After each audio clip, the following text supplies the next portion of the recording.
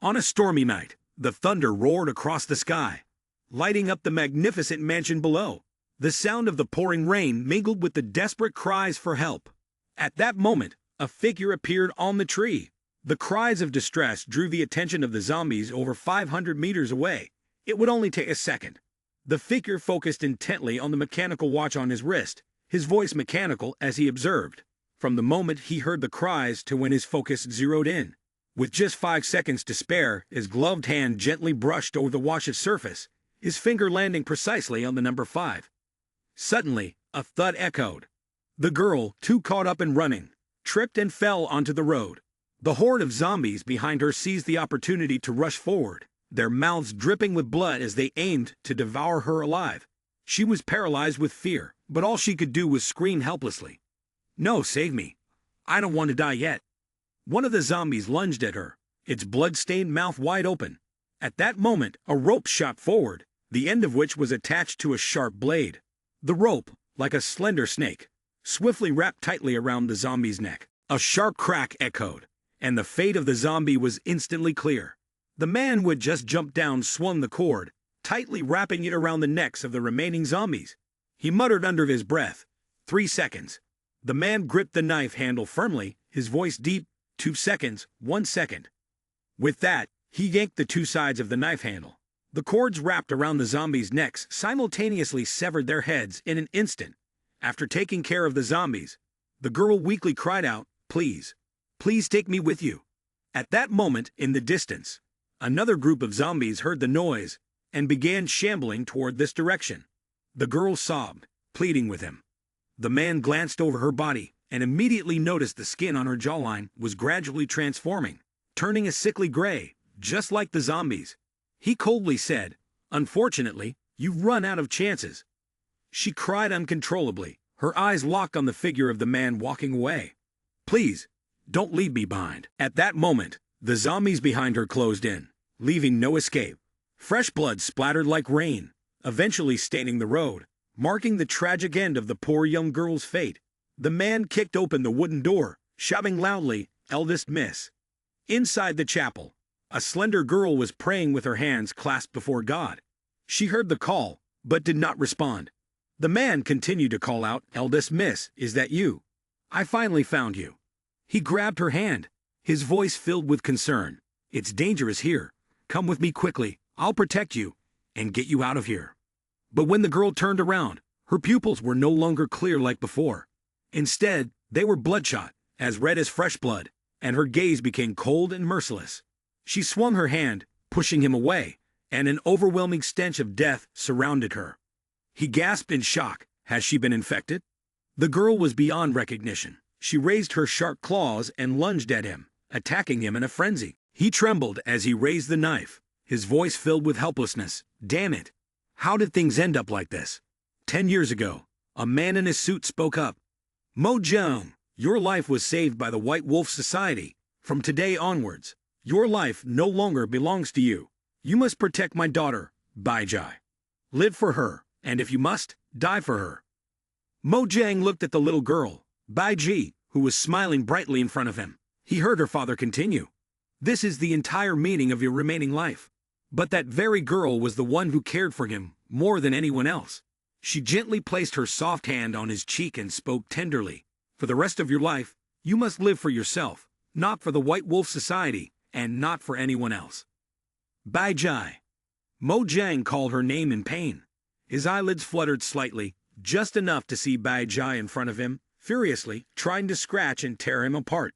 In the end, one of Mo Jang's arms was severed, blood spurting out in all directions. Mo Jang, in pain, leaned against the wall, gritting his teeth bitterly. In the end, he still couldn't protect anything. At that moment, the sharp claws swung toward him once again. Bagji screamed, her nails embedding deeply into the wall behind him. Suddenly, an unusual thought flashed through his mind. "Bai Jai!" Mo Jang exclaimed in shock. Bai Jai in front of him, though no longer human, was shedding tears, each drop falling relentlessly. Her tears continued to fall onto his arm. A voice immediately rang in Mo Jang's mind. "Machine, user adaptation verified. Initiating medical electric system." At that instant, something surged into Baiji's mind, causing her to scream in agony. Ah! Mojang watched as the right arm, which had been severed, suddenly regained sensation. He exclaimed in amazement, "This feeling! It's my hand!" The voice echoed again, as if notifying him. Experimental process completed. Mojang gazed at his right arm in shock once more. What exactly is this? His arm was no longer flesh and bone. Instead, it had been replaced with a biomechanical prosthetic. It seemed to be reinforced with a dark alloy, with yellow light circuits running along it like veins carrying electrical energy. Baiji no longer exuded the fierce demeanor she once had, but she stood motionless, her eyes devoid of any emotion. Mojang, still holding his new arm, asked in bewilderment, "Young lady Baiji, do you still recognize who I am?" It was at that moment that he realized something.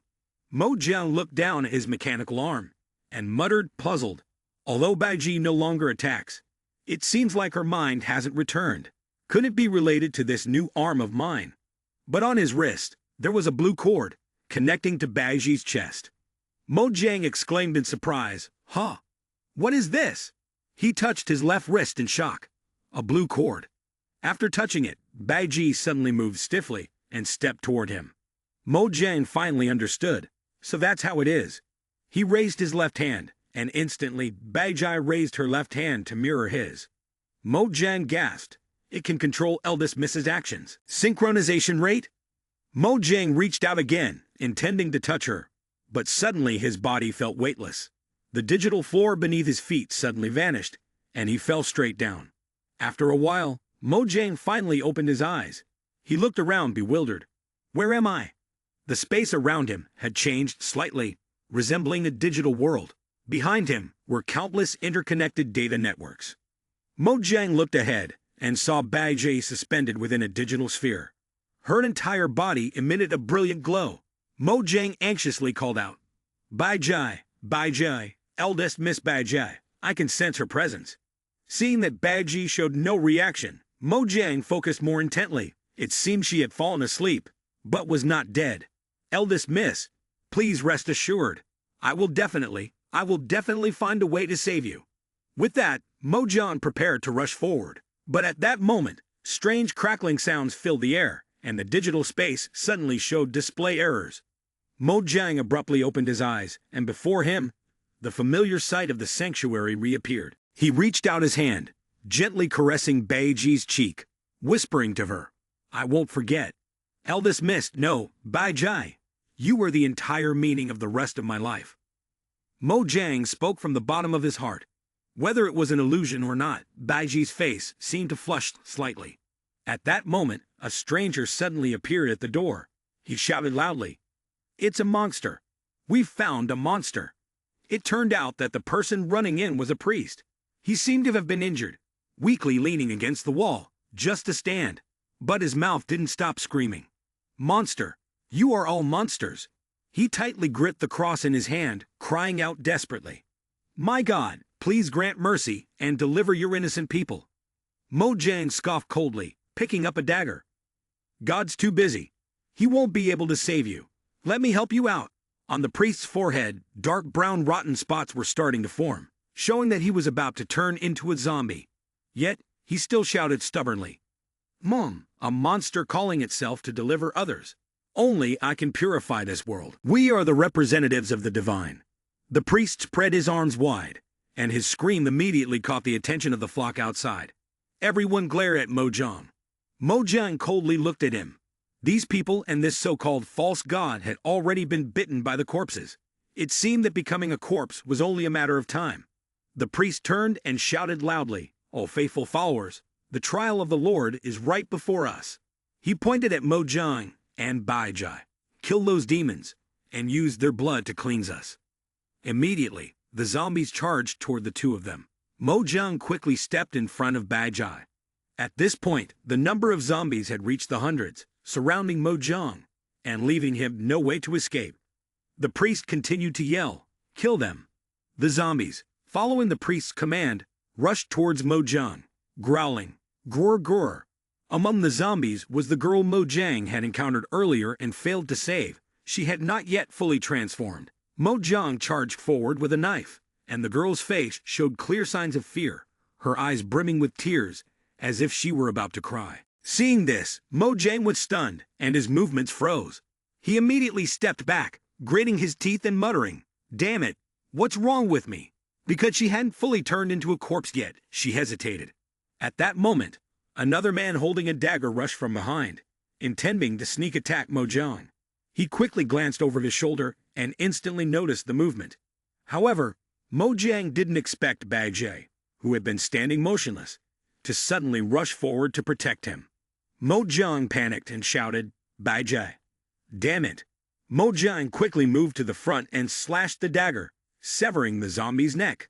The zombie, struck, immediately clutched its neck and screamed wildly. When it fell to the ground, lifeless, the surrounding zombies hesitated, not daring to advance further. Seeing this, the priest quickly shouted, "What are you all doing? Charge forward and kill them. Don't retreat. This is the will of the gods." At that moment, a small system screen appeared beside Mo Jiang's mechanical arm. His remaining intact hand immediately swung the dagger in a graceful arc. Mo Jiang and Bai Ji stood close together, exuding a strong aura of killing intent. "Let us save these foolish people," said Bai Ji. The light from the stained glass windows of the cathedral illuminated the bodies of the two. Mo Jiang and Bai Ji stomped their feet in unison. Bai Ji charged forward, piercing the chest of a zombie with her hand. Mo Jiang, on the other side, skillfully swung his knife, cutting straight into the neck of another. The two turned their backs to each other, coordinating seamlessly as they wiped out each zombie, one after another. In no time, fresh blood spilled across the ground, flowing like a river. Yet the number of zombies showed no sign of diminishing. They kept coming in waves, relentlessly advancing. Mo Jiang growled, "There's no time to deal with each one anymore." The priest on the other side continued to encourage them. "Don't retreat. The god will reward our bravery." "Then let's deal with the leader first." Mo Jiang pinpointed the priest's location, decisively sending his knife's blade flying towards him. He yanked the fishing line, tied to the knife's handle, causing the blade, which was aimed above the priest's head, to suddenly turn and dart straight towards his neck. The priest, startled, quickly dodged to the side, and the blade sank deeply into the wall behind him. Terrified, he shouted, "Stop him!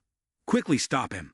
Mo Jiang gripped the fishing line tightly, coldly saying, "You can meet your god now."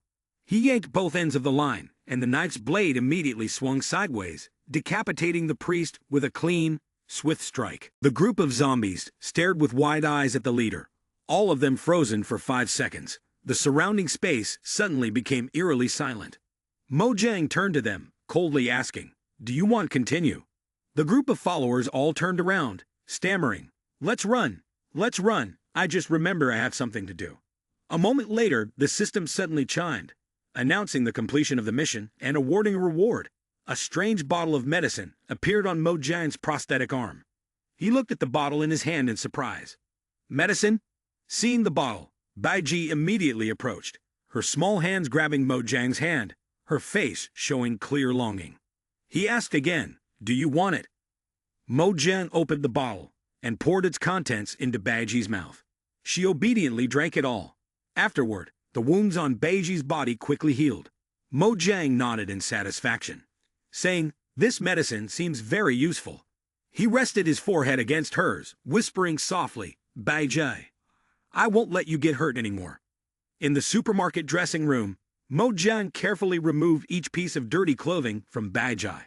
Then, he took out a new white dress he had just bought, his face turning red as he put it on her. After changing into her new clothes, Mo Jiang helped her tie up her long hair. Bai Ji now looked exactly like she did before. Mo Jiang, satisfied, gave a thumbs up. This is truly my eldest miss." He then led Bai Ji to the food stall to buy some more things. As soon as they arrived, Mo Jiang's sharp senses detected the presence of humans nearby. Sure enough, from upstairs, a few footsteps could be heard, followed by a voice. "Mom, another thief." A group of young men came down, arrogantly shouting, "Listen here you, the corpse was killed by us." He pointed his finger at Mo Jiang's face, smirking. "You could take the goods, but you're not allowed to touch the ration packs or canned meat. Got it?" Bai Ji seemed to really dislike this attitude. She gritted her teeth and growled a few words under her breath. But Mo Jiang quickly grabbed her hand and softly said, Let's go, it's better to avoid trouble. The blonde-haired man spoke to the blue-haired man standing next to him. Mr. Fee, did you see that? The guy might be ruthless, but the girl is pretty delicious. Their hands reached out, wanting to touch Bai Jai, their voices full of lust. If you receive our favor, then leave that woman behind. Mo Jiang's gaze immediately turned cold to the extreme. He raised his dagger and, in a sharp tone, said, "If you dare lay a hand on her, go ahead and try." But just then, a hand slammed into the blonde man's head, and a high-pitched female voice rang out, "Have you forgotten the rules again?" The person who appeared was a young, beautiful woman. She placed her hands on her hips and shouted at the blonde man, "You're not allowed to lay hands on the living. How many times do I have to tell you?" The man immediately became wary again. "I wasn't doing anything, Captain, I was just scaring him a little." After speaking, she couldn't help but glance at Mo Jiang, who was leisurely picking out food. She thought to herself, "But in that moment, I really did sense killing intent." The female captain looked at Mo Jiang with a wary gaze. She turned around, breathed a sigh of relief, and thought, "If I hadn't stepped in just in time, who knows what would have happened to him? I need to find a way to recruit him into the team." After Mo Jiang finished picking out several cans, he was about to leave when the female captain hurriedly grabbed his wrist. "Wait a minute, let me introduce myself. I'm Yun Hu, the captain of this squad." Yun Hu looked at Mo Jiang with a serious expression. "Join us. If you follow our management, you'll have access to food and resources." The blonde-haired person immediately sneered, "Captain isn't allowing that person to join a waste of food." Another underling chimed in, "Yeah, he's just a chicken." But as soon as the words left his mouth, a powerful shockwave suddenly erupted. The unfortunate underling standing near the wall was blasted away, screaming in pain. "Captain!" A large, obese zombie appeared outside the door, towering over 3 meters tall. The underling quickly scrambled toward them. "Captain, it's a mutated corpse." Yun Hu's gaze darkened, and her voice turned cold. "This is different from the intel." She immediately gave orders. "Wang Meng, Tu Fei, go set the bombs at the door. The rest of you, stay alert. We can lure this type of mutation outside." Wang Meng shouted loudly, and before leaving, Yun Hu turned back to Mo Jiang, saying, "If you come with us, we'll give you more supplies. How about this proposal?" Yun Hu held out a backpack in front of him. At that moment, the system suddenly announced the mission to eliminate the mutated corpse. Mo Jiang turned, calm as ever, and replied, "I decline." Wang Meng, Tu Fei, and another underling immediately showed their displeasure. "Alamki, this idiot! We should have dealt with him earlier." Seeing that time was running out, Yun Hu grabbed 2 handguns and rushed forward. "Forget about him. Let's move first." Mo Jiang didn't rush to act. He held Baiji's hand and led her to a safer spot. If they acted recklessly, Baiji's secret might be exposed. He took a matchbox and a flashlight, calmly analyzing the situation. Moreover, from the tone of their voices, it seemed like they weren't entirely sure of their plan. "Then we just wait." With that, Mo Jiang opened the rooftop door. At this moment, the mutated zombie unleashed its physical strength, roaring loudly as rocks and debris were sent flying around, and a cloud of dust rose up. Yun Hu was hit by a stone, letting out a painful scream. The subordinates behind them anxiously called out, "Captain." Wang Meng rushed to the front, urgently asking, "Captain, are you all right?" Yun Hu held her head, struggling to speak. "I'm fine as long as we can kill this monster. It's so damn annoying." At this moment, the mutated zombie roared again, and everyone started to panic. "What the hell? It's still alive." The zombie charged toward Yun Hu, raising its sharp claws to attack her. Yun Hu, already injured, helplessly shouted, "Why can't I move? Move, damn it!" At this moment, Mo Jiang crouched on the edge of the rooftop, speaking in a low voice, "The time has come." Before the monster could touch Yun Hu, Mo Jiang dove down from above, delivering a kick to its hand. By the time Mo Jiang landed, the creature's arm had been severed by his dagger. It clutched its arm in agony, howling like a mad beast. Yun Hu let out a relieved sigh. "Is that you?" Mo Jiang bent down to pick up the backpack containing supplies, slinging it over his shoulder, and coldly replied, "Don't get it wrong. I'm not here to help you." He tossed the backpack to Baiji, exchanging it without emotion. Ignoring Yun Hu, who was still confused, Mo Jiang spoke again, "Can you leave now? Supported by Wang Meng, Yun Hu stood up and said seriously, "I will remember this." She then turned and ordered her subordinates, "Let's go." Before leaving, Wang Meng couldn't help but glance back at Mo Jiang with a glare. Once they had left, Mo Jiang coldly turned his gaze toward the mutated zombie. "Now it's your turn." The mutated zombie, in a frenzy, charged at Mo Jiang. Its sharp claws lunged toward him, but Mo Jiang swiftly dodged. He took a few steps back, and then launched his dagger once more, closing in on the zombie again. But this time, it let out a loud growl, its entire body tensing, causing the dagger to sink in only slightly into its chest. Mo Jiang stepped back and exclaimed, "We're done for."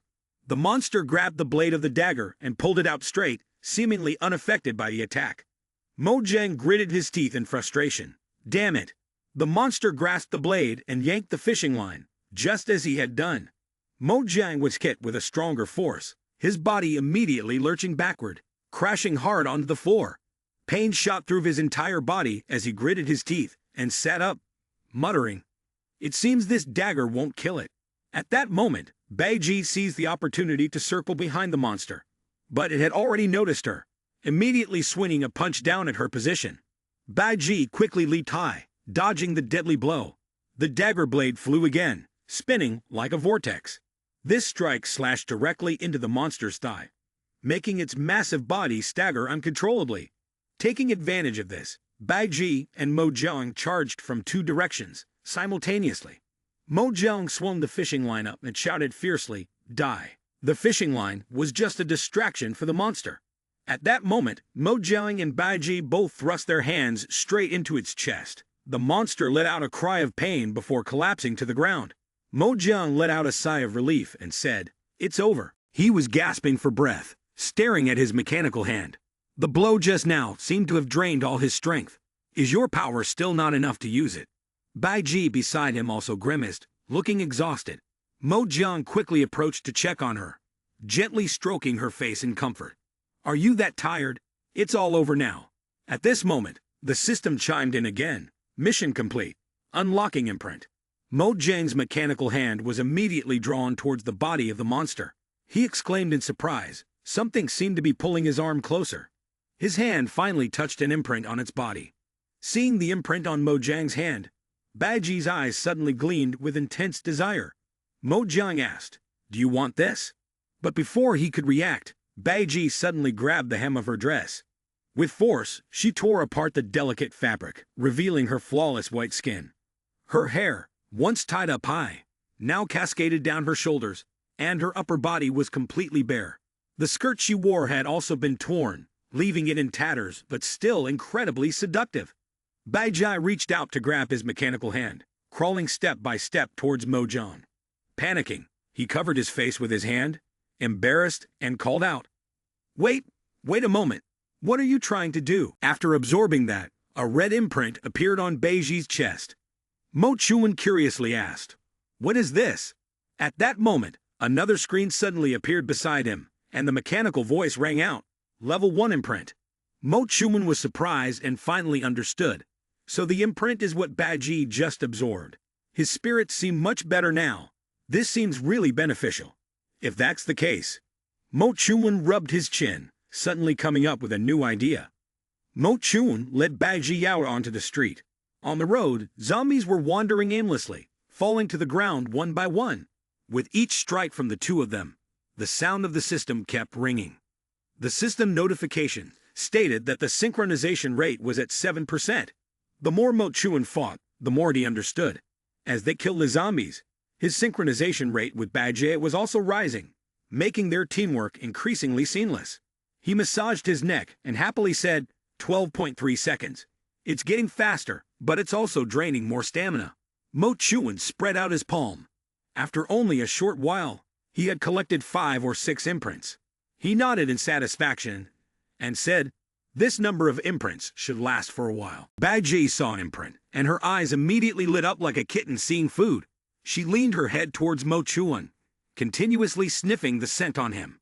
Suddenly, Bai Ji excitedly rushed forward, pinning Mo Chuan to the ground. She bent down, and her soft lips immediately pressed against his. Mo Chuan was kissed until his face turned bright red. He didn't dare to resist and could only awkwardly ask, "Baiji, what do you want to do?"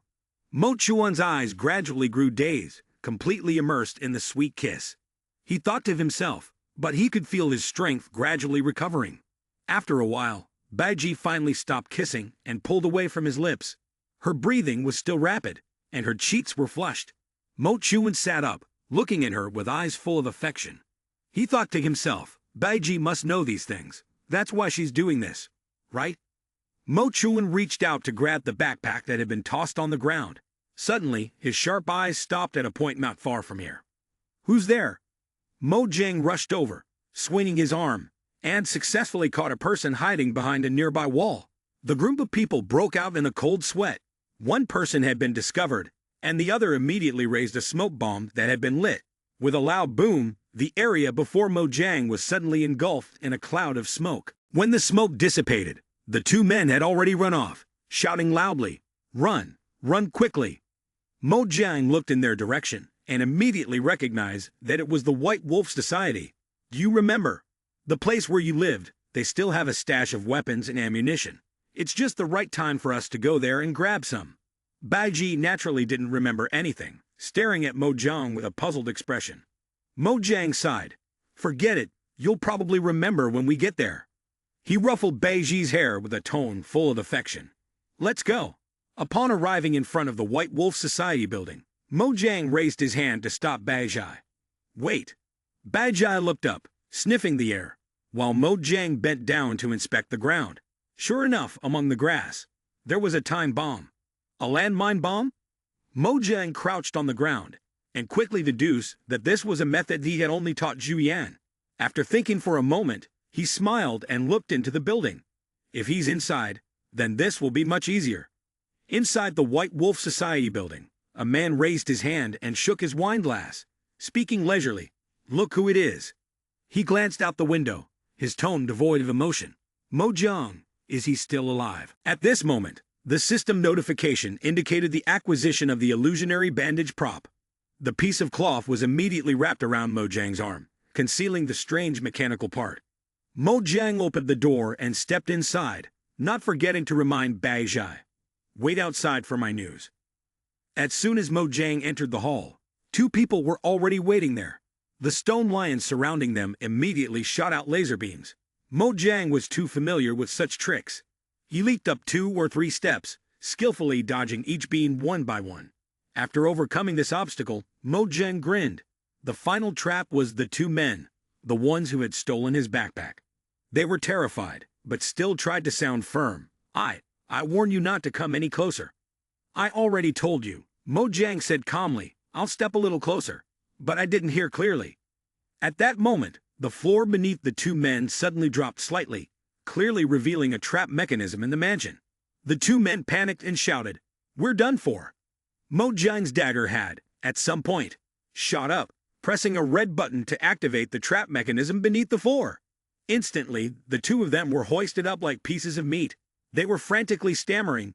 You trapped us. How are you so skilled at this?" "Boss, help." Mo Jiang gave a faint smile. "Because you arranged these things." But before he could finish his sentence, a young man with golden hair came down from the stairs, seizing the opportunity to finish. "Because you arranged these things. It's me. Him. Boss." The two others exclaimed with joy upon seeing him. Zhu Yan smiled warmly. "You're still alive. That's great." The two of them stood facing each other, savoring the moment of reunion. After a long while, Mo Jiang finally responded, "You too." After leading Mo Jiang upstairs, Zhu Yan turned and gave instructions to the others. "Hey, pour some water for Mo Ka. Hurry up." The two men nodded. Yes, boss." Zhu Yan waited until they left, then turned back to look at Mo Jiang, his expression serious. "If I'm not mistaken, only you appeared." Mo Jiang knew what he was asking and answered directly, "The guild leaders are all dead." A trace of sorrow flashed in Zhu Yan's eyes, as expected. Mo Jiang then asked, "Have most of the brothers in the guild died as well?" Zhu Yan recounted, "That day, only you didn't carry out your mission. Now, only the lucky survivors are left around here." At that moment, a girl with a round face, dressed as a maid, came over holding a tray of water. She politely said, Please have some water. But suddenly, the two glasses on the tray tilted and spilled. She panicked and cried out, "Ah!" The girl fell to the ground, her legs curled up, stammering sorry. Zhu Yan lifted her chin, her voice sharp. "Don't think I don't know what you're up to. Get out now, and there won't be a second warning." Zhu Yan's face darkened severely, making the girl tremble with fear. As she hurriedly left, Mo Jiang casually asked, "Is she from Dongjing?" Zhu Yan poured him a glass of water herself, smiling as she replied, "As expected of you. You recognized her at a glance."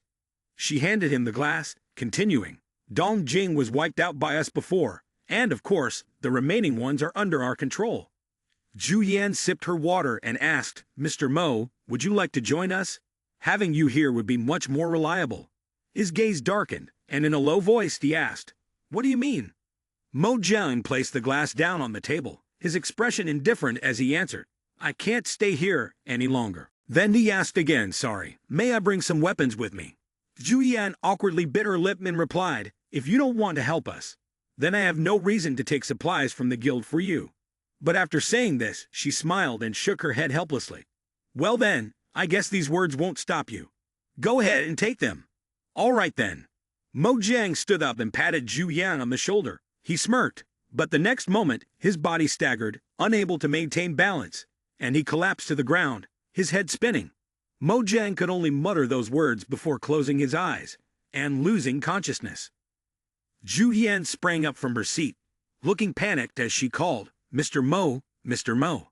After a moment, a glass of cold water was splashed directly into Mo Jiang's face. By then, he had been tightly strapped to a chair, and a calm voice from the front made him regain his senses. Mo Jiang saw that there were two other people in the room, also tied up, but he wasn't too surprised. As expected, Mo Jiang raised his eyes, his face still expressionless. I had found it strange from the beginning. This kind of tactic seemed like it was for the supplies, but it actually looked more like a way to lure others in. Zhu Yan stood in front of him, shrugging as he said, "I've prepared two options. For the weak, a direct knockout will do. But for someone strong like you, we'll need to figure out a way to lure you in." He smiled, his voice dripping with malice and disappointment. "You're the same as Bai Jai, so easily fooled. And yet you both want to inherit the White Wolf Society, but that's not even something Mo Jiang cares about." He growled, "Where is Bai Jai?" Zhu Yan grabbed his shoulder, his tone smug. "You don't know. While you were unconscious, she was probably torn apart by those corpses." He leaned in closer, his words sneering as they slipped through his teeth. "You should thank me." Mo Jiang was on the verge of losing his mind. He roared, "What did you say?" Zhu Yan calmly crossed his arms, recounting, "I just said you were surrounded. Our eldest misbelieved it, and came to face them alone." He shrugged again, a mocking smile on his face, indifferent to the fact that the church was a gathering place for the dead. Then, Zhu Yan leaned closer to Mo Jiang's ear, his voice dripping with malice, as he spat each word out slowly. "Tell me, this is true love, isn't it?" Mo Jiang couldn't focus on anything else. In disbelief, he asked, "The church?" The beautiful figure of Bai Ji kept appearing in his mind, filling his thoughts. Mo Jiang was trembling with anger, his voice radiating a thick, murderous intent. "Zhu Yan, will you regret this?" Zhu Yan was not to be outdone, and he angrily replied, "The one who should regret this is you." After that, Zhu Yan turned to give orders to his subordinates to bring her out. The two men quickly obeyed. "Yes, sir." A moment later, a petite girl was brought out. Though her face was still drowsy, it couldn't hide her exquisite beauty. Her golden hair was tied in two bunches, resembling a lovely little doll. As soon as Mo Jiang saw her, he immediately recognized her. "Is she the eldest miss of Dongjing?" Zhu Yan reached out and caressed her soft hair, speaking with a tone full of emotion. "I love Nana. From the moment I first met her, I fell in love with her." Zhu Yan's brows furrowed, and his smile held a hint of sadness. "But she rejected me. She wanted to escape from me." However, the agony on his face was quickly replaced by hatred. Zhu Yan pointed at Mo Jiang and shouted, "It must be because of your senseless competition that she couldn't accept someone like me, an enemy of your faction. I swear, I will avenge you all." After hearing that, Mo Jiang didn't know what to say. He could only blurt out, "Zhu Yan, are you crazy?" He tilted his head, signaling, Bring her here. Two of his subordinates immediately escorted the maid from earlier. They injected some kind of red substance into her neck. After a while, her face flushed and her body began to tremble uncontrollably. Zhu Yan sat down, coldly asking, "Earlier, you wanted to report me, right?" The girl trembled, fear evident in her voice as she replied, "No, I didn't, I swear." But Zhu Yan didn't believe her. He took the syringe and left, not forgetting to leave behind one last sentence, "Take it all off. You deal with her yourselves." The henchmen immediately cheered with excitement. Thanks, boss." They violently tore the dress from the girl's body. She had no way to escape, only able to cry and plead, "Please, don't, I beg you." But then, as the torn fabric scattered, her body was lifted, leaving only the sound of her desperate screams. "Please, don't." Zhu Yan poured the red liquid into another vial. He smirked, satisfied. "Luckily, the church told me how to keep her forever." Zhu Yan opened Nana's mouth and poured the liquid into her. His voice was both cruel and manic. "With just this, she will stay by my side forever, never resisting." Mo Jiang watched the maid being taken away and finally understood. "No wonder you kept luring people here. It's because you use these cruel methods. But in this world, the fortunate ones who survive, the fresh blood will eventually run out. What will you do when that happens?" It seemed Mo Jiang's question struck a nerve with Zhu Yan. He screamed, "I don't need your reminder, Zhu Yan's hand gently brushed over Nana's chin, as if caressing the most precious treasure in the world. His voice softened. "I love her. I will love her forever, even if it means offering my own blood." Saying this, Zhu Yan became like a madman. He lowered his head, greedily inhaling the scent on Nana's neck. At that moment, a dagger shot forward and pierced straight into the left side of Zhu Yan's chest. In pain, Zhu Yan clutched his wound and yelled angrily, "You!" Mo Jiang coldly said, "Don't stain love any further." He stood up from his chair, and the illusionary ice wrapping around his arm dissolved. Mo Jiang calmly continued, "I thought the apocalypse created evil people." The dagger from earlier shot toward him once more, and the fishing line, as fast as lightning, wrapped around Zhu Yan's neck. With a swift tug from Mo Jiang, fresh blood sprayed from his throat like rain. Mo Jiang's voice had become indifferent, as if some things had already rotted long ago. He turned to look at the girl named Na, who was unconscious in the chair, and coldly said, "This girl, forget it." But just as Mo Jiang was about to leave, Nana suddenly opened her eyes wide. She sprang up from the chair, trying to chase after Mo Jiang. At that moment, Zhu Yan was lying flat on the ground, but his voice was still filled with unwillingness, as if to say, "Don't think you've won." He pulled a switch from his coat pocket and quickly pressed the red button. At that moment, Nana immediately shot toward him. She grabbed Mo Jiang's shoulder, pushing him away from the terrifying explosion behind them. After the explosion subsided, Mo Jiang was still lying flat on the ground, with Na on top of him. Mo Jiang struggled to prop himself up, while Na sat on him, smiling smugly. "I saved you, you know. Now you have to obediently listen to me." Mo Jiang sat up, warily asking, "Why are you helping me?" Nana simply smirked, "Because you seem a bit more normal than that pervert." She winked and, in a low voice, instructed Mo Jiang, "Quick, move those chairs to block the door. I'll lead you out through the secret passage, and then you take me to a safe place." As Mo Jiang moved the chairs to block the door, Nana suddenly realized something and exclaimed, "Wait, you're from the White Wolf Society, the one always beside that woman." Nana puffed her cheeks, showing disdain, genuinely unable to understand what's so special about that woman. She looked down at her own chest. "It's just that these are a little bigger, that's all." At that moment, Mo Jiang grabbed the collar of Nana's shirt. His face remained expressionless as he threw her over his shoulder. Nana yelped in surprise, "What are you doing?" Then, with a swift motion, he pressed her down onto the chair. "If we're going to stall, it's better to make use of you." "You? What are you saying?" Nana looked at Mo Jiang, panic rising as he secured her to the chair. Just then, several male voices rang out from outside the door, causing Nana to widen her eyes in fear. "What's happening?" "Boss," she struggled and screamed. "Hey, I just saved you earlier. You can't do this." But Mo Chuan didn't care at all. He felt around the floor, lifted it up, and successfully found a path leading down. Just then, the door swung open, and a group of underlings rushed in. Upon seeing Zhu Yan lying on the floor, they panicked and shouted loudly, "Boss!" Na, still tied to the chair, immediately pointed the way for them. "Over there, the one who killed your boss is over there." But she was mistaken. These underlings actually didn't care at all about Zhu Yan. Wait, if Zhu Yan is dead, then we don't have to worry about the rules he set anymore. One of them clicked his tongue in disdain. Damn, that bastard. After that, they stopped caring about chasing Mojang. One of them smirked lewdly. I really want to see what this girl tastes like. That seemed fair enough. The others agreed. 3 or 4 of them immediately surrounded Nana. Nana screamed in terror, "No, don't come here." Her fate after that was easy to imagine. As for Mojang, he went down the tunnel, stumbling a little as he walked. He reached out and touched the wall. I still remember. There is a hidden basement here. As the door opened, a sword immediately appeared inside. Mojang smiled in satisfaction and said, as expected, "It's here."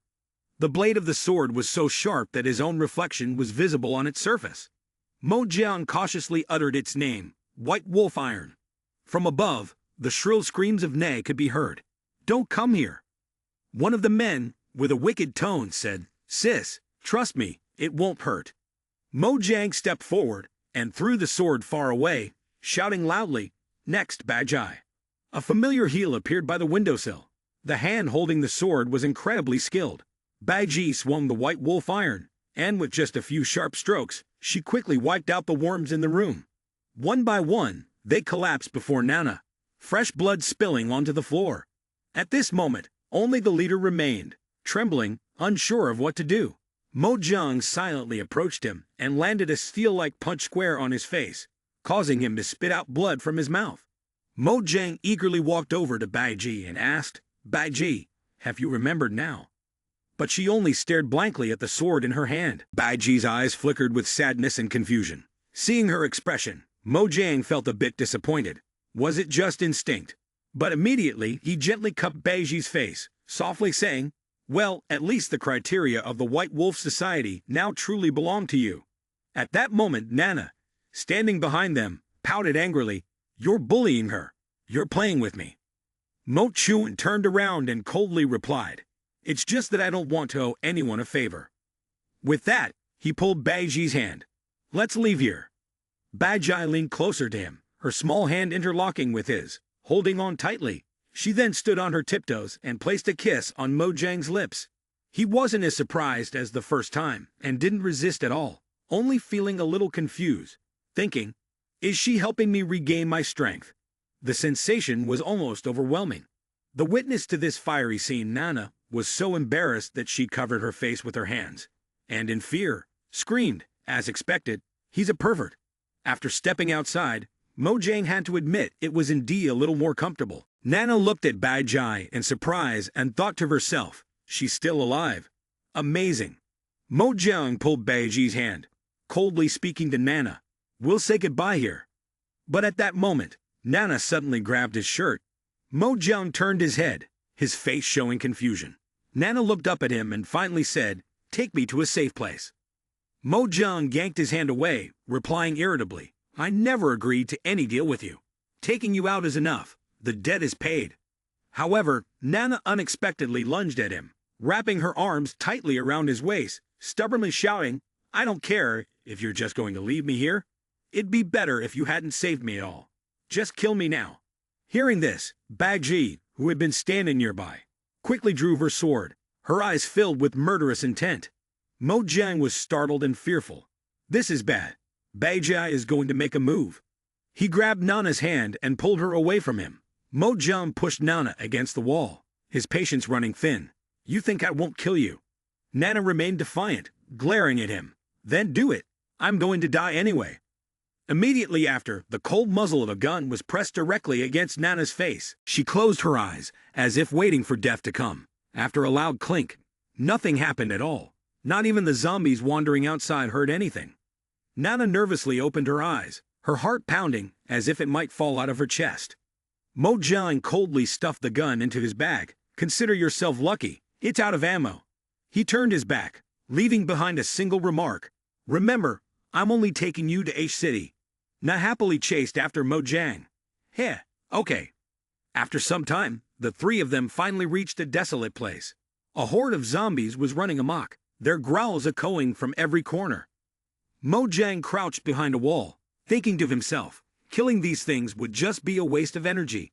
It's better to avoid unnecessary conflict. Na chuckled and happily said, I knew it, you really can't bear to leave me here, can you? Mojang showed no mercy, replying bluntly, so do you want to stay here instead? Nana pointed at Mojang's cheek with a mischievous look, refusing to admit it. From what I know, you're the firearms expert of the White Wolf Society. Nana leaned in closer. She had long recognized the state of the gun, and with just the weight, she could tell. You clearly knew it was out of ammo, didn't you? Mojang was caught off guard, and could only turn his head, remaining silent. He took the gun out of his jacket pocket, his face cold as ice. Do you know that the force generated in a bullet's chamber can also crush your larynx?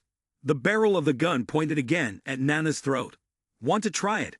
Nana immediately burst into tears. Hulu hulu. The muzzle was shoved into her mouth, causing saliva to dribble out. After a moment, Mojang withdrew it. Nana quickly wiped her mouth and grumbled, Mom, you really are narrow-minded. Mojang turned his face away and continued to keep an eye on the zombies. If you won't survive in this world, you can't rely on mercy. At that moment, he suddenly noticed something odd. It seemed like the zombies were avoiding something. Suddenly, a regular zombie was sent flying toward them. It flew past Nana, causing her to scream in panic. Ah! At that moment, a massive zombie appeared in the distance, destroying everything it came across. It let out a savage roar, with several strange green tentacles protruding from its belly. In its hand, it was holding another zombie, smashing through buildings relentlessly. Mojang stared at it, wondering, a mutated zombie I'd never seen before. He turned back, gently speaking to Baijai. Baijai, let me take a look. Mojang's mechanical hand touched Baiji's chest, causing her face to flush bright red. Mojang, through the imprint, knew and satisfiedly said, that's quite a bit of energy spent already. At that moment, Nana covered her face and screamed loudly, Pervert! What the hell are you doing? But after checking, both Mojang and Baiji grabbed their weapons and charged forward. Mojang happily said to Baiji, Great, turn it into another imprint. A moment later, life was not as expected. Mojang took a blow and was slammed straight into the wall. Baiji fared no better, getting knocked back far. He gasped for air, wiped the blood off his face, and seemed to be in bad shape. Baiji raised her sword, her gaze filled with murderous intent as she looked at the mutated zombie. She rushed forward again, slashing at it, but the sharp strikes seemed to have no effect, and instead, it only enraged the creature, making it roar in fury. Mojang stood at a distance, controlling the dagger, and thought anxiously to himself, This thing has tough skin and thick flesh. The more we hit it, the more zombies it'll attract. He called out to Baiji, who was not far off, Baiji, fall back for now. But the system seemed to disagree with this decision. It continuously issued red alerts. Warning. Synchronization rate is decreasing. Warning. Synchronization rate is decreasing. Mojang was completely startled upon hearing this. What? It could be because the synchronization rate has decreased. Baiji no longer listens to what Mojang says. She turned around sharply, a cold glint flashing in her eyes. Baiji stared intently at the zombie, her whole body radiating with fury. Mojang couldn't get her attention and gritted his teeth in helplessness. If this continues, Nana was just as worried. If this goes on, your eldest miss will be in danger. With that, she darted ahead. You go distract it, I'll handle getting her back. Seeing Nana's decisive action, Mojang was taken aback and couldn't react quickly enough. He could only exclaim, Wait, oh! But since things had already reached this point, Mojang had no choice but to follow Nana's plan. He grabbed the dagger and ran toward the zombie, no longer thinking much. At that moment, the zombie was about to swing its massive arm at Baiji. Just lifting its arm created a wind as strong as a storm. At that very moment, Mojang's fishing line managed to wrap around its wrist. He pulled the line towards himself and shouted loudly, Your opponent is over here. The zombie took notice of Mojang. It abandoned Baiji and lunged at him, growling continuously without stopping. At that moment, Nana had also reached Baiji. She pulled Baiji's hand, wanting her to follow. This was the perfect time to leave. But unexpectedly, Baiji turned and looked at her, the corner of her mouth curling into an ambiguous smile. Nana was stunned when she didn't move and exclaimed, "Oh!" Suddenly, Baiji decisively pulled her hand out of Nana's grip. Nana was forcefully pushed back and screamed, "Ah!" At the same time, she threw the syringe at Baiji. By then, Baiji had already turned her head, completely unaware of the needle about to strike her. The syringe made no sound as it pierced into Baiji's upper arm. She was taken by surprise, pausing for a moment. At that instant, Mojang swooped in like a gust of wind. He lifted both girls over his shoulders and shouted, "Let's go." Eventually, the three of them arrived at an abandoned hospital. The hallways were filled with lifeless bodies scattered everywhere. But the hospital's furniture was still relatively new. Nana sighed in relief. That was terrifying. Baiji, unconscious from the syringe, was laid on a hospital bed to rest. Mojang turned to tend to Nana's wound. She anxiously asked, "What happened to your eldest miss? Is she even still human?" Mojang didn't want to answer. He furrowed his brow and said, "Hang in there. What else can we do?" Nana winced as he applied pressure to her foot, and she groaned in pain. "Oh, it hurts so much." Nana's face turned red, pouting and complaining. "Can't you be a little gentler with that annoying name?" Mojang replied coldly, "I only learned how to kill people. This is already being merciful." Nana puffed out her cheeks and reached down to check the wound on her leg. "You're lying. I don't believe you bandaged me like this." At that moment, a luxurious car suddenly appeared outside and stopped right in front of the hospital. Mojang quickly pulled the curtain shut and whispered, "Someone's coming." He asked Nana, "How much longer until Baijing wakes up?" Nana crossed her arms and estimated for a moment. Judging by her condition, it would take about half an hour. Hearing that, Mojang opened the door and stepped outside, not forgetting to remind Nana, "Stay here." A group of people got out of the car, the leader wearing a white coat, looking like a doctor. He turned to the bodyguards following him and said, "Take care of the zombies first. Try to preserve as many of the medical supplies as possible." The blond man holding an axe confidently responded, "Deputy leader, don't worry. Leave it to us." Suddenly, he turned around, pushed up his glasses with one hand, and coldly said, "If you want to build trust, lurking in the shadows isn't the right choice." "Right, bro?" His sharp gaze flashed with a gleam of light. Upon hearing the deputy leader's words, the underlings immediately turned around and shouted loudly, "Who's there? Come out now!" Mojang hid in a concealed spot, breaking out into a light sweat. "Have I been discovered?" Mojang stepped out and stood facing the man in the blue shirt. "What if I didn't intend to build trust?" he said indifferently. "Buddy, it's much easier to cooperate with the few lucky survivors." Then, he smiled and introduced himself. "I'm Wang Zhenyi, the deputy leader of these people." Mojang wasn't interested in talking much, so he just gave a brief introduction.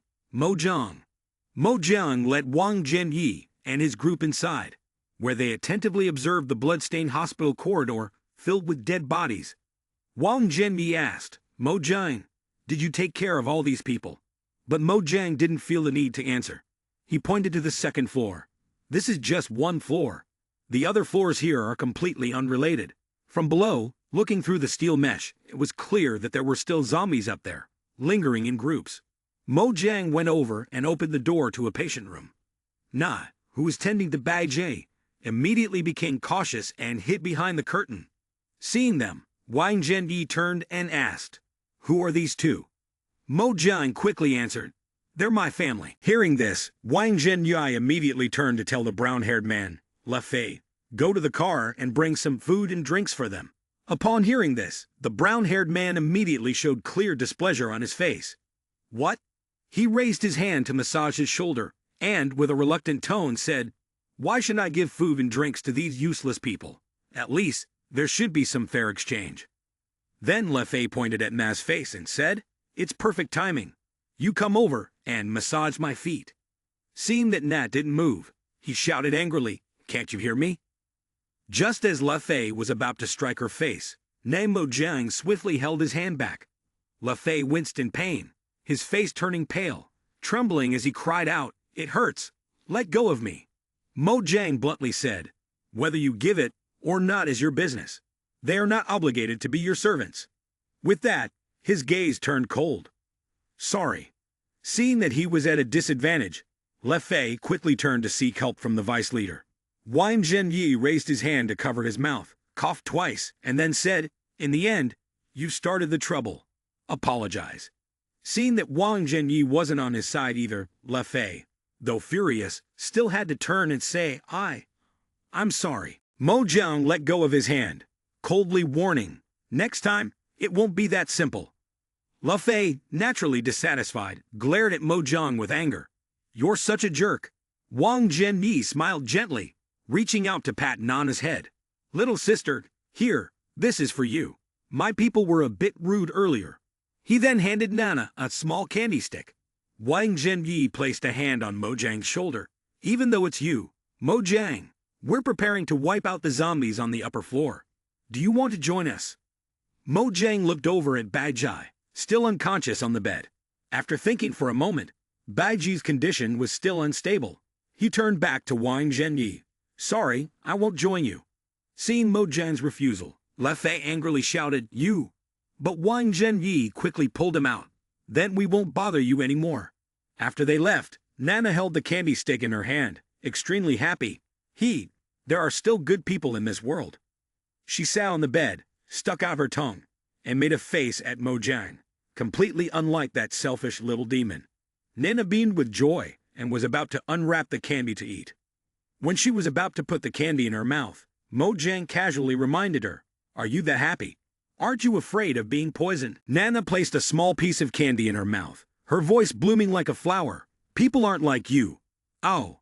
At that moment, Mo Jiang suddenly noticed the bare part of Nana's back. He reached out and touched the cross-shaped mark on it. As soon as his hand made contact, Nana flinched and screamed, "Pervert! What are you doing?" Mo Jiang gave a faint smile, looking rather handsome. "What's this?" Nana looked at the cross-shaped mark on her back, her voice immediately filled with fear. "It's the standard for the church's experimental subjects. They conduct terrifying experiments." Suddenly, she clutched her head, her face turning pale. "No, my head hurts so much, I can't remember anything." Seeing Nana trembling uncontrollably, Mo Jiang sighed inwardly. Is it because of what happened when Zhu Yan captured her? This girl has been through quite a lot on her own. Just then, Wang Zhenyi returned, carrying a variety of medicines. He called out loudly, "Mo Jiang, these bottles of medicine might be useful to you." Mo Jiang's gaze darkened, but he still replied, "Thank you." Wang Zhenyi walked ahead, and Mo Jiang smiled, saying, "Since it's a cooperative relationship, there's no need to be so polite." Mo Jiang coldly corrected, "I must emphasize, we are not cooperating." He lowered his head, a smirk tugging at his lips. "It's fine." In his hand, there was a gold cross emitting a shimmering light. Wang Zhenyi glanced at Nana with a sly look, thinking to himself, "He'll soon come begging me to cooperate." The next morning, Nana was still asleep in bed, mumbling to herself, still wanting more food. At that moment, Bai Jie, lying on the bed next to her, suddenly sat up. Seeing Bai Jie about to kill Nana, Mo Jiang quickly used a fishing line to stop her, panicking as he shouted, "Bai Jie.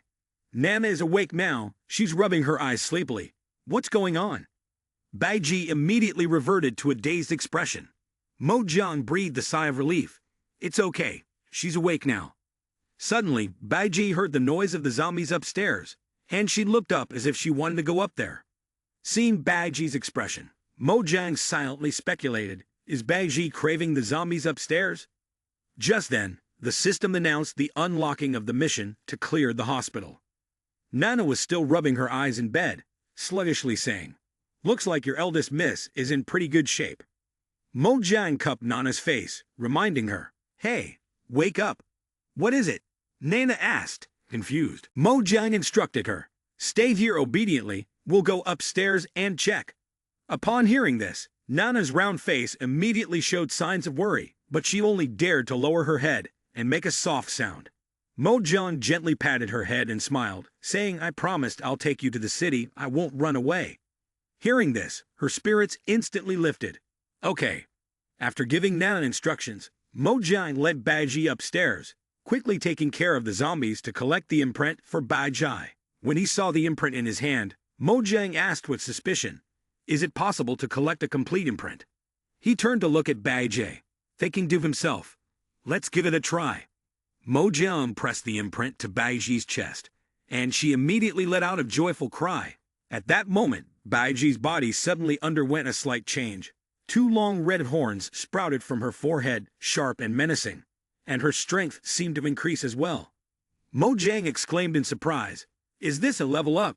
He looked at Baiji's appearance and rubbed his chin, saying, "If this were a game, I'd still prefer a different type from the beautiful demoness. For example." Mojang grinned lecherously, saliva nearly dripping from his mouth. The cute little nurse, the adorable loli. He continued, "But no matter what type, I can only imagine Baiji wearing those outfits." At that moment, another zombie charged forward, cutting off Mojang's illusion. Baiji reacted faster, immediately slashing her sword horizontally through its body. Mojang realized he had just lost focus and quickly concentrated again, deciding not to waste any more time. In front of them stood the gigantic mutated zombie from before. Mojang shouted, "Let's take it down together." Mojang's wire coiled around the zombie's body, and it immediately let out a ferocious roar. Mojang pulled the wire tight and turned to Baiji, saying, "Deal with it, Baiji." Hearing his words, Baiji leaped high, her sharp sword descending to sever its head. Mojang loosened the wire and, satisfied, praised her, "Well done." He turned to look at the area not far away and asked with suspicion, "What exactly is that guy trying to do?" On the other side, Wang Zhenyi was using a gun to smash the heads of the zombies. The man there, still not fully turned into a zombie, trembled and asked, "Who are you?" Wang Zhenyi crouched down, looking at him with a cold expression. "Don't worry, your death won't be in vain. You'll help me take another step forward." He held a strange pill in his hand, excitedly saying, "This pill is finally almost complete. I need to hurry up." The blond man was Le Fei, his body completely rotting. He glared and shouted, "You bastard! You're using me." Wang Zhenyi pushed his glasses up, cunningly saying, "Now you realize, but it's too late." A trembling subordinate sat in the corner of the wall, crying out desperately, "Help! Help me!" Mojang immediately heard the cry. "Over there in front of you, Jing Lefei is using both hands to squeeze the necks of two others. He's lifting both of them up, completely different from the weak appearance he had earlier. Impressive. Those two's necks have been crushed by him, blood gushing out like a river." Mojang also recognized who this person was, and he approached, asking, "Lefei, right? What happened to you?" Lefei turned his head, his eyes full of killing intent. "If you kneel down and apologize now, I'll let you die comfortably." Mojang was unafraid. Instead, he smiled at Baiji. "Did you hear that, Baiji? The person with a mental illness is even telling jokes now. Just laugh, it's the last time after all." Lefei turned his head again, revealing the other half of his face. The entire skin on that side was rough and decayed, and his eye was rolling down in a bizarre manner. Seeing Lefei's grotesque appearance, Mojang was also startled.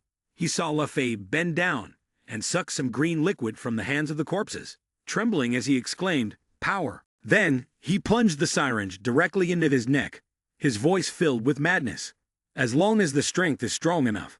After injecting all of it into his body, a tremendous change occurred in Lefei. He let out a satisfied cry. "Mojang, I'm no longer human." Mojang was stunned and asked, "Could that be the power of a zombie?" Behind them, Baiji seemed to be affected by this power as well. Her body trembled, and two horns unconsciously grew from her head. Lefei, crazed, looked at the subordinate who had just cried for help, his laughter no longer human. The person, terrified, looked up and asked, "Lefei, are you still Lefei?" But Lefei didn't answer. He grabbed the person's hair and pulled them closer, letting out a series of eerie, maniacal laughs. At that moment, Mojang drew a knife and rushed in front of Lefei. Mojang glared at him and said in a low voice, "If it's come to this, then there's no need for mercy anymore." Lefei seemed to have been consumed by the ambition for power, and his laughter grew louder. "Come on, let's see what you can use to resist me." Baiji was the first to react. She stomped the heels of her boots and charged forward, her sword slicing through the air like a gust of wind, instantly cutting through Lefei's shoulder. He screamed in shock. "What the hell?" But before he could react, Baiji raised his sword again.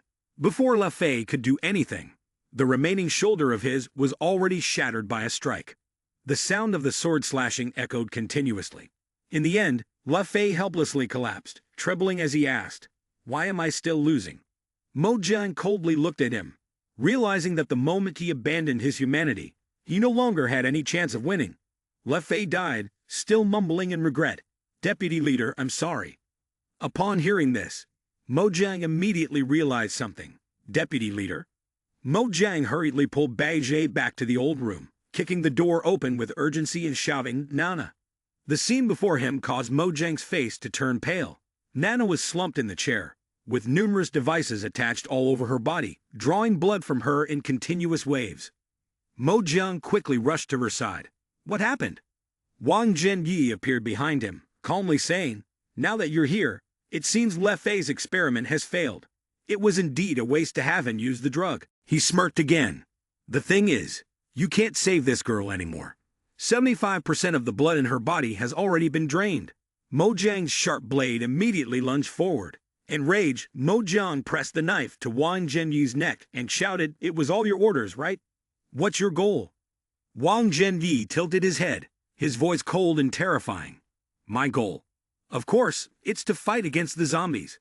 Her blood has special research value." He smiled at Mo Jiang, as if what he was doing was the most natural thing in the world. "Such sacrifices are necessary. You'll understand later." But Mo Jiang didn't care to understand. He swung the knife and slashed across Wang Zhenyi's chest. All that remained in Mo Jiang's eyes was hatred. He roared, "The things you did to her, I will make you pay back 100-fold." Mo Jiang raised his foot and kicked Wang Zhenyi. His body flew straight into the wall, covered in blood.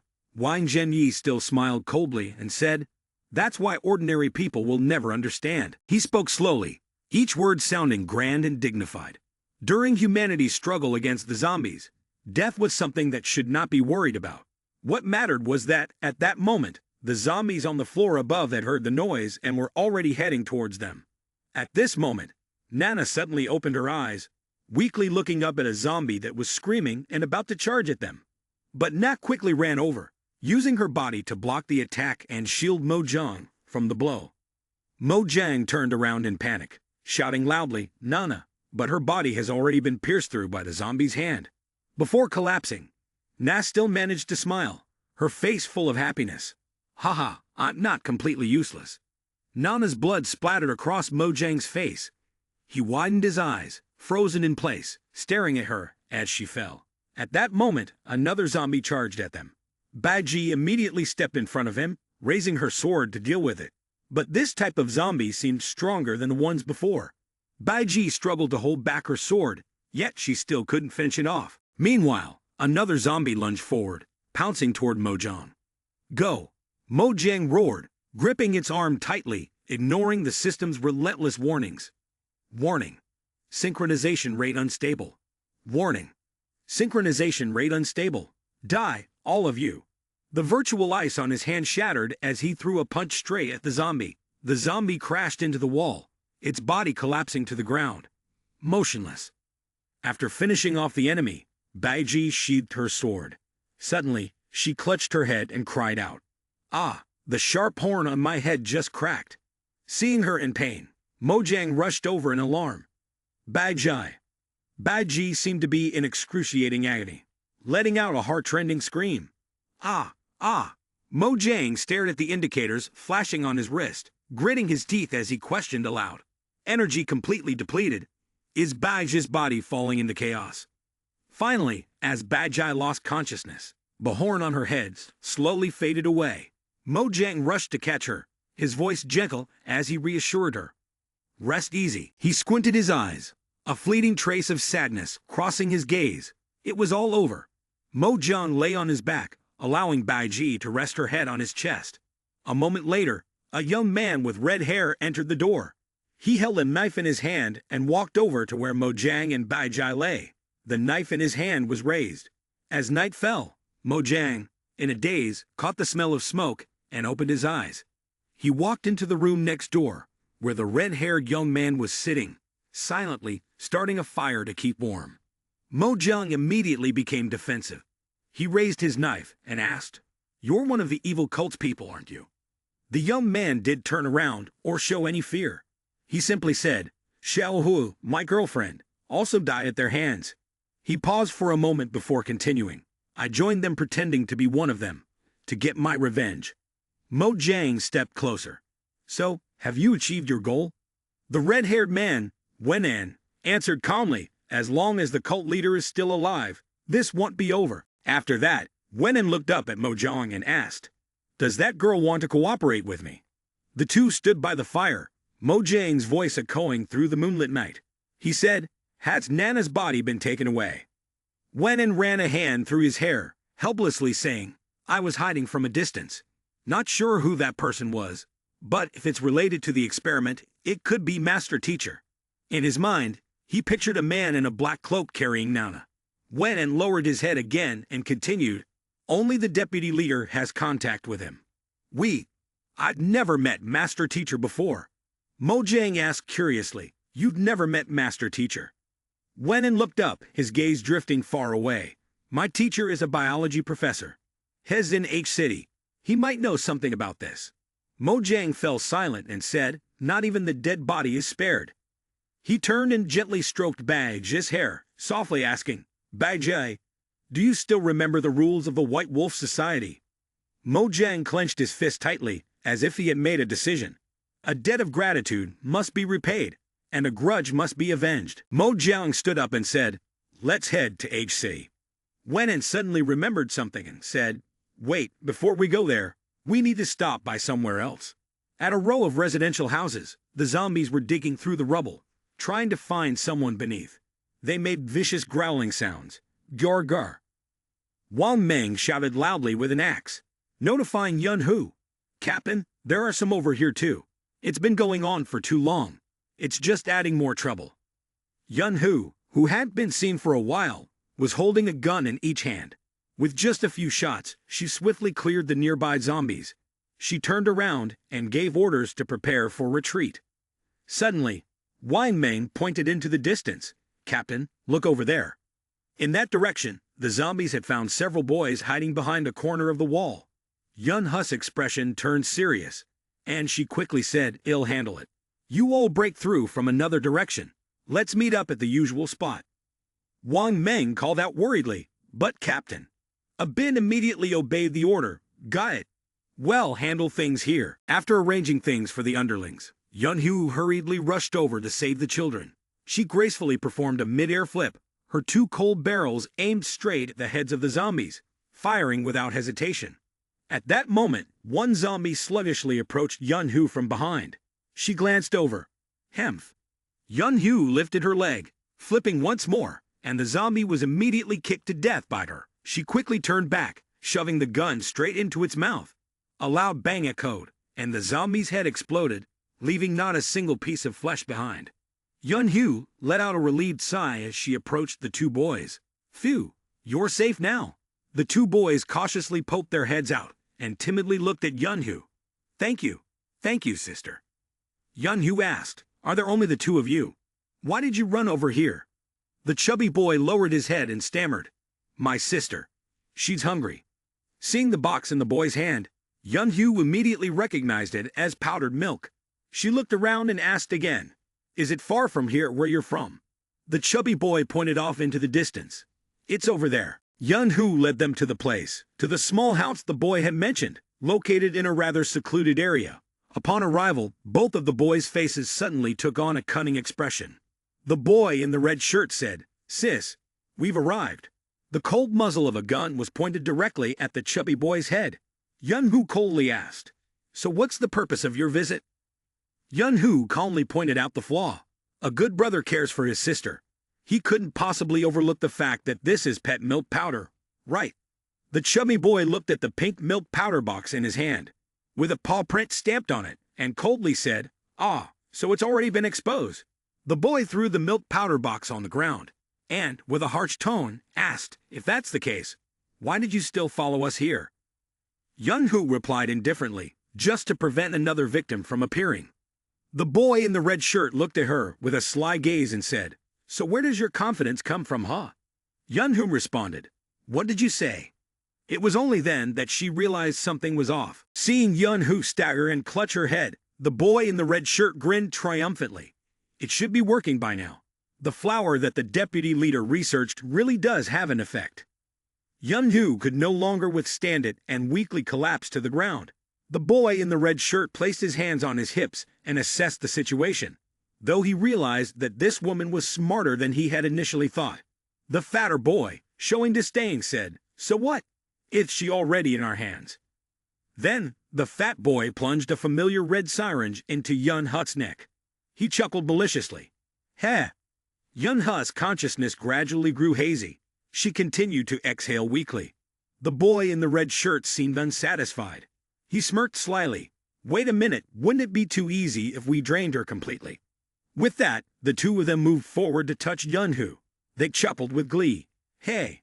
Suddenly, a sword flashed from nowhere. Baiji needed only one strike, and both of them were instantly taken down, dying on the spot. Wen-En rubbed his forehead and introduced another base of the deputy leaders. Right here. Mo Jiang looked around and finally recognized the woman lying on the ground as somewhat familiar. Yun-Hu weakly raised her head to look, and immediately realized it was him. After a moment, Mo Jiang reached into the bodies of the two men. He curiously asked, "Will we be able to get the imprint from these two?" Beside Mo Jiang, Baiji was eagerly waiting to absorb the imprint. But after Mo Jiang raised his hand for a while and then lowered it again, he thought to himself, "There's nothing. It seems not all test subjects have the tendency to mutate." Baiji beside him also lowered his face in disappointment. Yun-Hu rubbed her forehead and asked, "Why are you guys here?" Mo Jiang answered coldly, "It's just a coincidence." At that moment, Wen-En poked his head out from inside the house, excitedly waving a stack of papers. "I found it. The experiment records from the deputy leader." A moment later, as dusk fell, Wang Meng, at the meeting point, spoke with a worried tone. "It's almost dark, if the captain doesn't return soon." Bin angrily asked, "What do you mean by that, Wang Meng? Are you planning to abandon the captain?" Wang Meng glanced at his teammates, who were still sprawled on the street, and said solemnly, "There's nothing. It's just for everyone's safety. I suggest we leave first." At that moment, Bin's voice rose sharply, "Captain." The others hurried over to Yun-Hu, anxiously asking, "Captain, are you okay?" Yun-Hu smiled and responded, "I'm fine." Behind her were Wen-En and Mo Jiang. Yun-Hu raised her hand and introduced them one by one. "This is Mo Jiang and Wen-En. They will temporarily join us until we reach HC." Wang Meng recognized Mo Jiang as well. He scoffed. "Him again."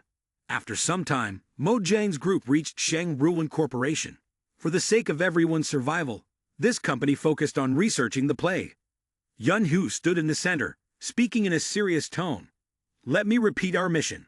The assault team, consisting of Mo Jiang, Baiji, Wang Meng, and Bin, will infiltrate the Sheng Ruin building and try to eliminate all the zombies inside." Yun-Hu completed the division of the infiltration team. Then she turned around and continued speaking. "The response team consists of me, Lai Quan, Lu Yonfeng, and Wen-En, who will determine the retreat route.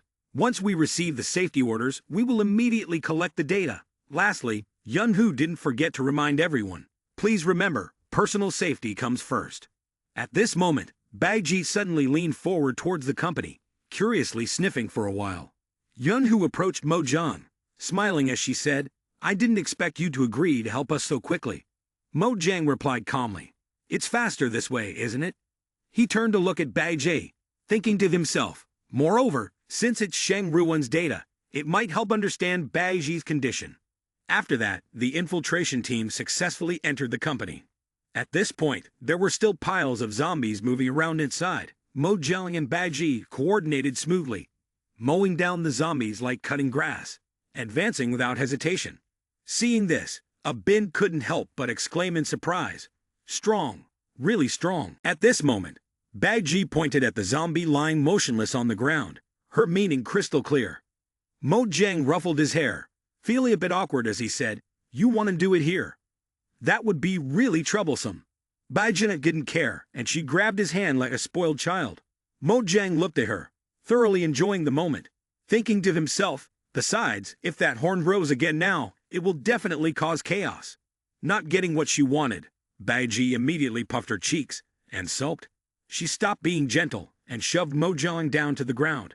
He scrambled, calling out, "Hey, wait!" On the other side, Wang Meng looked at Mojang with suspicion, his voice full of malice. "That Yunhu hasn't died yet. Could it be related to him?" He pulled a gun from his jacket. Troublesome things need to be dealt with right away. Just then, another zombie lunged toward a bin and Wang Meng. Without hesitation, Wang Meng grabbed the bin by the collar and shoved him in front of himself, using the bin as a shield. The zombie pierced a bin's stomach with its hand. Before he died, he could only utter one word in shock. "You." Then, Wang Meng took the gun and shot the zombie dead, his voice full of cruelty. "If you want to blame someone, blame that woman for not following the plan." Mojang and Baiji, on the other side, also witnessed this dramatic scene. Seeing Wang Meng walking toward them with a knife, Mojang asked in a deep voice, "Do you have some kind of scheme?" Wang Meng held the knife in one hand and the gun in the other, smirking as he said, "I know you're very strong, so to deal with you, I have to use a special method." With that, he suddenly plunged the knife into his own thigh. Wang Meng's screams echoed throughout the company. "Help! Help!" He clutched his leg and ran outside, crying out in distress. "He wants to kill me! He wants to kill us!" Wang Meng hobbled toward Yunhu, trembling as he called out, "Captain!" Behind him, Mo Chuan and Baiji slowly emerged as well. Wang Meng appeared pitiful. "A bin has been killed by them, and now he wants to kill me too." Seeing this, Lai Quan and Lu Yongfeng were both shocked and looked toward Mojang. "What is this?" Wen and obviously didn't believe it. He shouted loudly, "It's impossible. There must be some misunderstanding." Wang Meng immediately hugged his leg and cried out, "It hurts. It hurts so much, I'm going to die. I'm so scared." Yunhu walked over with a serious expression, crossed her arms, and asked, "Do you have anything to say about this?" Mojang calmly replied, "Even if I say something, no one will believe me."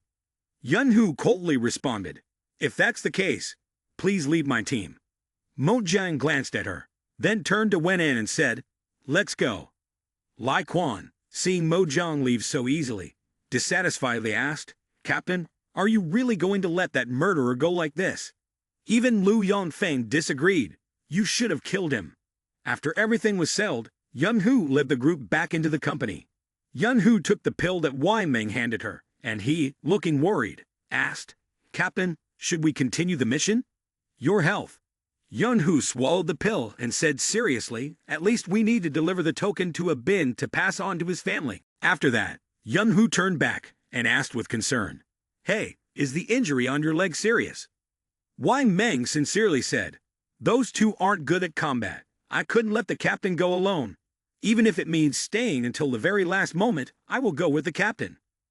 Yunhu showed satisfaction and said, "Good, then we." But before she could finish her sentence, she clutched her head in pain. Yunhu collapsed to the ground, struggling to ask, "Huh, what's happening?" At that moment, Wang Meng finally revealed his true face. He smirked and said, "I said I would stay with you until the end. I don't break my word." Then he raised his knife, his face full of malice. "However, those things in your way should say goodbye." Just then, something very slender pierced the still-beating heart. Mojang yanked on the fishing line, and the knife lodged in Wang Meng's chest was pulled out repeatedly, causing blood to spurt everywhere. Wang Meng couldn't believe it. He turned his head to look at Mojang with eyes full of hatred. "Why? Why did you?" At this moment, Yunhu slowly stood up, seeing that she was fine. Wang Meng was even more surprised. "You didn't take that pill." Yunhu turned her head, holding the pill in her hand, still intact. "What do you think?" She walked towards Mo Chuan, shaking her head in disappointment. "I didn't expect you to guess it right. Now, I don't even know whether to laugh or cry." Mojang coldly looked at Wang Meng, who was lying on the ground clutching his chest, and his voice, sharper than a knife, echoed, "Smart people never rely on guesses. Remember that." A day before, Yunhu's voice had echoed in the small house, and it turned out to be just like this. Mojang twirled the knife in his hand, his tone laced with sarcasm. "Did your team change their name to How to Waste Your Own Energy?" Yunhu remained silent, offering no rebuttal, only thinking of herself. "I don't know why I keep running into this person. My luck has been so bad." But then she reconsidered. Wait, was it really bad luck? Yun-Hu reviewed the events one by one. The explosive pills didn't have enough power.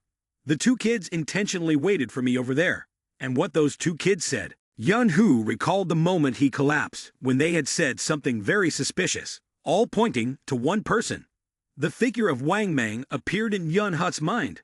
Back in reality, Yun-Hu, Mojang, and Baiji all moved forward together, witnessing Wang Mang's miserable state. Yun-Hu coldly said, "We deliberately created an opportunity for you to reveal your true face, never expecting it to cost a life." Yun-Hu didn't want to look at Bin's lifeless body beside him, and a flash of regret crossed his face. Wang Mang clutched his left chest and smirked wickedly. "That kid was too loyal to you. No matter what, he had to die. But what you don't know is..." Wang Mang trembled as he pulled out a blue syringe.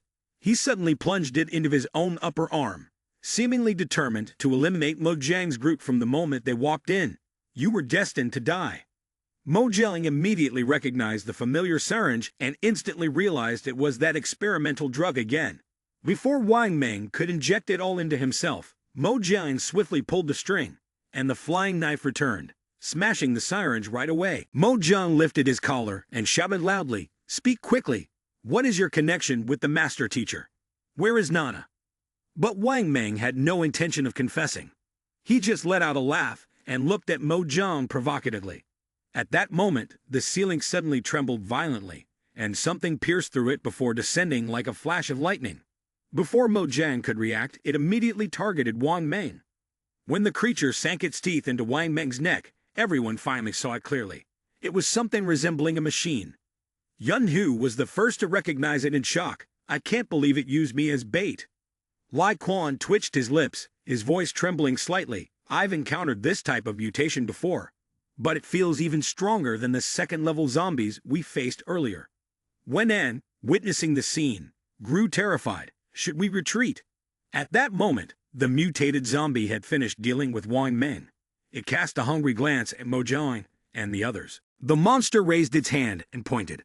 The nearby pillar next to Yun-Hu immediately snapped in half. Yun-Hu screamed in panic. Seeing that Yun-Hu was the next target, Mojang removed the illusionary bandage, his voice low as he said, "Retreat. Let's see if it even gives me the chance." The monster was completely in control. It leaped high into the air, intending to use both hands to form a fist and strike Yun-Hu's head. Fortunately, just as the punch was about to land, Mojang managed to rush over in time and pulled Yun-Hu out of the way. Yun-Hu was drained of energy. Mojang helped her sit up and said, "The effect of that plant on you hasn't completely worn off yet. It's best if you don't fight." Yun-Hu's eyes flashed with unwillingness, her brows furrowed tightly. However, the monster didn't give them a chance to talk. It leaped quickly through the air, its speed so fast that even the naked eye had trouble following it. Mojang raised his mechanical arm, reading the data displayed on it. 13%. After the previous battle, his hearing condition had clearly improved. Seeing the monster closing in on him, Mojang quickly dodged and shouted loudly, "Now's the time." He unleashed a flurry of imprints towards Baiji, who was not far away. The imprints were immediately absorbed by Baiji.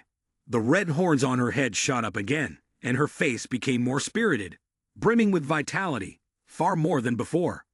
Baiji charged towards Mojang, using her sword to block the monster. Mojang and Baiji coordinated flawlessly, joining forces to deal with the mutated monster. After a while, it finally let out a whimper, seemingly unable to withstand the attacks from both of them. At that moment, Mojang saw it collapse onto the ground, then quickly moved forward. He threw a punch at the monster and shouted loudly, "It's over." Just then, its eyes lit up. It sprang up as fast as lightning, completely different from its previous sluggish demeanor. Mojang was stunned. It dodged. The monster clung to the wall and looked down, then leaped toward Wen-En. Mojang yelled in shock, "We're done for. It's trying to recharge." Wen-En didn't have the strength of Mojang or Baiji. All he could do was watch helplessly. The only sound that could be heard was the deafening roar. Yun-Hu didn't know when exactly she had rushed out, but now she was standing in front of Wen-En, shielding him. Seeing Yun-Hu like this, Mojang was also quite surprised. He exclaimed, "Oh!" Yun-Hu weakly clung to Mojang's shoulder, trembling as she said, "Even if I can't fight like the two of you." Then, a small trickle of blood ran from the corner of her mouth. "But protecting ordinary people is my responsibility." At that moment, the monster roared again, as if about to charge, but a brown-haired figure quickly shot forward. Bai Ji, with no hesitation, thrust his sword straight into its belly. Blood splattered everywhere. Seizing the opportunity, Mo Jiang put all his strength into his punch. He landed another blow directly into the wound, ensuring that the monster would not be able to heal itself any further. A moment later, the monster fell to the ground, unmoving. Mo Jiang rushed over to steady Yunhu, who was swaying. "You did well." Finally, their group had successfully reached HC. Wenan, carrying Yunhu on his back, looked ahead and said, "My teacher is inside." Then he didn't forget to turn back and say to Mo Jiang, "Don't worry, your girlfriend's situation is a bit special. I will keep it a secret." After arriving, they finally met Wenan's teacher, Dr. Wang. He sat in the chair and gave them a quick glance. "If I'm not mistaken, you have encountered a level 2 zombie king in its juvenile stage." Upon hearing this, Wenan exclaimed in surprise, "A zombie king? Does such a thing really exist?" Dr. Wang pulled out a board and began pointing things out to them. "This is the zombie we currently know. According to the analysis, level 1 zombies have a clear division in their stages, their limbs stiff, and they have no intellect. Level 2 zombies, on the other hand, have a decreased stage of decay, enhanced muscle tissue, and their bodies are mutated into weapons, bone blades, sharp claws, jagged bones, and many types of skeletal weapons in general. Level 2 zombies come in many variants. The gap in combat strength is significant. Their power and speed are nearly twice as fast as level 1 zombies." Mo Jiang listened carefully and realized that they had only encountered a level 2. Dr. Wang continued, "Level 3 zombies, with minimal decomposition, have mutated bodies and exhibit increasingly powerful biochemical weapons. Zombies of all levels cannot surpass themselves. Only the Zombie King has the potential to break through to the next level's power. Research on level 4 and level 5 zombies has not been conducted yet." After hearing this, Bai Ji's expression turned serious. Dr. Wang turned to look at them, his voice carrying a slight sense of relief. "Luckily, you all managed to eliminate it before it could mature." Mo Jiang rubbed his chin, deep in thought. Does all of this have something to do with the master teacher? At that moment, a hand tugged at his sleeve. Yunhu, sitting on the ground, was struggling to get up. Seeing her react, Mo Jiang sat down and asked, "How are you feeling?" Suddenly, Yunhu looked up, her face full of innocence, as she called, "Big brother." Mo Jiang, startled, asked again, but Yunhu seemed to have transformed into someone completely different. She threw herself into Mo Jiang's arms, repeatedly calling out, "Big brother, big brother, big brother, I love you the most in the world." Mo Jiang panicked and cried out, "Wait, what happened?" A moment later, Dr. Wang approached Yunhu and gently asked, "Little one, what's your name? How old are you?" Yunhu still clung tightly to Mo Jiang's shirt, replying politely, "I'm Yunhu, and I'm 8 years old." Mo Jiang, his face ashen with fear, turned to ask, "Professor, may I ask what game she's playing?" Dr. Wang observed the situation for a moment before finally concluding, "This seems to be a reaction of resistance after being traumatized." Mo Jiang was taken aback. A reaction of resistance after being traumatized. Seeing that he didn't understand, Dr. Wang explained, after experiencing a shock, cognitive barriers can appear either randomly or continuously. To put it simply, she feels like she's still 8 years old. Mo Jiang, confused, looked down at the grown woman in his arms. But then he was horrified and exclaimed, "This doesn't look like an 8-year-old at all." Yunhu, sitting in Mo Jiang's arms, giggled innocently, unaware of what was happening. "Ha ha, hi." He tiredly waited, glancing at his watch. 3, 2, 1. She opened her eyes as if nothing had happened. Looking around in surprise, Yunhu asked, "What happened to me? Where am I?" Seeing herself leaning against Mo Jiang, she felt confused. You. Mo Jiang quickly removed his hand from her body. Let me explain first." Yunhu pushed him down along with herself. She sat on top of him and said seriously, "Don't worry, I'll take responsibility for you. Although I don't know exactly what happened, it must be something close to what I think." Mo Jiang panicked. "Close to what? Stop thinking nonsense." Baiji, witnessing the scene, immediately became furious. He quickly said, "And also, if you don't get up, you'll be in big trouble." After everything was clarified, Yunhu couldn't believe it. "So, every 6 hours I'll return to that state?" Mojang, standing beside her, replied, "From the previous times, the margin of error is very small."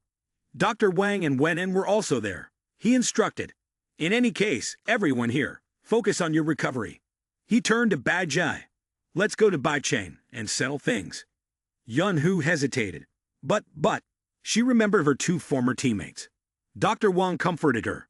"Time will heal everything, my dear." Grabbing Mojang's arm, Yunhu insisted, "No, I have to go too. Even if it's for the team members. Please." The sniper scope from above was aimed at the target. Bang, the bullet was shot straight into the zombie's chest.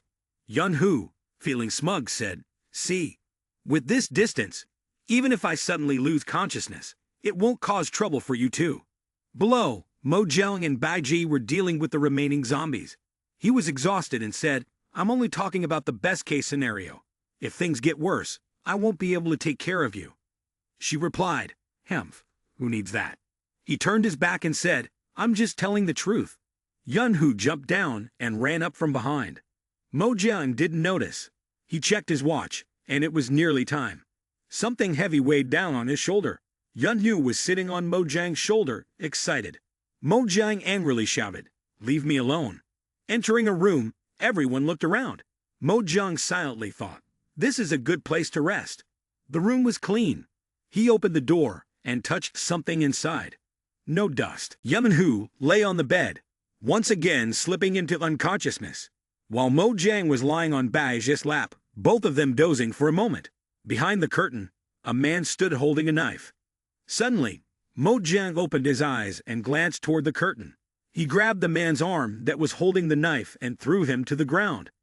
Lesson 1. If you're pretending no one is around, at least don't let the temperature and dust give you away. The man angrily struggled. "Kill me, you bastard. Even if I die, I won't let you make me an offering." Mojang raised an eyebrow. An offering? It turned out he was just a boy, and his little sister was hiding behind him. "Are you really not subordinates of Fei Long?" Baiji and Yunhu woke up, confused. "Who is Fei Long?" Mojang sat in the chair opposite them and asked, "Or have you two ever heard of the term cult leader?" The boy fumed. "I'd never heard of this cult leader nonsense. Fei Long, it's a bastard." The little girl behind him sobbed. "Mom, Miss Zhang, and the other survivors are nearby." Yunhu felt a little pity. Did Fei Long take them all? The little girl ran over desperately and pleaded, "Brother, sister, could you help me take them home?" Mojang rested his chin on his hand and asked nonchalantly, "Then what's the payment?" The 2 kids were taken aback. "Payment?" Yunhu immediately snapped. "What are you talking about?" He replied, "Lesson 2. The priceless things in this world are often the most valuable." Mojang looked at the 2 children and said, "Remember this. Those who help you without any conditions usually have other intentions." The little girl stretched out her hand. "This brooch is what my mother left for Xiao Tao." He took the brooch and successfully negotiated. Mojang pinned the brooch onto his clothes and then asked, "So how can we meet Fei Long?" Yunhu, a bit embarrassed, said, "Be gentler." Mojang grumbled, "Did you ask for this yourself?" She frowned. "I only asked for a pretend offering. I didn't ask you to tie me up like this." Her body grew more and more alluring. The 2 children covered their faces. "What are they doing? I saw something like this in Dad's record." Mojang asked, "If I bring this offering like this, will we be able to meet Fei Long?" The child replied, "Probably, but there are some offerings they don't need." He pondered, "Can't plan too much. There's not much time left." Shu Yunhu was tied up. "Let's go then." She shouted, "Brother, can't you do it differently?" Yunhu lifted her onto his shoulder. "This building is probably the one those 2 kids were talking about." She kept shouting anyway, "We're not inside yet. Can you let me down first?" Seeing the zombies wandering outside, Mojang thought to himself, "The ones at the door, based on what the professor said, must be level 2 zombies." Mojang muttered, "Fighting could lead to mutations."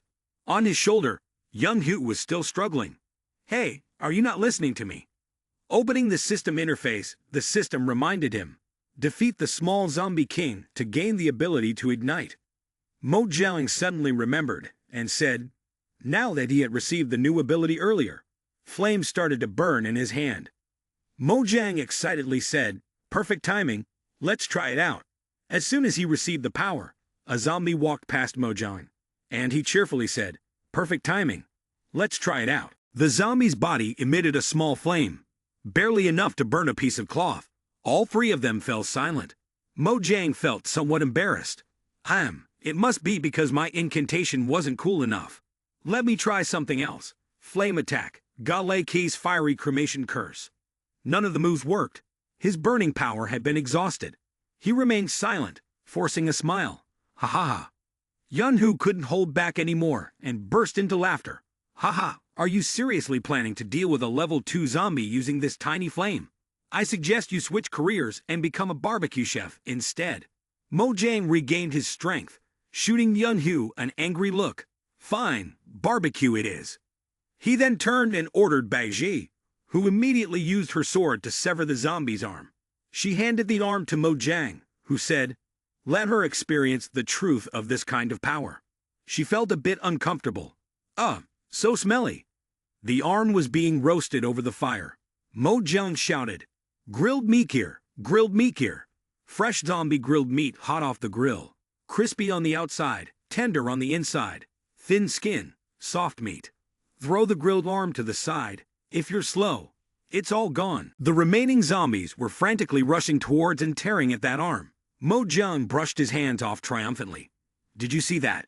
Standing in front of the building, Mojang said, Baiji, find a safe place. Yin Yunhu on his shoulder, the two of them were walking up the stairs, the noise and chatter above. Drink up, today, we drink to our heart's content. Fei Long and his gang were eating eagerly, and he called out to Mojang, come on, come in here. He sat down across from him and asked, where will these offerings be sent? Fei Long walked over and teased Yunhu, who was bound.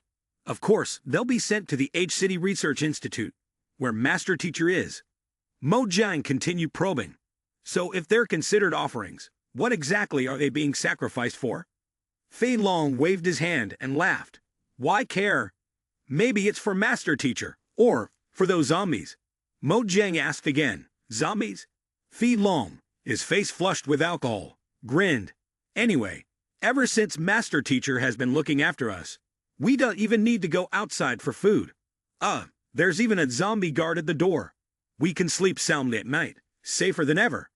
He gave a sly grin, looking toward Yunhu. Placing his hand on her shoulder, he said, before Master Teacher uses it, it's all ours. Yunhu immediately lost her temper, raising her fist to strike him in the face. You bastard. Fei Long's disciples, seeing this, shouted out and attacked. He angrily yelled, this little girl wants to die. Yunhu quickly ran over and hugged Mojang. Brother, he's threatening me. Mojang sighed with a bitter smile seriously. We've come this far, and now you want to dig up more information. Looks like there's no chance left. The disciples were gradually taken down, lying unconscious all over Kuching. Fei Long quickly fled, nearly dying from the pain. He stood below and yelled, you dare to hit me. Mojang stepped forward. I say your name is Fei Long, it's Fat Death, right? We've already hit you. What's there to ask about daring or not? Yunhu, standing behind him, made a face and teased, idiot. He became increasingly furious. All right, fine. Fei Long suddenly whistled, and a massive horde of zombies came charging toward them. Wait for the zombies to tear you apart. The number wasn't enough, and he seemed confused. Wait a minute, why is one missing? Mojang pointed upward. It's up there. Boom! Baiji was stepping on the zombie's body, and Fei Long, astonished, crossed his arms in front of him. What now? It seems like your monster bodyguard isn't doing too well. Fei Long still wasn't willing to back down. Stop being so smug. Kill them, and the Master Teacher will definitely reward you. Mojang and Baiji immediately charged forward with their swords, their combat tactics synchronized. The two split to either side, Baiji clearing the zombies with his sword, while Mojang used his powerful arm to punch down the remaining ones. The disciples behind them trembled and retreated. That monster! It's terrifying. Fei Long, no longer confident, cursed under his breath. Damn it! In fear, he turned to flee. Mo Jung immediately chased after him, grabbing him by the throat, slamming him against the wall, and saying, "What do you know about the master teacher?" He's so scared that his face turned green.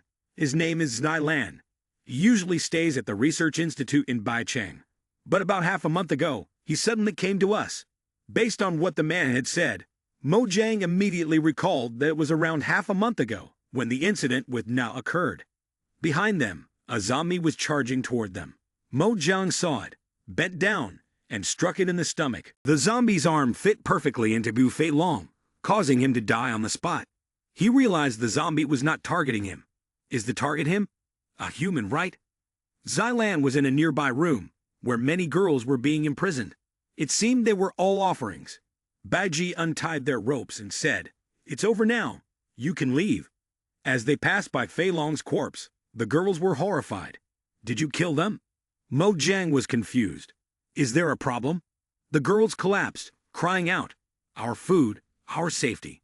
They began to get angry, reaching their hands towards Mo Jang. "It's all your fault, Dai."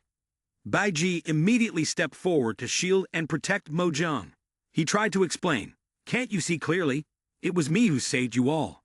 They still didn't listen, continuing to curse. "Who needs you to save us? You've ruined our lives." Mo Jang sneered. "Is life being locked up here, raised to become food?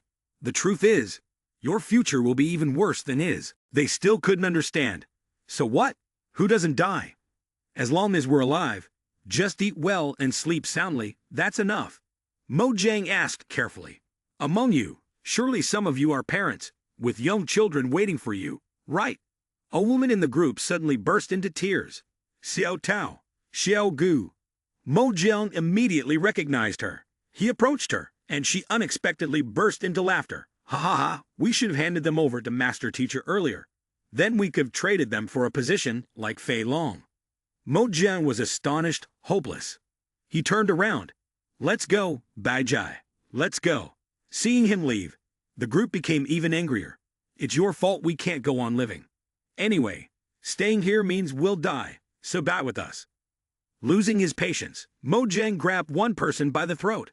It takes courage to die, but do you have it? Suddenly, flames broke out from the cracked walls. The zombies outside immediately rushed in, attacking the people inside. Death, certain death. Mo Jang sighed. "Find your own way to survive." Returning to the abandoned convenience store, he handed the hairpin back to the two children. They seemed to not understand. This was Mo Jang avoiding their gaze. "It's over. By the time you arrived, they were no longer there." The little girl looked at the brooch sadly. "Mom." Mo Jang continued, "But the Fei Long group has been dealt with." The child said, "Thank you." Standing up, he bid them farewell. "We have to go now. Keep trying to survive." The boy hugged his sister, his gaze filled with determination as he replied, "We will." Leaving that place, the three of them continued to take down the zombies on the road. Mo Jang complained, "We can't seem to finish them off."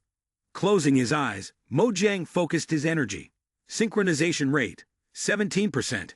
Synchronization rate, 18%. Ignite. Flames erupted from Mo Jang's arm, burning the zombies, causing the remaining ones to be distracted by the scent of their flesh. He sighed in relief. "It should be fine now, right?" Mo Jang suddenly turned around, scolding, "Using so many useless things. In the end, it's just feudal control." A shadowy figure appeared. "Ha! Seems like you figured me out." He sat in a wheelchair, behind him countless zombies. "He is Master Zylan. Welcome to my stronghold." The zombies, dressed in tattered and shabby clothes, their bodies soaked in blood, seemed to be in a hunger frenzy, ready to pounce at any moment. Zylan sat in his wheelchair, a smug smile on his face. He furrowed his brow, raised his hand, and emitted glowing white sparks, as if plotting something sinister, speaking with cunning. But unfortunately, Zylan waved his hand, releasing the white sparks that surged toward the attacking zombies, aiming for Mo Jang's group. "You won't live to see the day my army of zombies appears." They charged forward, ravenous as if starving, desperate to tear and devour their prey. Bai Jai, alert, raised her blade in defense. Her gaze sharp, she focused all her attention on the target, ready to engage in battle. She swung her sword, slicing two cross-shaped slashes with lightning speed, preventing the zombies from advancing any further. At this point, Mojang seemed to control the situation, exuding an air of invincibility, confidently responding, "Is that so? From where I stand?" With that, he moved as swiftly as lightning, seizing the moment without hesitation. Xilan remained seated, oblivious to the impending danger. Mojang lunged at him, asserting firmly, "You won't be around to see that day."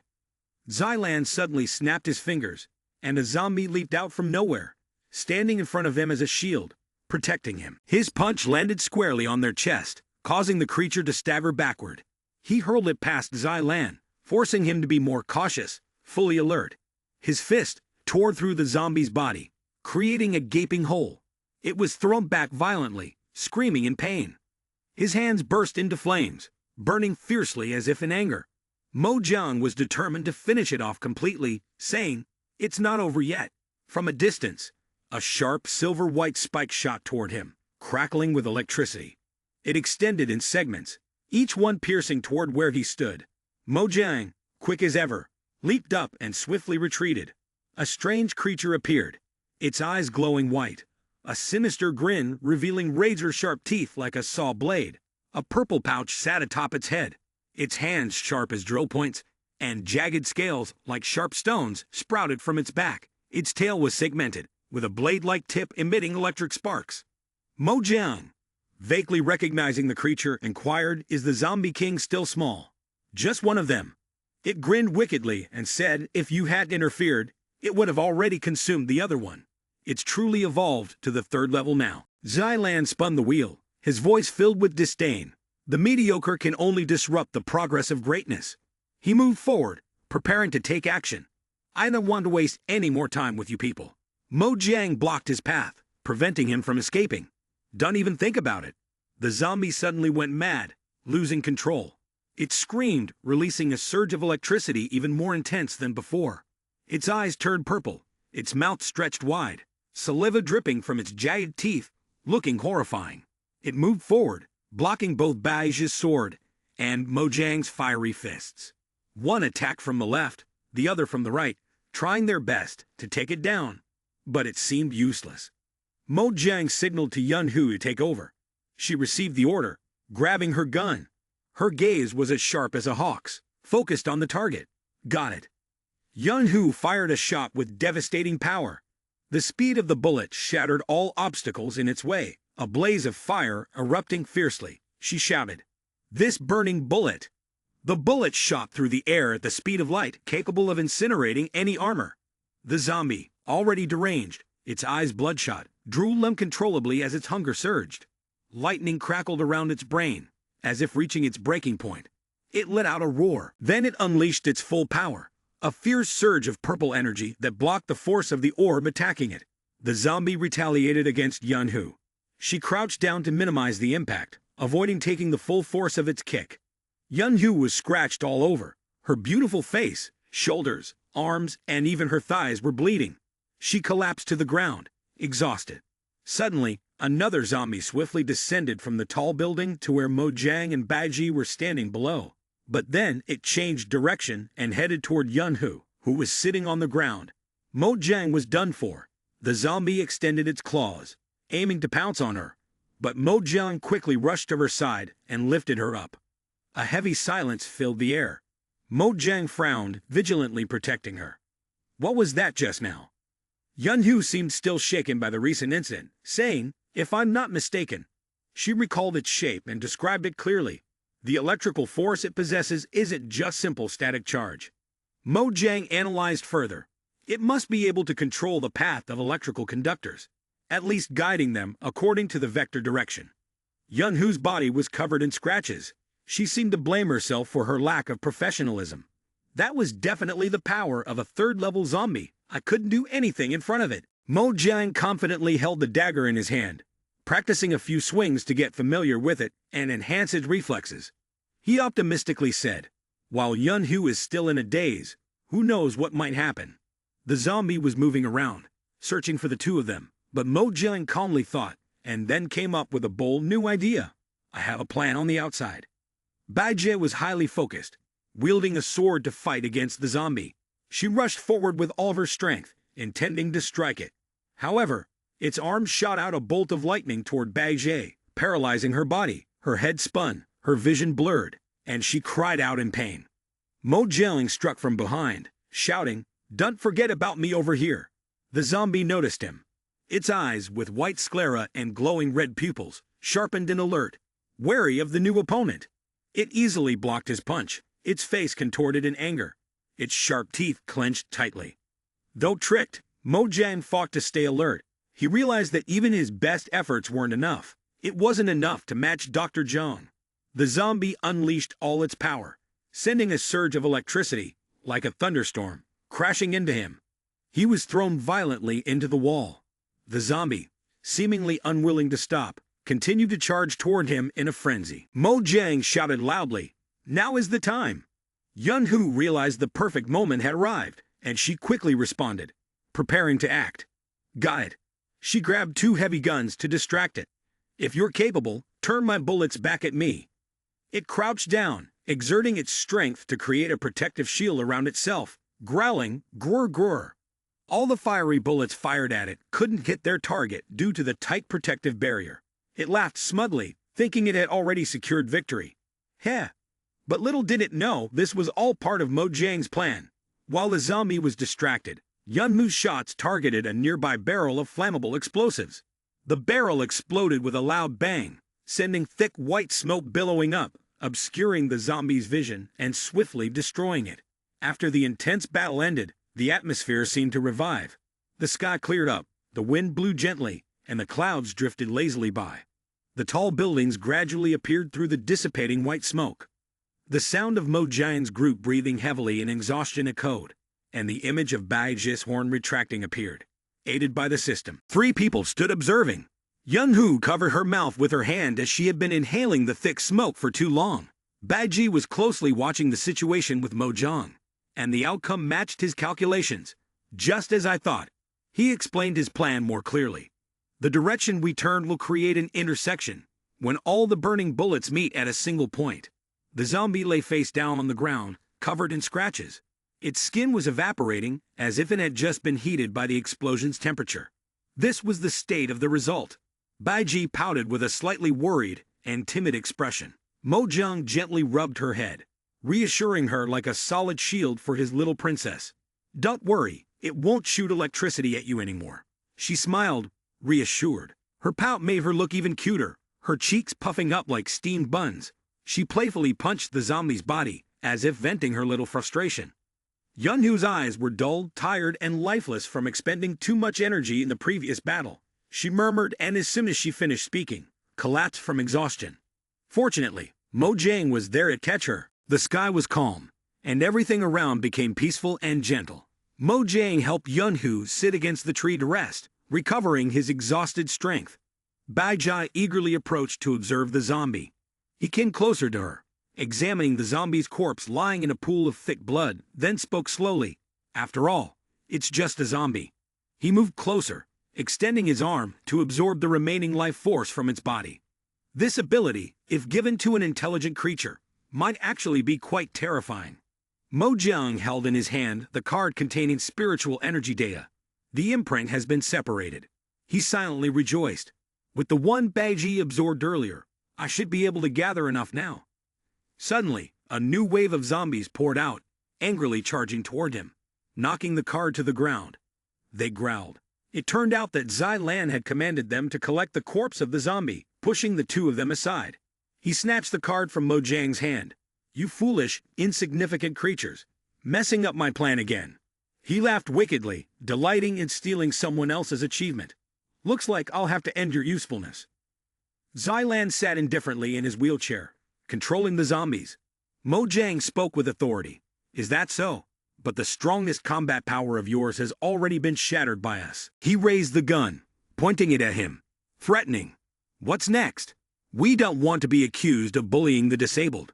2 options slowly emerged when the mood selection was activated. 1 falls here, the final plan. 2 pay the price of enlightenment to eliminate the scum. He was on guard, puzzled, looking for the moon option. Where did that sound come from? Xilan grinned maliciously, holding the knife as if preparing for the next plan. All the contributions I've made to the progress of humanity. Behind him, the zombie was holding the head upright of the recently defeated zombie. He swung his arm, slicing open the torso of that zombie, laughing grotesquely. You will never understand. Mo Jiang shielded Bai Jie, stepping back in fear that she might be affected. Bai Jie, be careful. He continued. Let me show you. Mo Jiang sensed something was wrong, realizing. Wait. Xilan seemed out of his mind, stabbing the knife directly into his thigh, causing blood to spurt out in a splatter. My enlightenment. He endured the pain, then smiled sickly. A few zombies attached the legs of the defeated zombie to his own.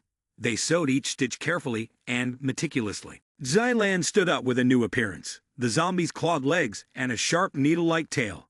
How could it end like this? Mo Jiang shuddered at the distorted thinking behind his actions. His determined gaze seemed as if it could tear Xilan apart. He unleashed a fierce and scorching flame to fight against him. Xilan provoked him, moving swiftly past him, making him panic. You're too slow. With the zombie legs, his speed increased rapidly. He cunningly taunted him. Too slow. Too slow. Too slow. Too slow. Then he kicked his leg, launching a direct attack from behind. Can you keep up with my speed?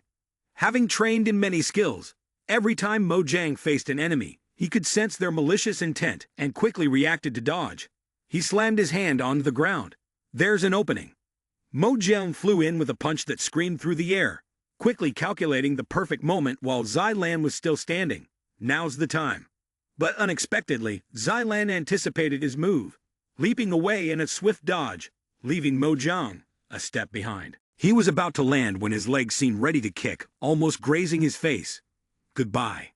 He swung hard, but Bai Jie intercepted with her sword, the collision causing a loud crashing sound.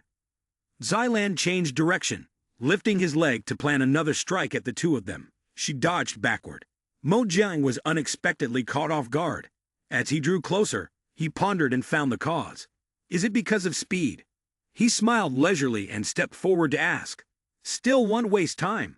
Bai Jie was exhausted but struggled to fight with all her strength. She activated the horn system to boost her abilities. They're too weak because they used too much mana earlier.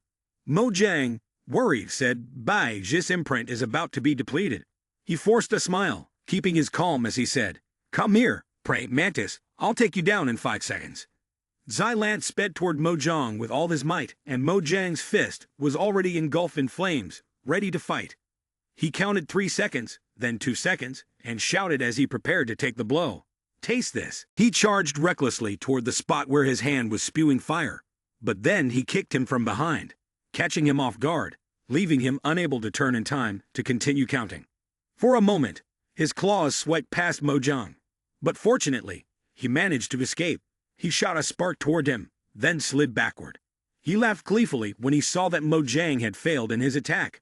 He said, Your 5 seconds of combat seemed to have no effect at all. Mo Jiang smirked and replied, That's not true. There should have been some effect. At least you couldn't unleash your second attack. The clock beeped, marking the end of the time. Mo Jiang shared his reasoning. At this point, the chest count finishes exactly at the 5th second. He smiled slowly and continued. Moreover, now I understand why you wanted to emphasize speed. As he spoke, he exposed his opponent's intentions. Time is truly your real strength. The other man was flustered. What? Mo Jiang continued to analyze his recent move. To deduce this, I intentionally told you about the 5 seconds of combat. He shot flames from his hand to defend himself, and the clock began counting down. Human senses can be deceived, but time cannot. It seemed that everything he thought, which appeared to be unknown to anyone, had been unintentionally grasped by Mo Jiang. Originally, it would have echoed at the moment of the conclusion, but it was delayed by a second. He stood tall, firm, and resolute. This proves that you can either keep time on schedule or slow it down by 1 second. Then he concluded, what is called speed is merely to cover this point, deliberately exposing the guide. He hugged his head and laughed with delight. You're very smart. If you were my subordinate, you would definitely become the most outstanding new person. Now his entire will was no longer normal. Xilan laughed cunningly, but now, besides the increasing despair, knowing this didn't do you any good. He took the item and said, Knowing about psychological warfare is not something just you understand. He was startled when the item was taken from him. In a frenzy, he kicked over his head toward him, but his hand gripped tightly as if he never wanted to lose this precious item again. He tossed it toward Baiji, calling her name, Baiji. Her entire body radiated a brilliant blue energy as she received the item. Her horn grew out forcefully. She held her sword, charged with her electric power. Mojang instructed her, use the lightning to cut it off. He shouted in fear, stop it. As she regained her energy, she quickly grabbed her sword and flew towards him. The lightning struck him, paralyzing him.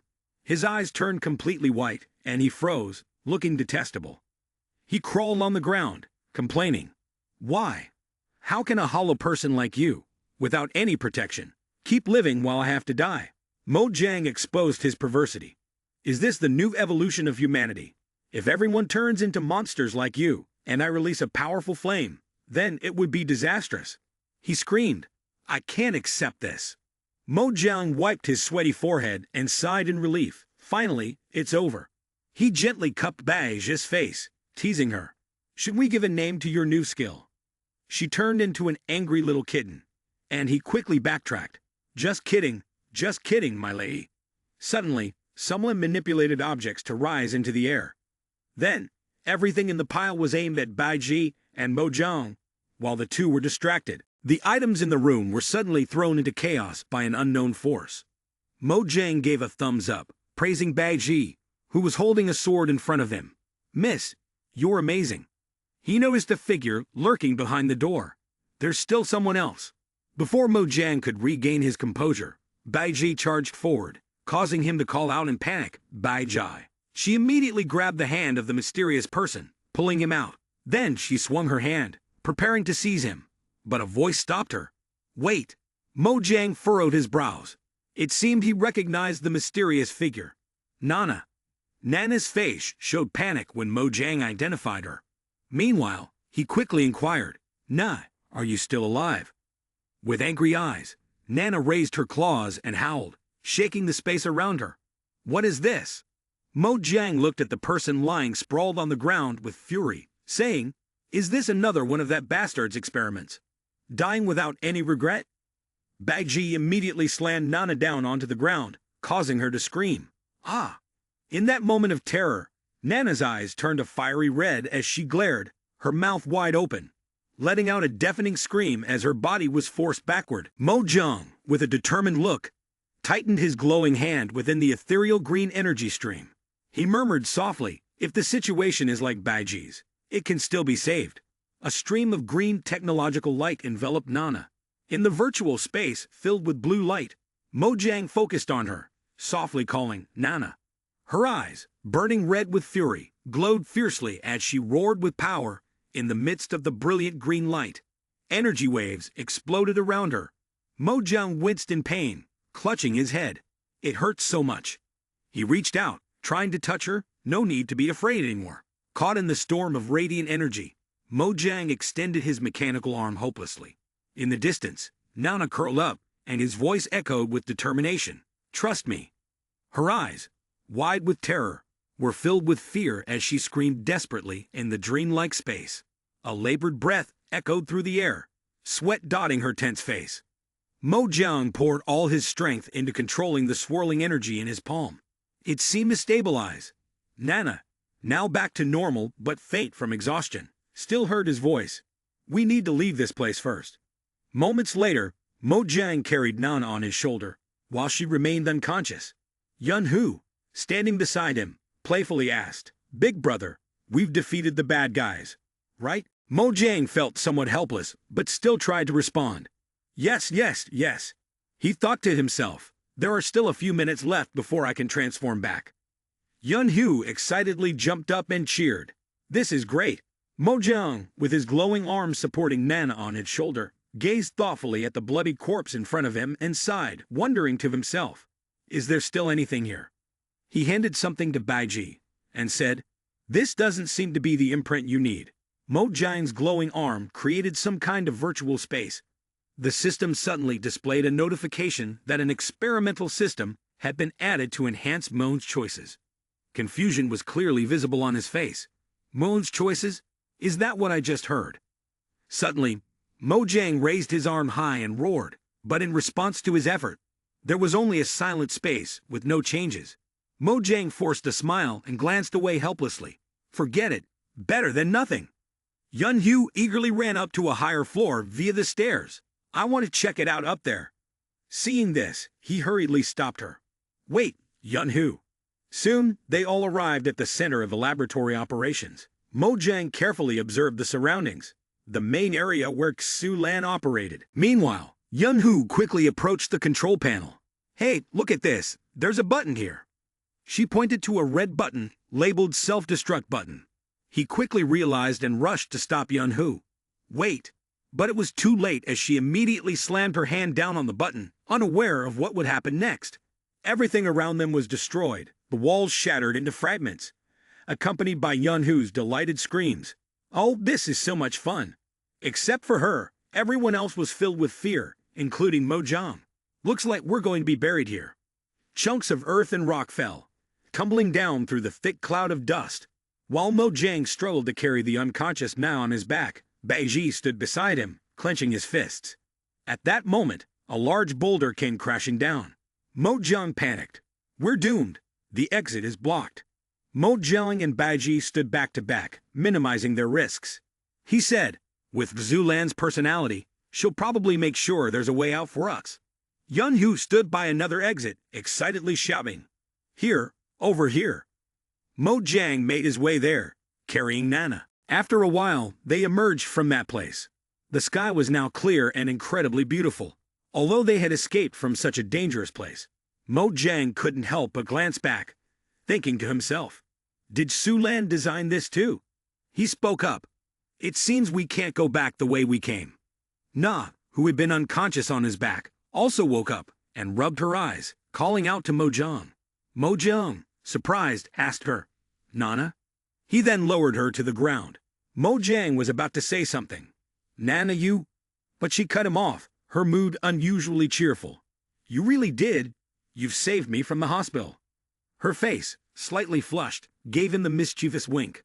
Although you're selfish, at least you kept your promise. So I won't bring up the other stuff anymore. Mojang, excited, placed both hands on Nana's face and hurriedly asked, Nana, tell me, do you remember anything? Seeing his sudden action, she blushed a little. Hey, why are you leaning so close? Nana's face was squeezed by Mojang's hands. She struggled to speak. I'm trying to remember. There were zombies attacking you in the hospital, and then I suddenly... Nana screamed and hugged her head, making him a bit confused. No, wait, I can't remember anymore. Mojang silently thought to himself. Could it be that Nana's memory stopped right at that moment? Nana held her head, her eyes tightly shut from the pain, while he stood in front of her, his face full of concern. Mojang asked, Why are you looking at me like that? But he then glanced subtly at Baiji, who was standing quietly to one side, lost in thought. Can Baiji also progress like this? Then, the four of them left together. Mojang took the lead, saying, We should find a map and figure out the way to HC. They stopped in front of a house. An enigmatic voice called out, Excuse me, is this place in such poor condition? Mojang, with an exasperated look, helplessly remarked, Is a shabby room a virtue? The mysterious figure inside the house lunged forward with sharp eyes, raising a staff in his hand and striking it down forcefully, shouting, Wrong answer. But then, Nana, in a reflex, unleashed a surge of power that sent him crashing into the wall, leaving a large crack. The sudden display of power left her shocked and confused. Why did I? From a distance, a young man rushed toward him in panic. Grandfather, are you okay? At this moment, Nana seemed to realize something. I think he is. She screamed and pointed at him. I know him. Liu Baogu, still not fully awake after being struck hard, was helped up by Niu Zhenzhen, but Nana's voice still echoed in his ears. Liu Baogu, you're the famous person on TV. After a while, he regained consciousness. However, Niu Zhenzhen continued to stand beside him, supporting him, while Mojang patted his head in admiration. Grandpa, you're still pretty agile. Looks like everything on TV was actually true. Liu Baogu cleared his throat and confessed with embarrassment. To be honest, before the apocalypse, many of my TV appearances were fake. Then he looked up at the clear sky, filled with hidden meaning during the apocalypse. Who would have thought, after the apocalypse, this body has gotten stronger and stronger. Afterward, Liu Baogu looked at Mo Jiang and gently asked for help. I see you young people are doing well. Could you lend this old man a hand? However, his attitude toward the old man was firm. Why should I help someone who ambushed me? Mo Jiang raised his dagger in front of his face and gave a dangerous smile. I haven't even made a move yet, and you're already talking about respecting the elderly and loving the young. In the virtual space of the system, a selection information board appeared. Moon arranged for Liu Baogu to leave. Upon receiving the encouragement, kill Liu Baogu to obtain a level 2 imprint, or help Liu Baogu to receive a secret reward. Mo Jiang was slightly startled and wondered, has Moon's plan for Xulan worked? Then, he changed his attitude and asked about Liu Baogu's intentions. Tell me, what do you two want? The four of them arrived at the designated location. Mo Jiang looked around, and the spot Liu Baogu mentioned was indeed here. He closed his eyes and focused, trying to identify the sounds coming from nearby. Something was approaching from the right, near the wall on the ground. The mutated weasels surged up from the ground, and Mo Jiang was a little cautious. Mutated weasels? In this world, anything can happen. They charged frantically, but all were knocked down by Mo Jiang. He grinned with satisfaction. Just some lowly beasts, should be easy to deal with. Yun Hu found the highest vantage point for a clear shot. She signaled, "Are you ready?" Mo Jiang looked up at the wall ahead. Guns were placed there, and he was delighted. That was exactly what Liu Baogu had been looking for. Let's go, Bai Jie. Time to collect the reward. The weasels crowded the path, but all were exterminated by Mo Jiang. Boom! The ground suddenly exploded. The dust and dirt filled the air, obstructing Yun Hu's view.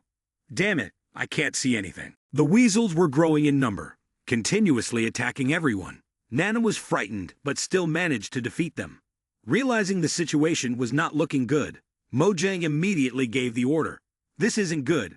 We can't attack head-on. Fall back quickly. Finding a safe spot, Mo Jiang angrily scolded, I can't believe we let those weasels outsmart us. Nana playfully teased, Lu Lu Lu.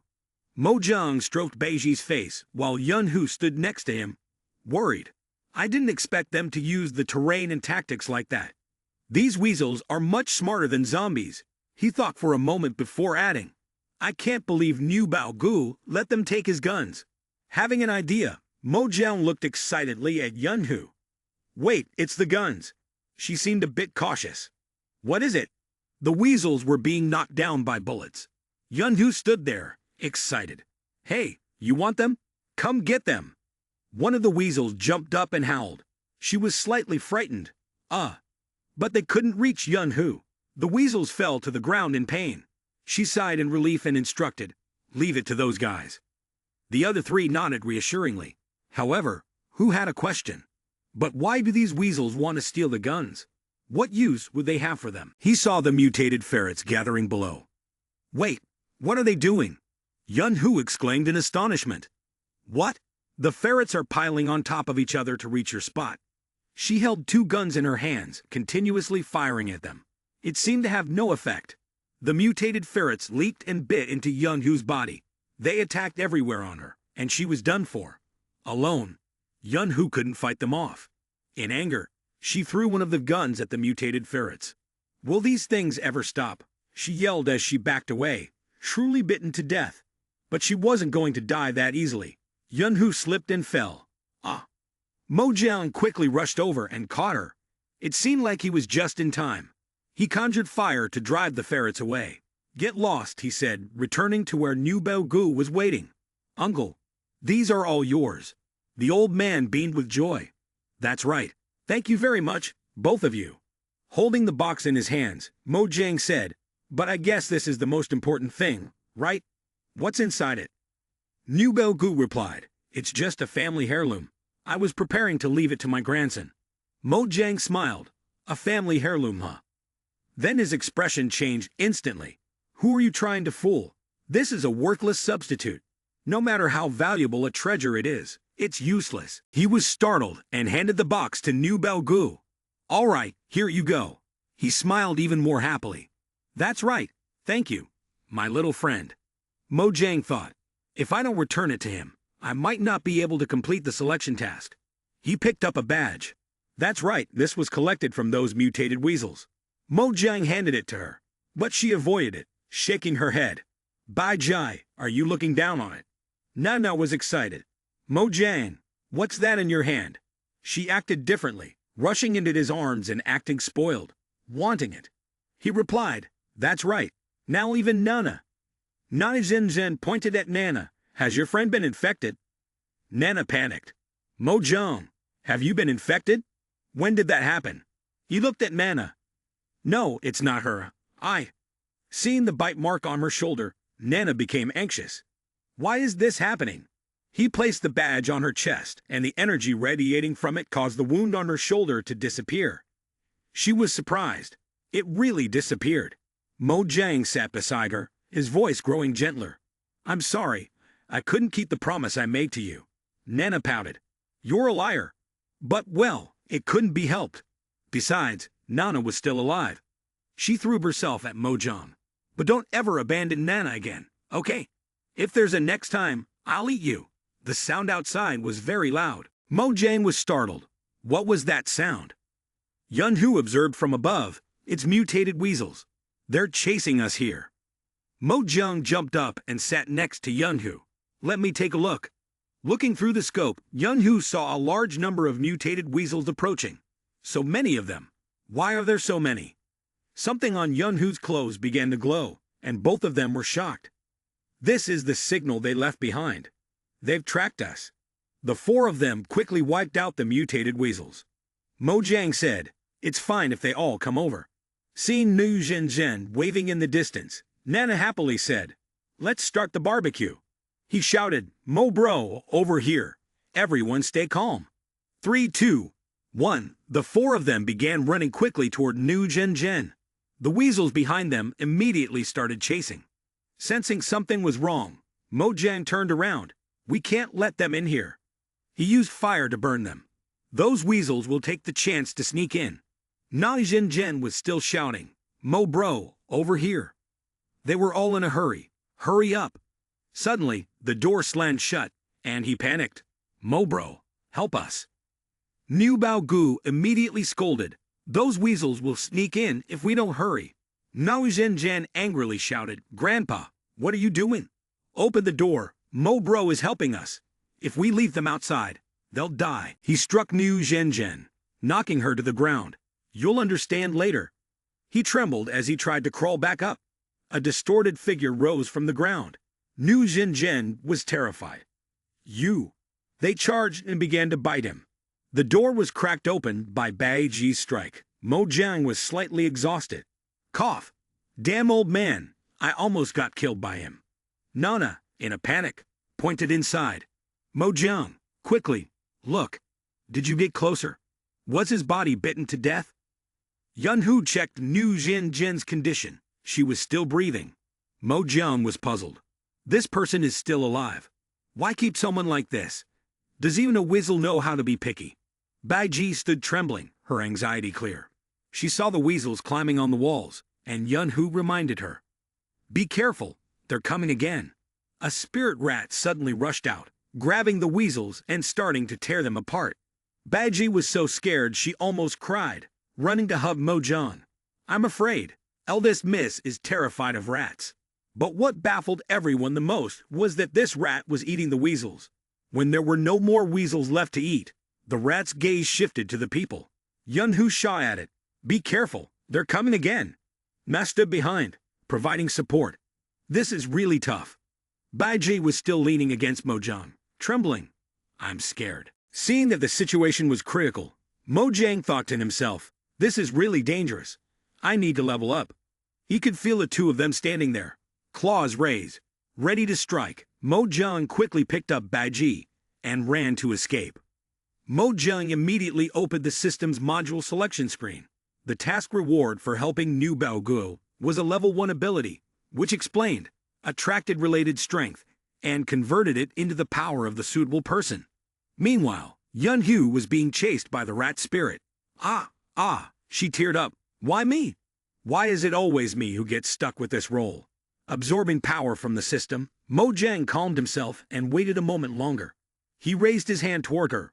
Baijai, leave everything to me. Touching her to absorb, the synchronization rate was 26%, then 27%. Feeling the power, the flames from his arm grew stronger, easily defeating the enemy. Nana cheered. It worked. Yun Hu sighed. In the end, Mojang was completely exhausted. Although he could increase the burning power, it left both of us temporarily unable to move. It seems that unless it's absolutely necessary, it's better to seal off this power. Nai Zhen woke up and instinctively started punching the rat. Mojang was startled. What are you doing? Returning to a normal state, Nu Zhen stared blankly at his arm, which had transformed into claws. Right, what are they doing to me? What is this? He saw the bite mark on Nu Zhen's neck. Is that where the mutated ferret bit you? The mutated rat suddenly screamed and struggled, and everyone quickly ran away. Never mind, let's leave here first. At the safe zone in the city center, Yun Hu and Baijai surrounded Nu Zhen, and he looked worried. Am I no longer human? Am I going to turn into that kind of monster? Baijai quickly shook his head, and Mojang explained. It seems that there's no trace of zombie breath on him, just like Baijai and Nana. He looked sadly at Mojang. Mo bro, are you going to kill me? He asked, puzzled. Do you want to die? No Zhen quickly shook his head. I don't want to. I feel like heaven hasn't killed me, so there must be another reason. Mojang responded. That's right. You're a completely new type of mutation. He seemed to hesitate. Maybe we should take you back to HC for the professor to dissect. Now Zhen was stunned. Dissect. He ran over and hugged Mojang's leg, crying. Mo bro, please spare me. I don't want to become a guinea pig. No, I don't want to become a test subject. Suddenly, an announcement came over the loudspeaker. It was a special announcement. This is a special announcement. The rescue team is expected to arrive in 12 hours. Please, all survivors, quickly head to the blue building. I will repeat this. Nana looked up at the board, humming happily as she raised her hand toward everyone. Nana got it. Over here. Mojang walked in parallel with Nu Zhen.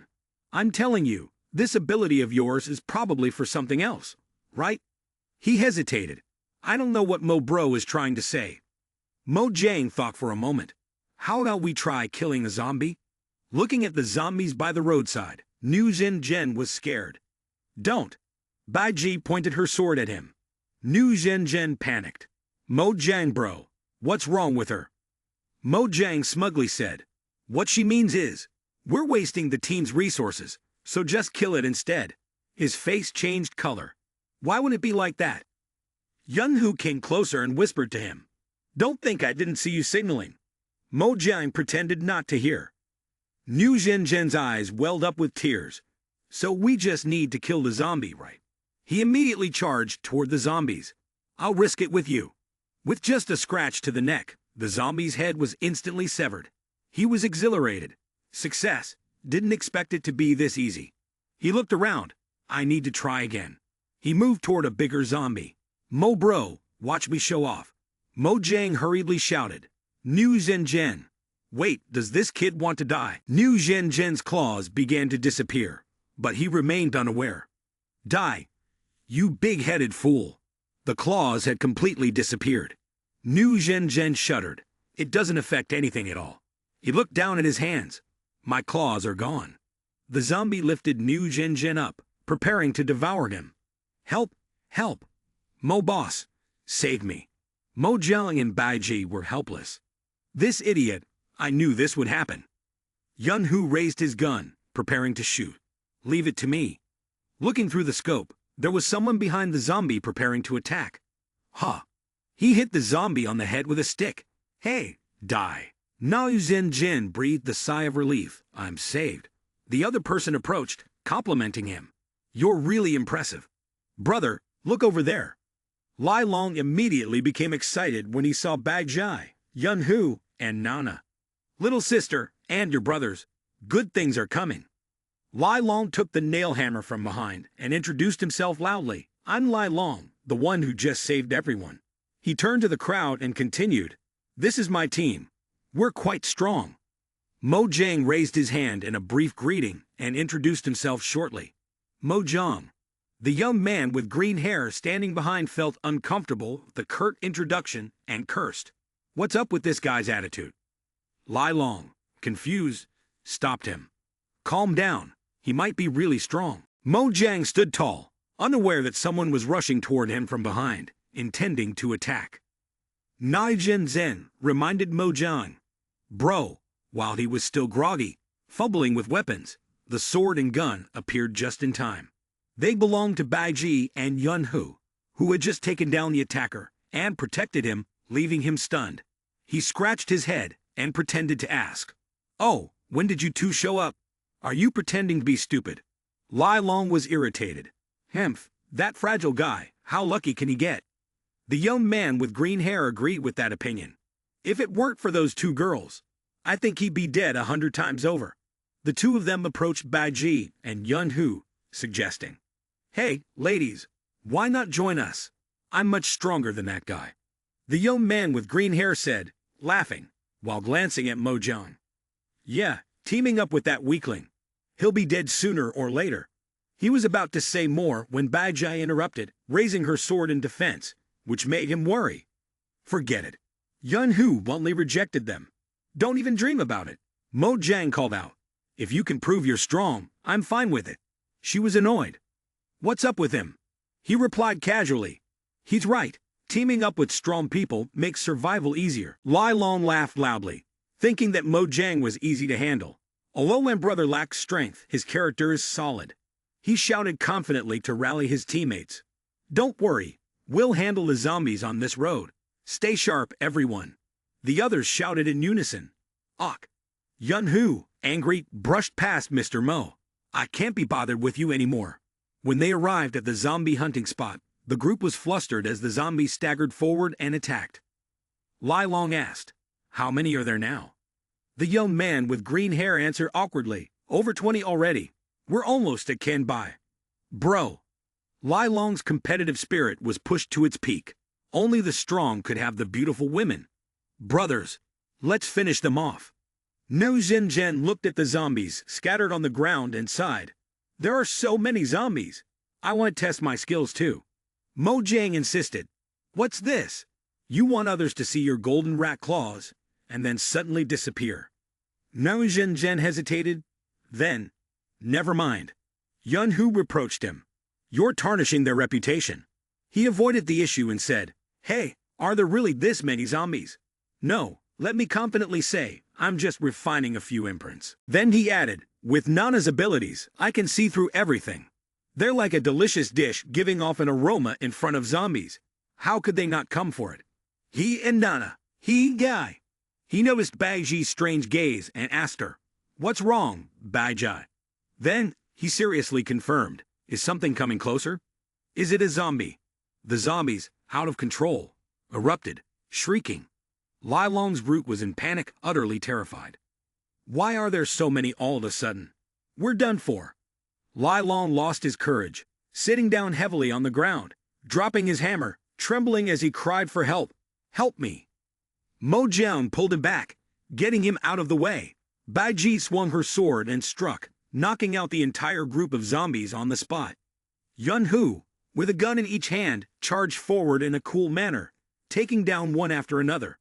The young man with green hair stuttered, "There, over there, still more." Mojang rushed to the group of zombies. He threw his spear, shouting, "Get lost!"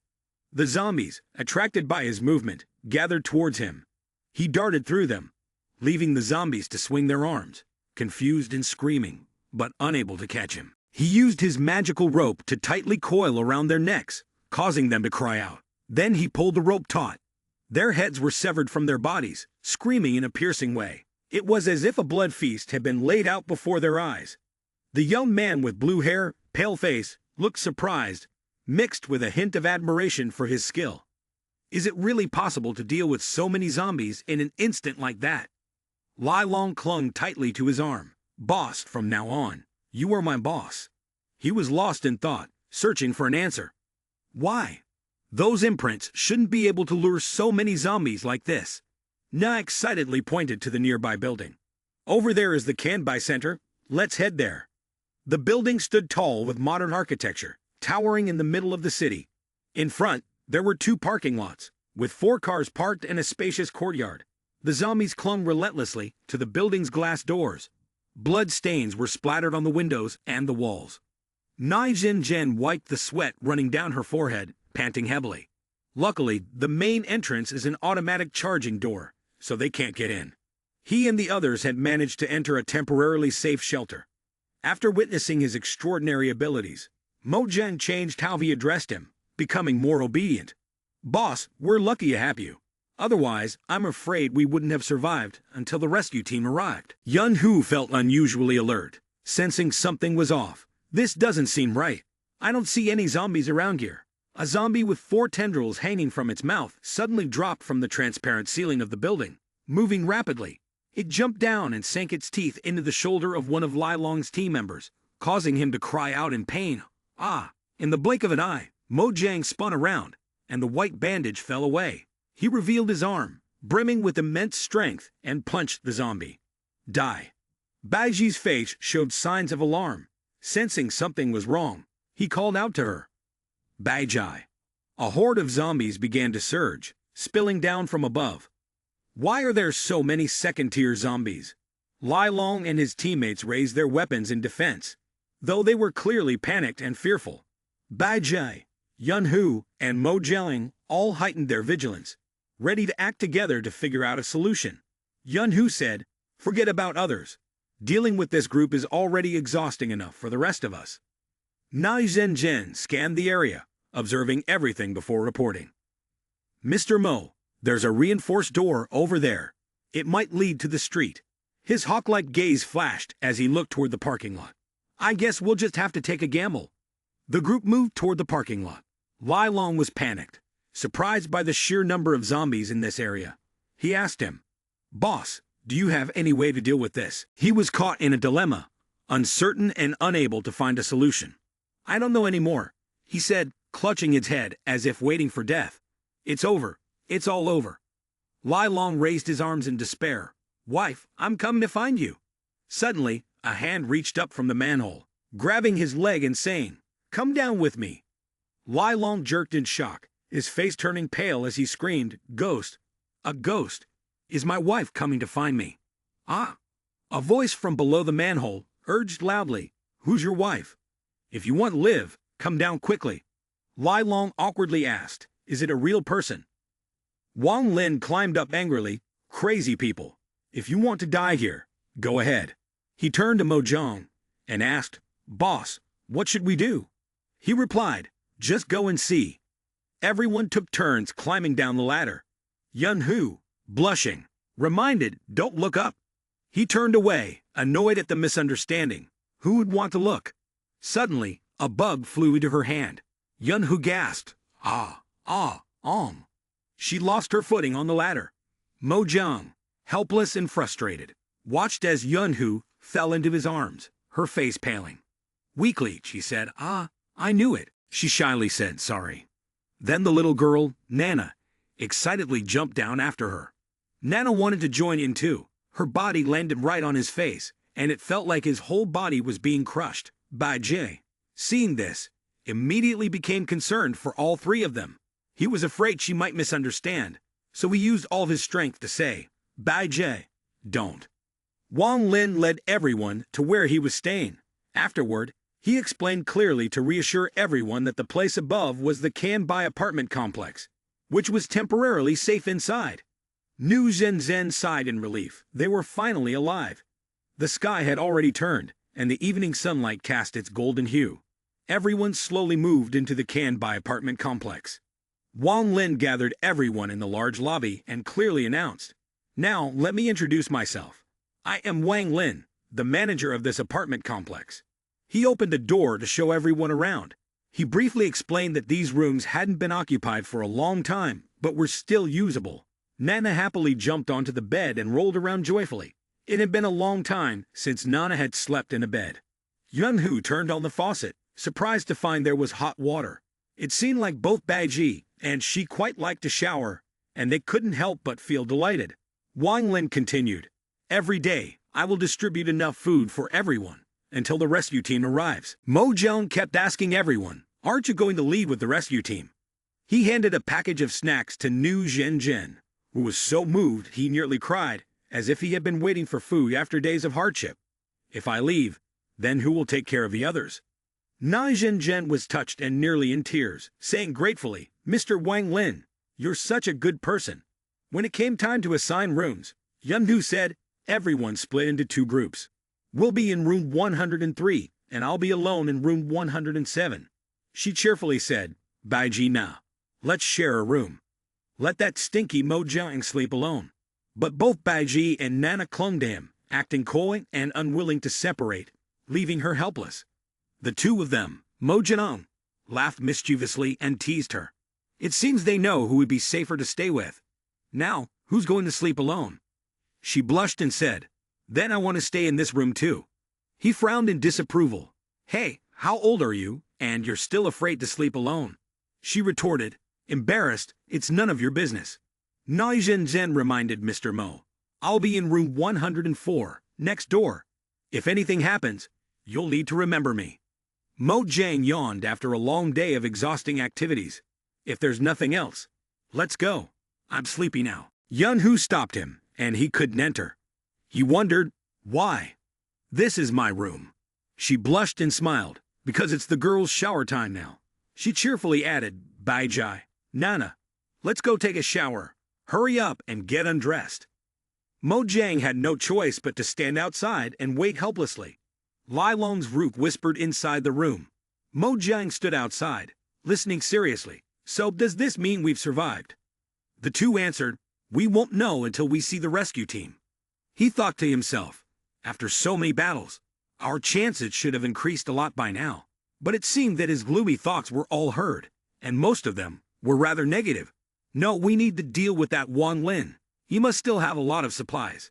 Compared to him, I'd rather kill that scumbag Lai Long."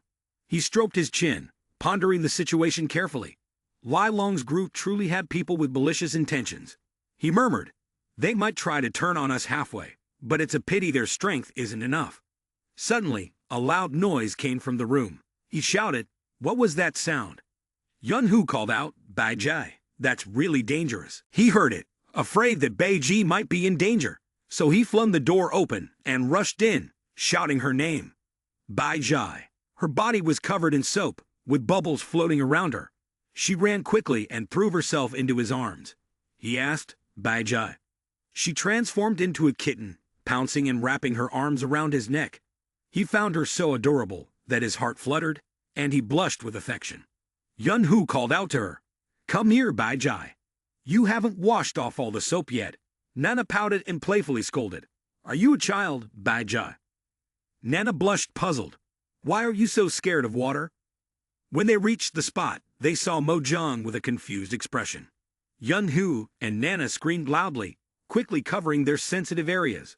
"You perverted creep, spying on girls while they're bathing, Mo Jiang." He was exhausted and helpless. For heaven's sake, it was them who rushed out here. The peaceful evening passed, and in the blink of an eye, the bright blue dawn arrived. Mo Jiang rubbed his eyes as Tin was still sleeping when the sunlight hit where they were lying, causing him to wake up. Next to him, Nana and Baiji were both sound asleep, holding on to him. In the kitchen, Yunyu was cooking while talking on the phone. "Rescue team. I don't know if he's still in there." Mo Jiang put on his clothes and stepped outside. Seeing this, he curiously asked, "Is your uncle in the rescue team?" She saw him wake up and asked, "You're awake?" Then she answered, "Yes, that's right. It looks like we've lost contact because of your expression." He looked at her and suddenly remembered something, saying, "I just remembered, it seems like you." She replied, "Seems like what?" "Like a good mother, virtuous wife, right?" He immediately denied, "It's just that it seems like you haven't had an episode in a long time." She responded, then carried the pot of food she was cooking, saying, "Well, that's actually true." "Why is that?" He speculated, "Is it because Tu Feng is dead, and your demonic heart has been purged?" She answered, "Yeah, maybe that's it. Bajai rubbed her eyes as she woke up from the sound of their conversation. She was without a stitch of clothing, her hair covering her twin peaks of her pale, rosy chest, her hourglass figure and smooth, white thighs exposed. She frowned, pouting like an angry kitten. Yunhu asked with concern, Bajai, what's wrong? Do you not like the smell of the bath? Mojang realized and quickly said, it's not that. Baiji's sense of smell was quite sensitive, so she could detect strange odors. There was a smell of fresh blood outside. Nai Zhen opened the door and shouted urgently, Mojang, there's a dead person outside. He instructed, 3 people stay here. He opened the wooden door and stepped inside. Lai Long's corpse was lying on the bed, his face still displaying an expression of fear, his left hand placed at a right angle above him, and his right hand lowered. His legs were splayed apart. The bedsheet had long been soaked with blood. Bloodstains were splattered from his face, scattered across the green uniform he was wearing. The scene was deeply unsettling. The group called out his name, Mr. Lai. Mojang asked, is Lai Long dead? The young man with green hair, who often accompanied Lai Long, responded, arguing with the others. You shared a room with Mr. Lai. Did you do it? The young man in black immediately denied it. I swear, it wasn't me. Heavy iron rods fell from the ceiling. Mojang instinctively moved away to avoid being hit. The rods sank deeply into the room, creating a chaotic atmosphere. Wang Lin landed, confidently slipping his hands into his pockets. The young man with green hair angrily grabbed one of the iron rods, shouting, I'm here. What do you want to do about it? Wang Lin exposed the deceitful nature of their group. It's obvious, one of you wanted to kill him. He added, we must find the murderer. Otherwise, I won't be able to hand you over to the rescue team. The group scowled upon hearing this, growing increasingly angry. The young man with blue hair pointed at Mojang, saying the killer is him. Only he could have done it. He spoke nonchalantly, do I need to wait until now to kill him? Wang Lin rebutted, defending him. No, I have evidence. Last night, no one came out of their room. Mojang asked, oh, evidence? Wang Lin, cautious and vigilant, warned, I can't reveal it now. We need to make the culprit slip up. Wang Lin and Mojang stood there. Wang Lin crossed his arms and stood in front of the jail cell, addressing the prisoners inside. Before we find the killer, I won't give you any food. The prisoners inside started to stir. All right, what now? Mao Zhen, terrified, called out to Mojang, his face pale and drenched in sweat, Mr. Mo, please save me. Mojang teased him, joking, but you could also be a criminal. His face fell, realizing Mojang might not help him. Why is Mr. Mo like this? Seeing his distress, Mojang finally became serious and said, all right, wait for me. Hearing this, New Zhen lit up, grinning like a child. Really, Mr. Mo? Mojang had already thought it through, even though he wasn't really interested in dealing with these matters. At that moment, a green option appeared on the system's interface. On the system screen, a message with a fingerprint and note appeared. Kill everyone to receive a backpack reward. Find the killer to receive a secret reward. But if there were rewards, that was another matter. Wang Lin and Mojang went outside.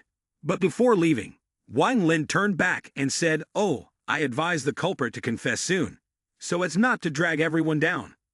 One of them, with a dissatisfied expression, yelled out as if he wanted to escape the prison. Hey, don't leave. Wait. At that moment they had reached the door, which slammed shut behind them.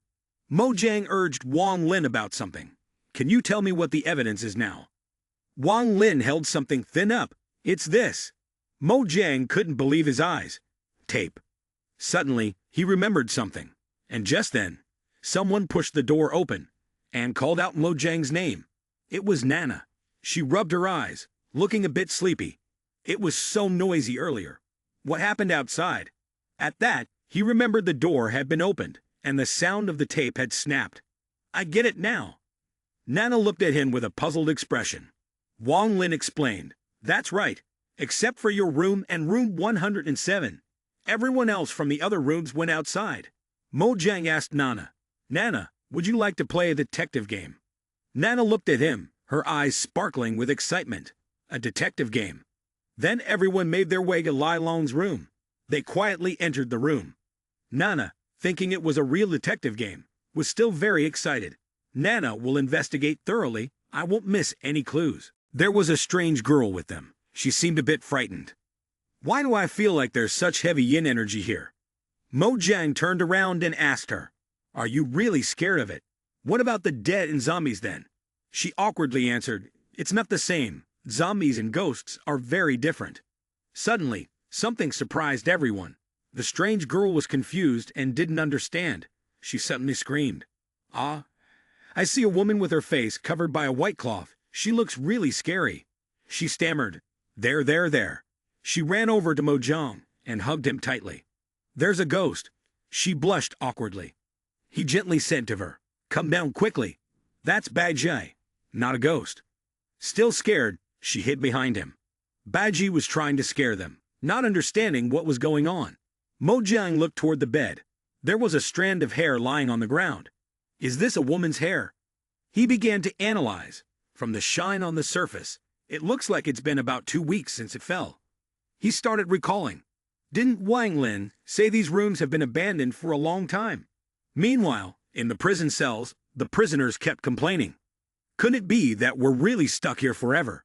Damn it, it's so hard to finally get a bit of relaxation. Suddenly, they pointed their sharp words directly at Gu Xiaosu. Gu Xiaosu, he killed Lai Long, didn't you? Last night, you said you wanted to kill him. Gu Xiaosu was stunned. After hearing those words, the others didn't even give him a chance to explain, relentlessly accusing him. It was you. You try to explain yourself. No, it wasn't me. Gu Xiaosu was desperately trying to clear his name. I only hated him for killing my sister, but my hand is injured. I couldn't have killed him. They completely ignored what he said. That's not true, you're definitely the killer. Admit it. The thugs slowly closed in on Gu Xiaosu. Why don't we just kill him and say he admitted it? That's a good idea. Let's do it. Nai Zhen ran forward to stop them. Wait, everyone. Calm down. They shoved her aside. Get out of the way. Gu Xiaosu trembled, unsure of what to do. Don't, please don't. Then the 4 of them, Mojang, Nana, Baiji, and the girl, moved toward the second-floor apartment. What exactly is hidden up there? Baiji drew his sword, preparing to strike at the door, but Mojang hurriedly stopped him. Wait, Baiji. He took a key from his pocket. Don't make a sound. He gently inserted the key into the lock and managed to open it. It's open, he said. The girl stepped forward and complimented him. Oh, you're quite talented. At that moment, the system panel displayed something that looked quite interesting. He smiled faintly. What's this now? Nana opened the door, as if she had seen something. She called out to Mojang. Mojang, come quickly and look at this. Everyone entered the room. Mojang looked for a moment, and then voiced his thoughts. These things resemble a broadcasting system. The girl walked over to the table, where there was a notebook. She picked it up and brought it over to Mojang. Mojang looked at it. What's this? A prison game?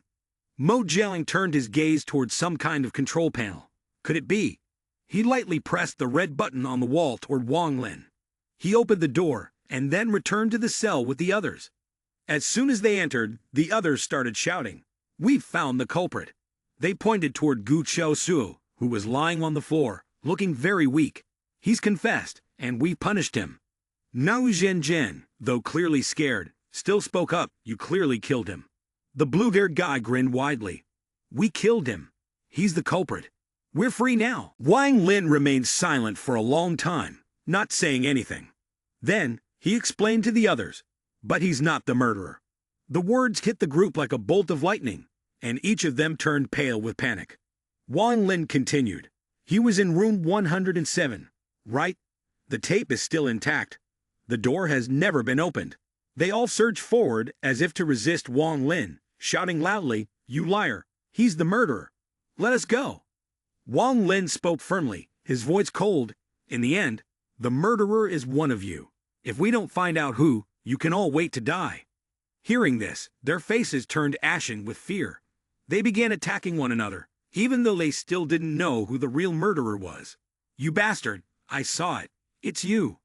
Wang Lin stood aside, wearing a wicked smile, a clear expression of malice on his face. Keep it up, don't stop. At that moment, Mojang appeared and asked, What's the benefit of setting up this game for you? Wang Lin looked confused. What are you talking about? Mo Jiang raised his walkie-talkie and said, the rescue team will arrive in 72 hours. Wang Lin kicked the walkie-talkie out of Mo Jiang's hand, scolding him. This thing was entirely spread by you, to lure everyone here. I think Lai Long was also killed by you, wasn't he? Nana took a step forward, pointing directly at Wang Lin, and the judge Nana declared, you are guilty. Wang Lin sneered, not expecting anyone to have discovered it. Mo Jiang looked at him with eyes full of hope, wishing that his words weren't true. Could it really be like this? It was only now that Wang Lin's cruel face was fully revealed. Why? Isn't it simple? He burst into laughter, continuing, look at these pieces of trash, suspicious of one another for profit, slaughtering each other. There's still a more interesting game than this, and it's the kind of fun we enjoy the most. Mo Jiang didn't understand why he referred to it as we. Suddenly, there was a strange sound, and something half-human, half-snake appeared, looking terrifying. They were all startled. What the hell is that? Seeing the strange creature, Nana quickly drew her sword. She unleashed a pink burst of energy. Look at this, Nana. The monster's eyes turned bright red. That was its power. It stuck out its tongue. Look at me. Something strange emerged from its mouth, causing Nana and Baiji to feel dizzy. I'm so dizzy. Mo Jiang, angered, spread his hand out. In his palm was something green. I thought the opponent was just human. Had I known this earlier, I would have added the imprint to them. The monster moved towards Baiji.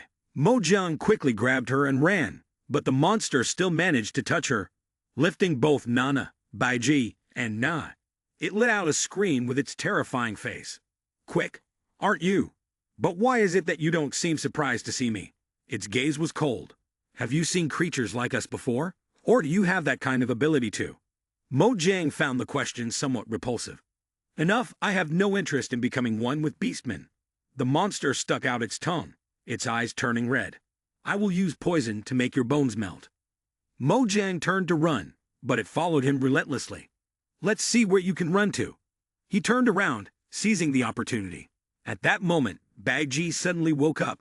She swung a sword horizontally at the monster. It cried out in pain, but the part of its body that was just cut healed back instantly, leaving Baiji astonished.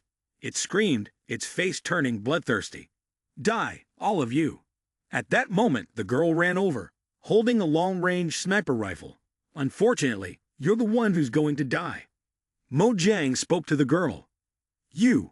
A whistle blew, and the bullet slowly approached the monster, sending it to its grave on the spot. The pieces of broken tiles scattered across the ground. After Mo Jiang finished dealing with the monster, he walked over to Wang Lin.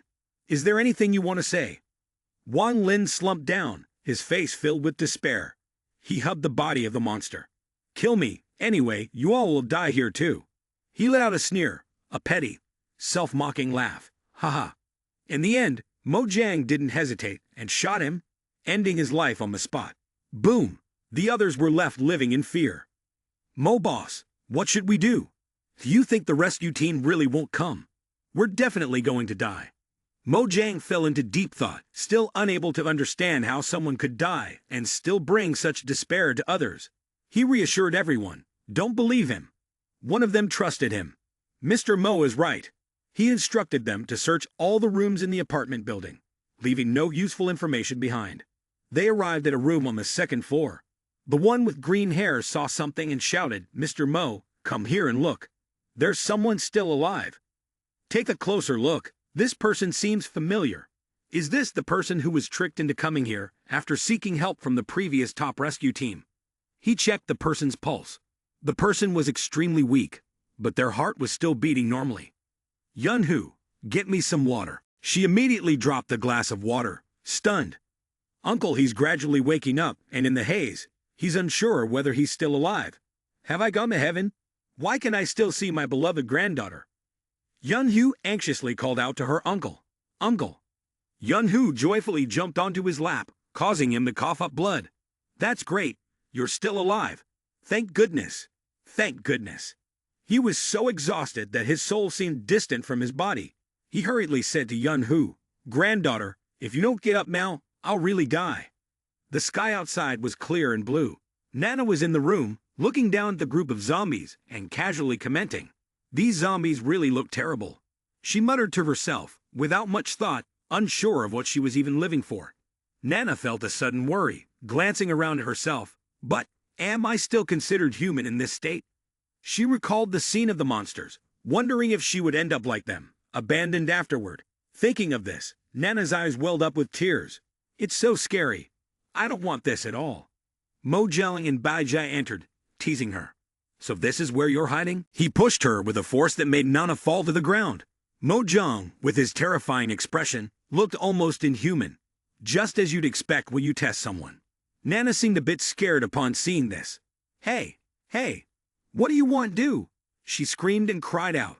Ah, stop it, stop, I can't take it anymore. It turned out you was just testing her by tickling her, making her laugh uncontrollably. If you can't take it, just surrender already. She laughed while speaking. I surrender. He whispered gently to her. It's confirmed. A monster wouldn't show an expression like that. He placed his hand on her cheek. Besides, didn't I tell you? No one is going to abandon you. At that moment, the system interface appeared again. Mission complete. Identify the culprit and sever the bond with the second surviving person. Personal reward received. He was surprised to see he had earned a reward. Oh, a personal reward. Let's see. Nana lunged at him, biting his shoulder with a fierce look on her face.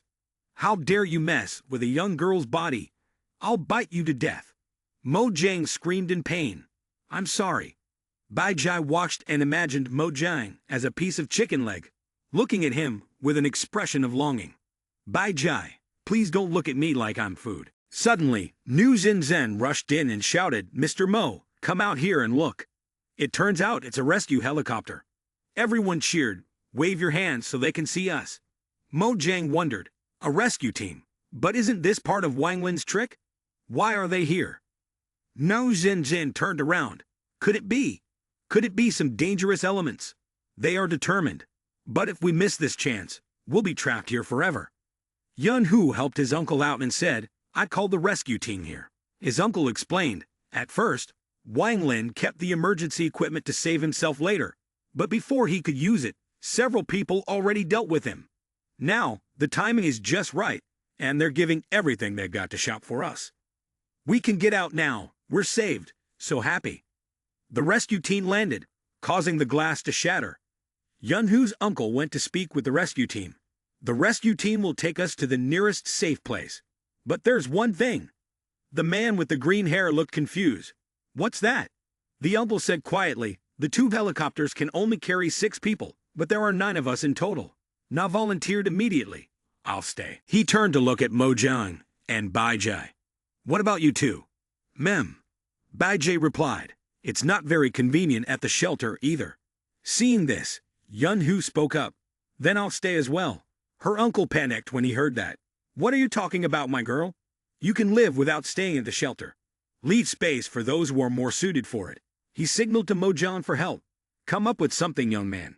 Mojang responded. I understand. Go over there. Yun Hu thought he agreed, happily responding to him. Really? Mojang, you agreed for me to go with you? She asked again.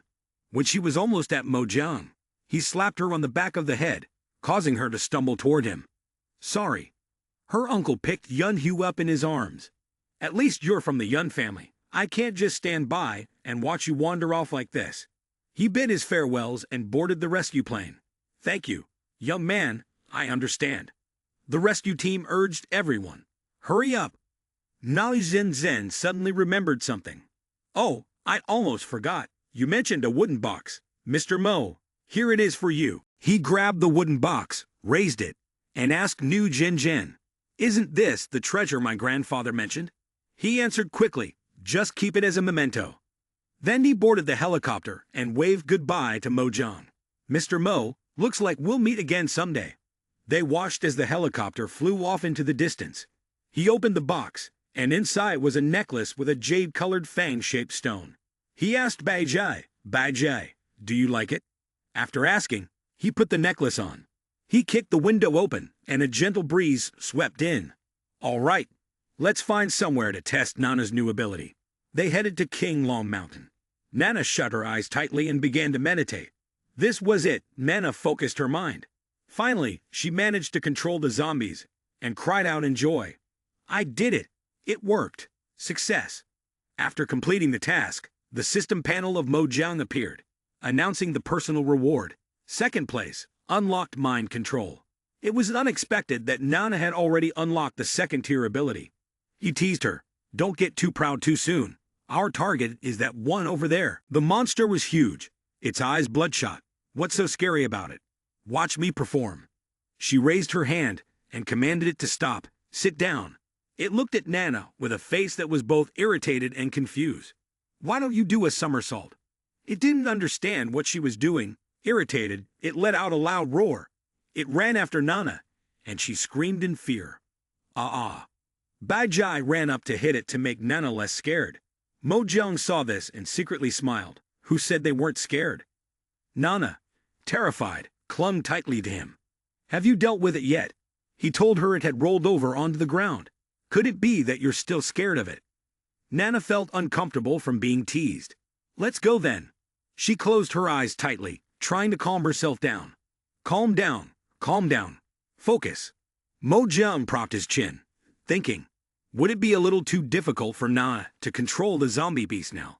The monster roared angrily again. It was not unconscious. Nana ran while cursing Mojang. Mojang, you fraud, I won't forgive you. Suddenly, Nana bumped into the chest of a girl. The girl raised her hand and used her weapon to knock the monster out. The girl teased her. Indeed, there isn't a single man worth trusting. Now looked at her with a confused expression. Who are you? Just then, a few strangers appeared.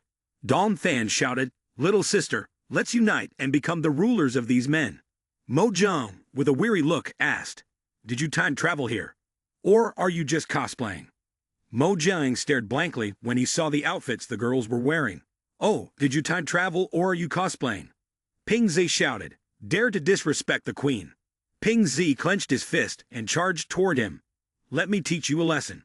Nana used her power to block the blow for him. Mojang. Nana's strength sent Ping Zi crashing to the ground. Boom. Hua. Ping Zi was in tears. You must be in so much pain. Are you hurt badly? The queen. The queen, embarrassed and utterly mortified, turned to find other subordinates. Lan obeyed the queen's command. Yes, your majesty. She prepared to charge at him to punish him. Accept your punishment, you villain. Mojang grabbed her shirt and lifted her up. What kind of creature are you? So fierce. Let me go now. Lan felt embarrassed when this happened. Bajai looked at him with a longing gaze. The remaining subordinates could only stand and watch, unable to do anything. Mojang, amused, said, oh, there are so many beast companions. Huh, is it correct to call them that? The queen noticed something glowing on him. Wait, so she's interested in that pendant. Are you from the village too? After seeing the pendant, the queen changed 360 degrees. She led everyone back to her village. Regardless of the circumstances, if you are destined to be with the descendants of our clan, you are welcome to be protected here. There were still many people around, each busy with their tasks. Some were on guard, others were drying clothes. It seemed like the protective work here was mostly handled by the women. The queen proudly said, did you notice? It's because women are better suited to inherit the abilities of zombie beasts. Men are not only weak, but also prone to losing control. They're only fit to be pets. Ping Zai hugged one of the queen's legs tightly, happily cheering, I'm the queen's dog. He looked around with disdain. It seemed to be true. With that said, do you want to become mine? After all, you're pretty handsome. Follow me, and you won't have to worry about anything for the rest of your life. Ping Zai heard that, and tears started to fall again. Is there really such a good thing? Mojang was surprised by what he had just heard. Ping Zai said in sorrow, does the queen want to kick me out? He bluntly refused the queen's request, but apologized, saying, sorry, you're not the type I like. He turned towards Baji, gazing at her with the look of a lovesick man. Besides, I already have a girlfriend. Truly, eldest miss. This body is irresistibly seductive. Nana, upon hearing this, immediately wanted to shut Mojang up. Dare to talk bad about me. I'll bite you right now. Ping Zi, seeing that he missed the opportunity, shouted, you bastard who doesn't know what's good for you. Loyalty seems quite admirable. The queen still wants to collect you. Let me add this. If you had agreed earlier, you would have become the lowest-ranking servant, suffering under the domination of all the women in the village, just like that. The queen, infuriated, said, "Come with me to the room." He screamed, "But today, I won't lose my temper." Mojang, frightened, said, "There's a trap. I'm so scared." Suddenly, a woman rushed in. "Your Majesty, in the south, there are several level 2 zombies and zombie beasts attacking." Upon hearing this, the queen immediately responded, "Right now." "Yes, the situation is urgent. Prepare for the worst-case scenario. We might have to use the frenzy potion." She turned around only to realize she had not brought it with her. The girl, upon hearing this, seemed a bit flustered. "Lord Warlord, never mind. Let's just check it out first. Quickly lead the way." Yes. At that moment, the system's board appeared again with 2 options. The system chose 1. Ignore 2. Help the queen. Then Mojang said to everyone, "Looks like we have to take action too." Ping Zi cheered, "The queen will win." He smirked, looking for this. "Well, sorry." Then he turned and ordered his underling, "Come here." Yes. At this point, the queen rushed forward, delivering a swift blow that made him log out. She spoke to her teammates. "Quickly go check the situation at the guard post." The 2 of them swiftly ran off. "Yes, yes." Suddenly, a noise startled her, and she turned around. The zombies were jerking their way toward her, looking utterly disgusting. She screamed, "Oh, we're dead." However, Mojang and Baiji appeared behind her just in time to rescue her. Mojang gently tugged at his collar. A new breed, able to use sound to attack. She glanced at him, thinking to herself, "Not bad, his strength is pretty impressive." The queen quickly ran over and shouted, "How's it going, Lan?" Lan stammered, "Bang day, he..." On this side, a monster roared ferociously. The queen stood protectively in front of Lan. "Get back. He's gone berserk." "Mojang is hard to understand," he muttered. "How can it be madness? A trick using drugs to enhance the ability to control fire, and he roars, killing everyone in sight." The queen then drew her blade and spoke, but at the same time, she would lose consciousness and even completely transform into an irreparable monster. Lan, standing behind, looked terrified. The queen, "Don't hurt Bang Day." Lan still couldn't believe the truth. She said, with tears in her eyes, "My love, please wake up. You still remember me, right?" He turned around. However, he immediately acted physically toward her, as though Bang Day had lost all consciousness. Lan watched Bang Day growing more frantic. "It's me here." Suddenly, a knife flew straight into Bang Day's shoulder, making him scream out in pain. Lan's gaze softened as she looked at her beloved in agony. She had killed Bang Day. The queen gently closed her eyes, apologizing. "I had no other choice." She then turned and walked away. "It's over. Let's go back." Lan rushed over to hold Bang Day in her arms. Suddenly, something fell from his hand. A vial. She picked it up, puzzled. "What is this?" "Is it the queen's potion?" They had returned to the small village. Inside the room, Mojang was bandaging his arm. "Didn't we finish the mission? Hurry up and bring the reward." He kept slapping his hands. "Don't pretend to be dumb. Don't pretend to be dumb." However, they ignored him. I saw Mojang muttering to himself, "Looks so stupid." Suddenly, he heard a whisper. "Lan, I want to tell you. Bang Day isn't the one who's obsessed. It's the queen." He tried to eavesdrop from the other side of the wall. "Damn it, it's too far away. I can't hear anything." Ping Zi burst out laughing. "I just know that a few days ago, the queen secretly said something to Bang Day. It was her. It's definitely her." Lan shouted, "What kind of queen has her subordinates take the blame? The result of obsession, but too cowardly to admit it. Despicable. I will definitely make her endure the same pain Bang Day went through." After Lan left, Ping Zi chuckled slyly, a knowing smirk on his face. On the other side, the queen was standing casually on the mountain, holding an axe. Mojang's group approached. "Lan said you wanted to repay us for the help today, right?" He smiled with pleasure, even though he hadn't helped much. But of course, he couldn't refuse the reward. Nana looked around, feeling that something was a bit off. Baiji nodded in agreement. At this moment, the queen began to gather her energy and let out a growl, which greatly surprised Mojang. Right after that, she charged at him, and he screamed in fear. Is this how your tribe thanks others? The queen, with her fiery red eyes, lunged forward, swinging her sharp claws at Mojang. At that moment, he noticed something. Bajie leaped up from behind, holding the sword tightly, ready to end the queen's life, but she was stopped just in time by Mojang. Wait, Bajie. Nana glanced over. Why would you want to help this woman? Bajie said it. He awkwardly explained. Not really, Bajie replied after hearing him explain. The queen charged again with a kick. Now, she's at least an NPC for the mission. Bajie pouted. Nana added a few words, reluctantly forgiving him. Bajie said it. He sighed in confusion. Well, that's good. That's good. Mojang turned and gave Nana a light knock on the head. Wait, when did you gain the ability to translate? Nana made a silly face, teasing him. We share the same bloodline, you idiot Mojang. Are you jealous? Not long after she stopped, the queen charged again, fiercely. Really, Mrs. Hopeless. But we can't defeat her. What do we do? There's only one option left. This is the time to rely on endurance. The endurance you're talking about is running for your life. Running like mad to escape from the queen.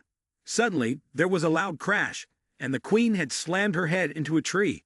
The impact caused her head to swell into a big lump, and unexpectedly, you helped her twice. Mojang, breathless, said, Right, today's return gift for yesterday. You can repay me now. As soon as he finished speaking, the queen pressed his head into her mountainous chest as a gesture of thanks. Nana, frustrated, shouted, Aren't you getting too close to Mojang?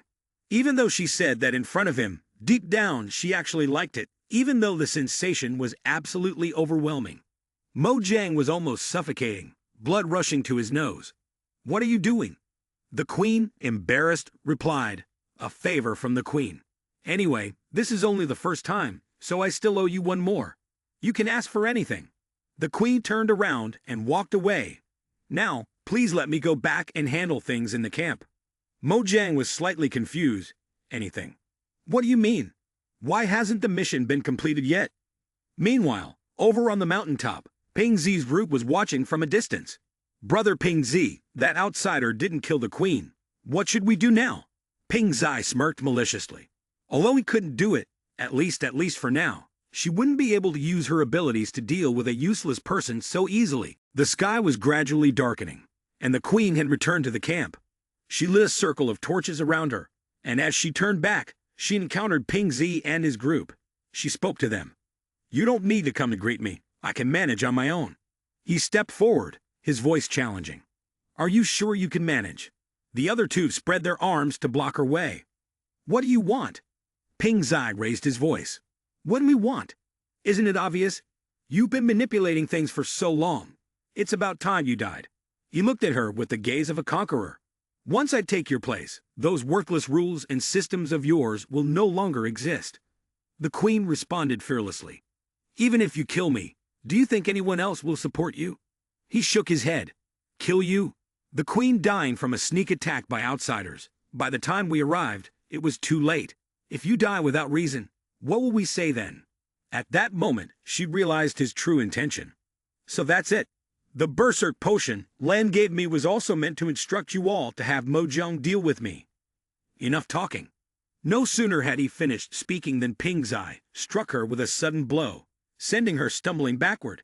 The three of them rushed at her simultaneously, intent on ending her life. After all, a dead person didn't need much explanation. A flame shot from a distance, flying straight towards Ping Zi's legs. Seeing the three men from Mojang appear, he yelled out, straining his neck. Foreign intruders, what do you want? He has been insisting on driving you away. This is a matter within our camp. Do you really want to interfere? Mojang replied, I don't want to, but the mission is not complete. Ping Zi grew increasingly irritated, saying, Bullshit. Anyway, I advise you to know your place, with his strong and reliable subordinates behind him. Mojang confidently asserted. Do you really think you can go up against us? Mojang turned his head to look. Have you made up your mind? One of the underlings nervously asked. What should we do, boss? At this rate, if we go back, and they expose us, we'll be dead.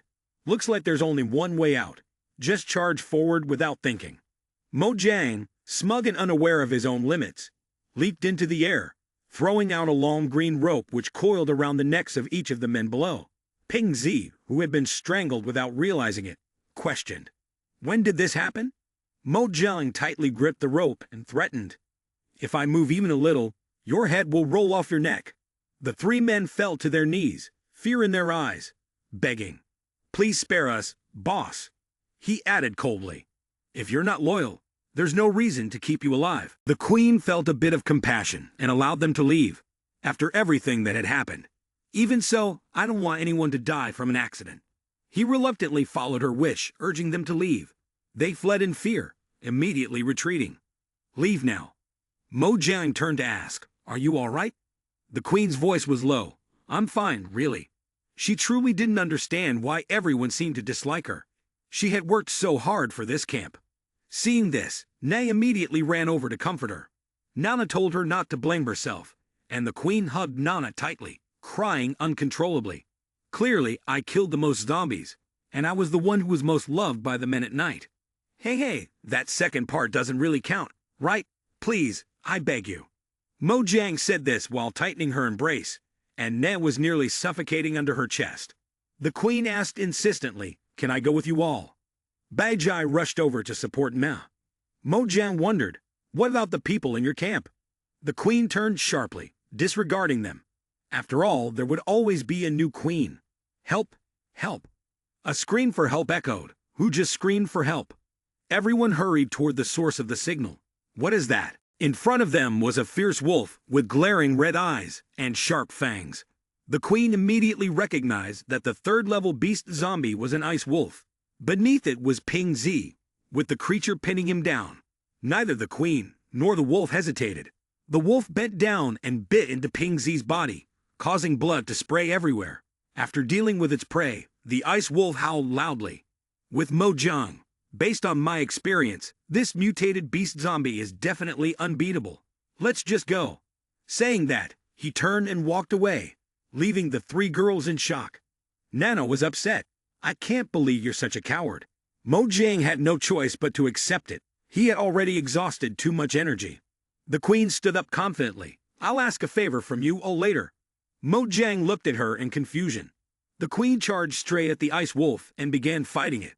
"Dismissed. Everyone in the farm is under your care." She was kicked away by the ice wolf's paw, sent flying far away. Even though she constantly paid the price when going berserk, she still had to save them. Truly, a person who speaks with the mouth, but thinks with the heart. "All right, Nana, you handle the announcement to everyone." Nana happily agreed. "Leave it to Nana, everyone has their task." He turned to Baiji and asked, "Baiji, do you like roasted wolf meat? Everything's ready, let's go." Mo Jiang charged forward, standing in front of the ice wolf. Baiji gripped her sword tightly in her hand, and lunged forward with a confident look in her eyes, delivering a swift slash right into the ice wolf's mouth. Mo Jiang worriedly asked, "Did it work?" "She's done for, Baiji." The wolf, enraged, swung its paw fiercely towards Baiji. Then the ice wolf charged forward, eyes blazing with fury. It was too late. It was already above Baiji's head. The sharp claws were about to pounce on her. At that moment, the queen arrived just in time to block the devastating blow, saving Baiji. Her body was injured, the wound bleeding and burning, with only one strike remaining. This time, no matter what, even if it meant sacrificing herself, she could not afford to miss. The queen did her best to fend off the sharp fangs of the ice wolf. Queen Lan hurriedly ran from afar, shouting, "We're here!" Mo Jiang was frozen. What is happening here? Where are all these people coming from? Getting more and more. Everyone seems to want to protect the queen. No one is allowed to harm the queen. Baiji is in this moment. Mo Jiang gritted his teeth in anger. "You." He grabbed the sword in Baiji's hand and raised it high. The immense power of the sword shot into the air, striking dead center through the body of the ice wolf. Die. The ice wolf was defeated, and the queen, exhausted, collapsed onto the ground. Everyone was concerned. The queen, quickly go prepare the medicine." Mo Jiang quietly breathed a sigh of relief. It was finally over. After some bandaging and treatment, the three of them, Mo Jiang included, were ready to leave. The queen approached and handed him a few items. "Don't forget, these belong to everyone. There the ice wolf's fangs and some jewels. Mojang was slightly confused. Although I'm not really interested, what exactly is the custom round here? And what's with your outfit? Are you seriously cosplaying? He was taken aback by the queen's outfit. She blushed, embarrassed. No, didn't you like this kind of thing? She stammered. Mojang froze. Huh? When did I ever say I like this kind of thing? Nana, making a face, interjected. Nana didn't say the things Mojang just said. Okay, he silently thought. Could it be? Oh, could I have really dreamt of Baijie and actually said everything out loud? The queen pointed at him and said, anyway, if we meet again, I'll definitely make you obey me. Mojang shrugged, his voice soft. That's never going to happen in my lifetime. He meant it as a compliment, but it seemed that the leader of this camp, she really was the most suitable for the role. After saying that, they waved goodbye and left. She said, I don't need you to say it, I already know. He replied, then if fate allows, we'll meet again.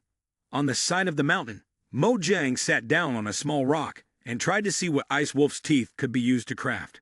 The system reported that he had obtained the item, Frostbite Fangs, with an A+ defensive power rating, and also a pendant item, Frost Touch, a skill ready to activate that could release a frost stone.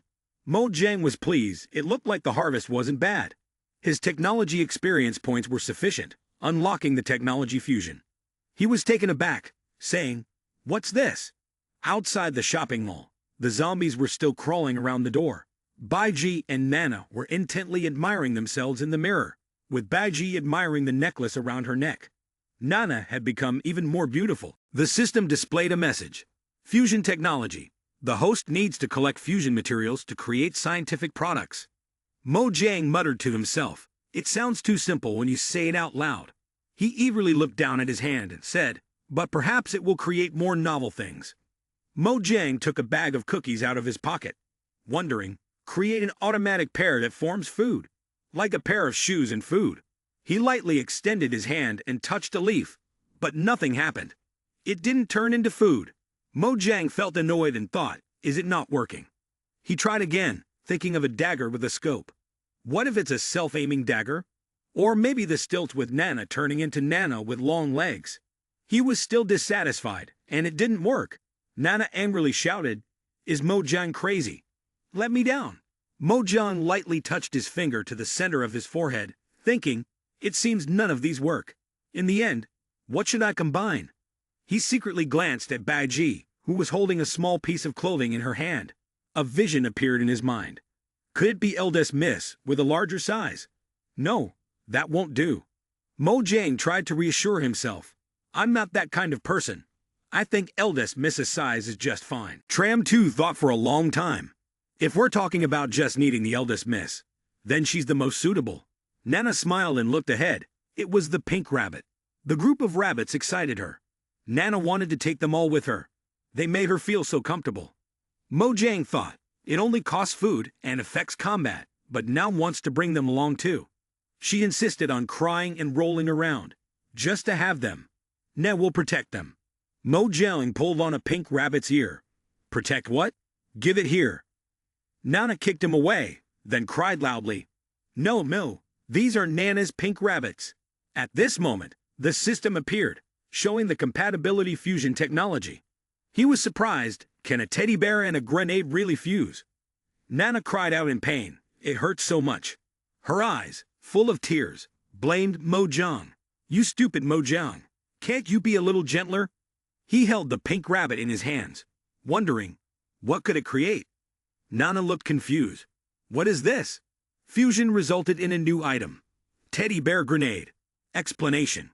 Contains self-sufficient action traits and explodes on time, with enhanced explosive power. After a period of crafting, the pink rabbit was successfully fused and it began to step outside.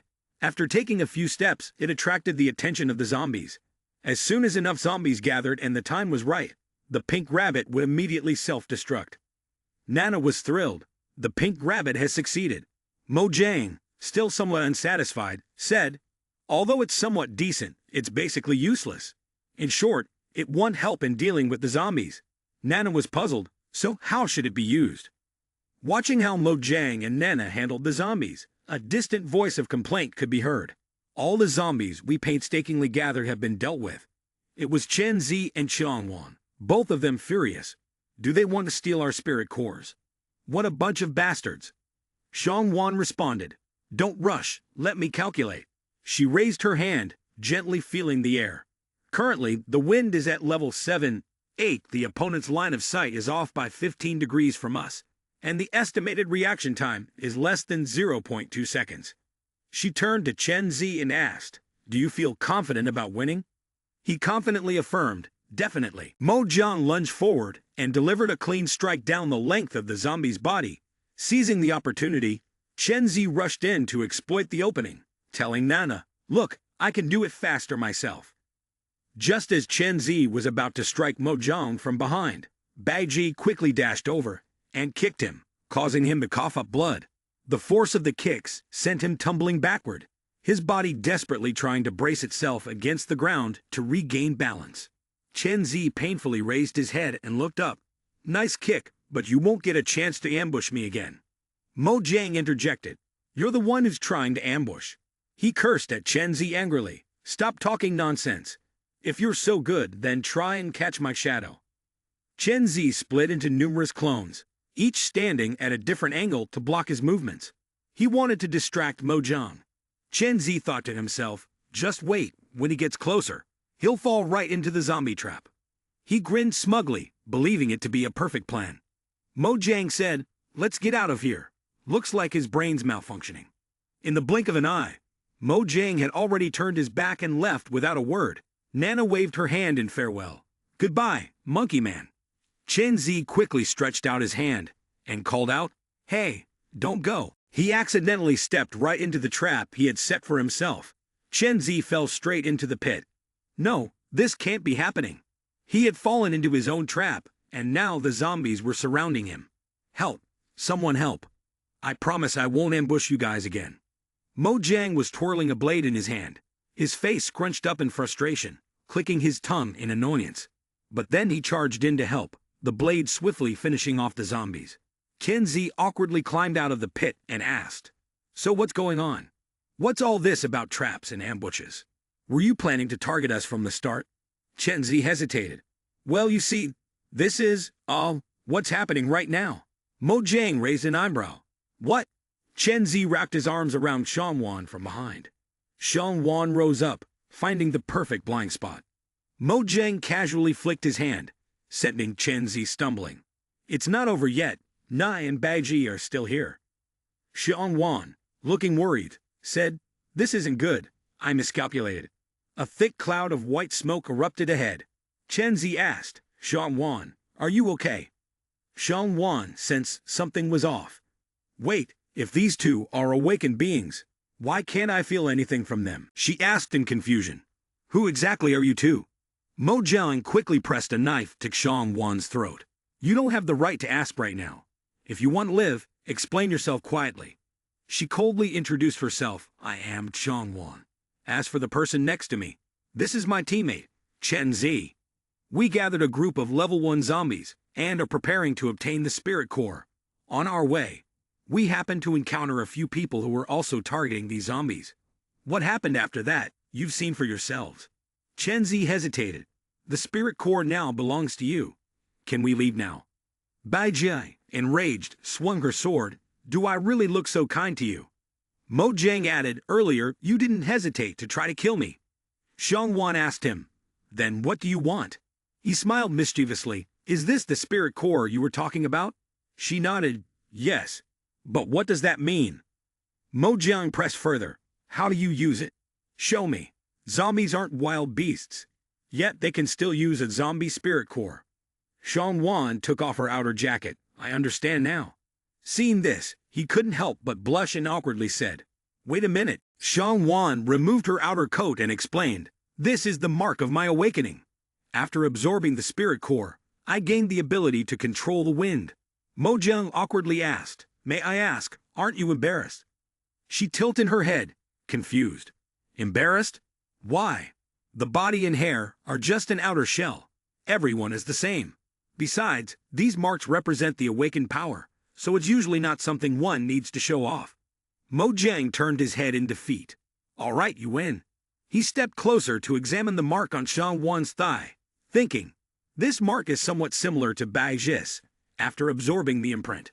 Nana, in a fit of anger, bit him. He screamed, that hurts. What's going on? What did Nana do? She scowled and scolded him. Mojang, you're such a pervert. Mojang turned his face away, suddenly having a nosebleed. Please, I just didn't want to miss any useful information. He pulled his skirt down and said, in short, the awakened ones are like a group of chosen people. There are probably quite a few like them. All right, let's continue heading to H City. We need to hurry. Xiang Wan asked curiously, aren't you going to take the spirit core? He said, give it to those two. Consider it as payment for the message delivery. However, of course, that level 1 spirit core is of no use to us at all. Only a level 2 one would be effective. Suddenly, a voice interrupted, wait. Xiang Wan raised her voice. If you're heading to HC, and, if it's on your way, take us with you. I have something I need to retrieve. The zombie charged forward aggressively. Die. Xiang Wan quickly reminded. Its flame fist has a 75-degree angle of emission. Be careful to avoid it. Chen Zi stepped back, praising. No wonder Xiang Wan is so impressive. He gathered momentum and jumped high to land a finishing blow. But unfortunately, he was struck back by the zombie. She angrily shouted, I told you, its arm rotates 180 degrees. Mojang puzzled, that's hard to understand. Is this kind of calculation also a result of your awakening abilities? Xiang Wan replied, it's just practice. My legs are naturally deformed. If I want to survive, I have to use some other tricks. Chen Zi, it's attacking from behind. 2 seconds, we only have 2 seconds left. Don't worry, relax, she reassured. We've got Bai Ji here. One strike from her, even a weak one, will be enough to sever its body. No need to exert too much effort. Xiang Wan was astonished. Impressive. What level are you awakened ones? He replied, you're asking me what level? I haven't even met that many awakened ones myself. She sarcastically retorted, true, the news about the apocalypse has been cut off. If you knew, you wouldn't be asking me so many questions. He thought to himself, does she think we're all awakened ones? Bai Jia yanked his ear, and he cried out in pain. All right, don't pull there anymore, Bai Jia. Chen Zi was surprised, thinking, barehanded again. I really don't understand why Xiang Wan wants to travel with these people. Mojang turned to look at Chen Zi. Her abilities are so weak. Teaming up with someone as weak as you is really strange. He tossed him a spirit core. Here, absorb this, and see the effects. Bai Ji pinched his nose, and he yelped. Ouch, it hurts. Let go of me. Bai Ji comforted Mojang. Don't worry, eldest miss, of course I know you are the most important. Xiang Wan took the spirit core. Thank you. I'll try it now. He quickly covered his face with his hand. Hey, you don't need to do it right in front of me. After a long day of traveling, the sky had turned dark. In a corner of the forest, a small wisp of smoke appeared. Bai Jai, tired, leaned against his shoulder and fell asleep. After a day of experience, it seemed that the Awakener and Bai Ji Na had one significant difference. Like the mark on Xiang Wan's thigh, after absorbing the spirit core, an Awakener could only enhance their own strength. As for Bai Jai, if she absorbed the imprint transformed from her arm, she could gain the special power inherent to zombies. Bai Jai raised her hand to rub her eyes. He asked, Bai Jai, did I startle you? She answered yes. She had opened her mouth and spoken, which surprised Mojang. Bai Jai, you could talk now. Bai Ji stammered each word. Bang, bang. Mojang eagerly awaited. Bang, bang. What? Take your time, Bai Jai. She blankly continued. Bang, bang. Just as Bai Jai looked up, she accidentally bumped into his chin. Under the flickering light of the flames, Bai Jai lay curled up in his arms. Although it was a little regrettable, at least it was something positive. Mojang gently caressed her cheeks and said, as long as we collect more spirit cores, maybe you'll recover. The next morning, the dawn had broken. Daimi Industrial Zone. Xiang Wan looked around and said, this area belongs to the Daimi Industrial Zone. It's the nearest road to H City. Mojang urged, let's go then. What are we waiting for? However, I didn't like the feeling of being treated like a tool for others to use. Xiang Wan was confused. Why is that? Mo Jiang turned to Nana and asked Nana, "What do you think inside?" She replied, "It looks very dangerous." He laughed and said, "What do you see?" "What danger could a 3-year-old possibly see?" Nana angrily retorted, "Who's 3 years old?" "You idiot, Mo Jiang." He continued, "As for the two of you, one says nothing about it, while the other is willing to go in with a look of fear. Clearly, something's wrong." His words struck a nerve. She furrowed her brow and stepped forward, saying, "Fine. Let me tell you. Every action and gesture of theirs is being monitored." Baijai rushed forward with a sword in hand, easily taking on the zombies alone. Xiang Wan yelled loudly to remind Chen Zi on the right. The zombies growled in fury, their eyes burning with anger. Mo Jiang caught the knife. "If you're really scared, you can go outside." Chen Zi, annoyed, responded, "Shut up." He moved forward, fighting back, and said, "Don't think I'm cowardly.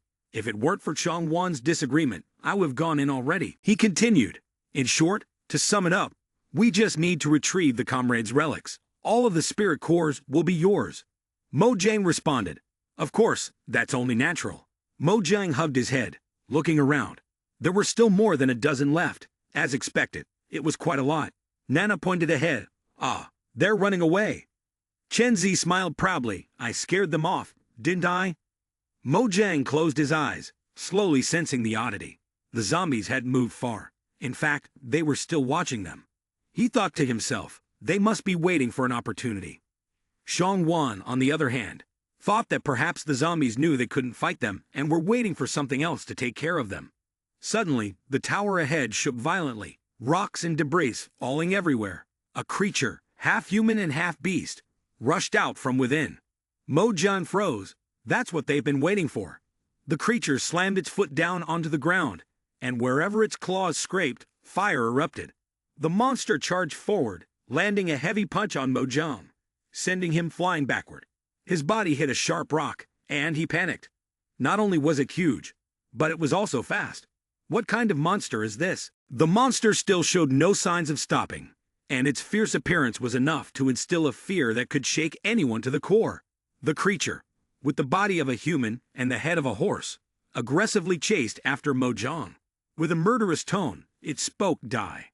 Mo Jiang looked at Chen Zi, who was carrying Xiang Wan on his back, and shouted, "Move into the forest. It's harder for it to maneuver there." The group ran into the forest for a while, and then stopped. Mo Jiang was panting, and he asked loudly, "What the hell is that thing?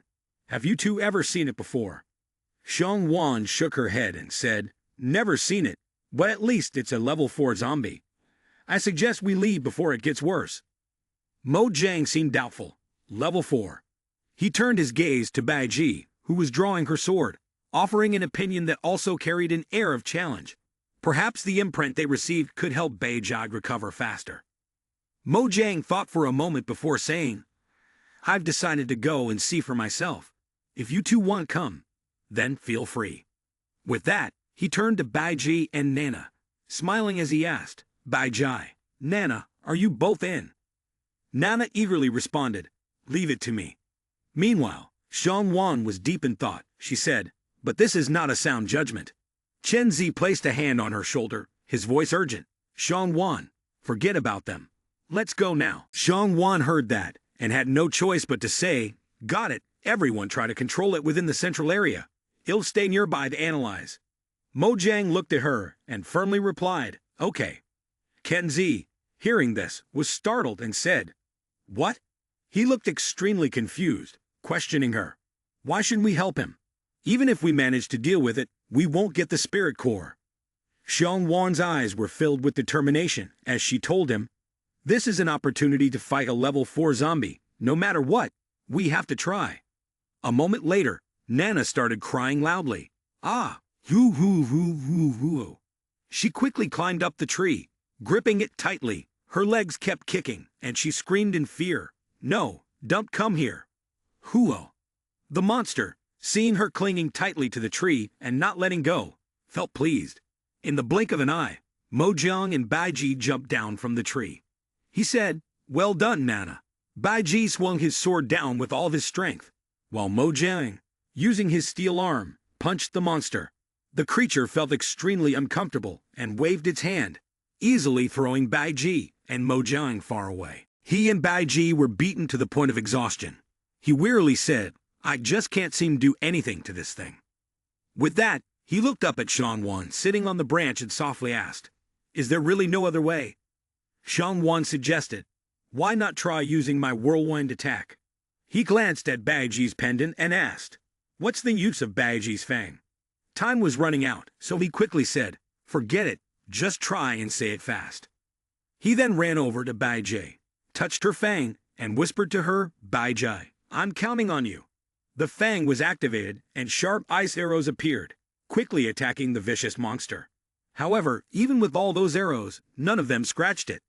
On the contrary, the monster became even more ferocious, accelerating and charging straight at Mojang. Seeing it angrily chasing after him, Mojang hurriedly ran away. He anxiously said, "I knew it wouldn't work." The monster became more and more brutal, letting out a loud roar. Wan, with sharp eyes, noticed a small scratch on its belly. She exclaimed, "Found it. It's under its belly." Mojang seemed to have not heard clearly, so he asked again, "What?" Wan quickly clarified, "If you can hit the center of its stomach, you'll have a chance." Having understood, Mojang said, "Got it." He then aimed directly at the six-pack abs of the monster, not hesitating for a second, and punched it, causing the creature to roar in pain. The monster quickly spun around, swinging its tail at him, and then used its enormous hands to grab him, growling from its mouth. After speaking, the monster threw him far away. He yelled loudly, "Bai Ji sword, wolf white." Mojang pressed his hands to the ground and calmly said, "Do you think you are the only one who's good?" Noticing the monster charging towards him, he coldly prepared to ignite the fire. Before long, the monster had reached where he was lying, intending to finish him off under its powerful feet. Mojang's mechanical arm was activated, and the temperature kept rising. He shouted loudly, using the thrust from his arm to push off the wall, and his body rapidly shot back toward the charging monster. On her face was a mix of worry as she asked, "Do you think it will work?" Wan, with an expression full of confidence, said, "Of course, just look at Mojang's hands." At that moment, Bai Ji's sword just reached Mojang's hand. He immediately grabbed it and slashed it across the monster's lower abdomen. Struck in a vital spot, the monster could only scream in pain, its face contorting in agony as it howled. Once done, he quickly tossed the sword and shouted, "Bai Ji." That was all Bai Ji needed to hear. She swiftly appeared nearby, grabbing her sword. She swiftly performed a few precise strikes, defeating the savage monster. Seeing this, Nana couldn't contain her excitement and shouted, "It's done! Bai Ji is amazing!" Upon hearing this, Bai Ji smiled triumphantly. Suddenly, Nana felt herself losing balance, her body tilting to one side. It turned out that Bai Ji had struck the tree with her sword, causing it to topple. In a panic, Nana screamed, "Help! Why is the tree falling?" Once everything was settled, Bai Ji feigned a look of embarrassment. "I didn't know anything about it." At this point, Nana, caught off guard, fell. Below her stood a dazed Mojang, and she quickly shouted a warning, "Mojang, get out of the way." Mojang suddenly found his vision obscured by something. He stumbled a bit, then dazedly asked, "Where is this? Why can't I see anything?" Na, who was sitting on his head at that moment, covered her face in embarrassment. The scene that had just unfolded made her feel incredibly shy. Her face turned as red as a ripe plum as she yelled, "Ah, you idiot Mojang!" Time passed, and through a small lens, Mojang's route was seen moving through the forest. A man's voice rang out, "The ones with Lai Ye are still moving." Someone next to him asked, "What about the level 4 zombie?" The young man holding the binoculars made a guess. "I don't see it chasing them. They might have already dealt with it." In the earpiece of the one holding the binoculars, a voice was heard, "Kill them all. Take the spirit cores." The man with the binoculars replied seriously, "Understood." Mojang lifted a blue crystal to the sky and examined it. "It really is a level 4 zombie. The spirit core looks quite advanced," he said.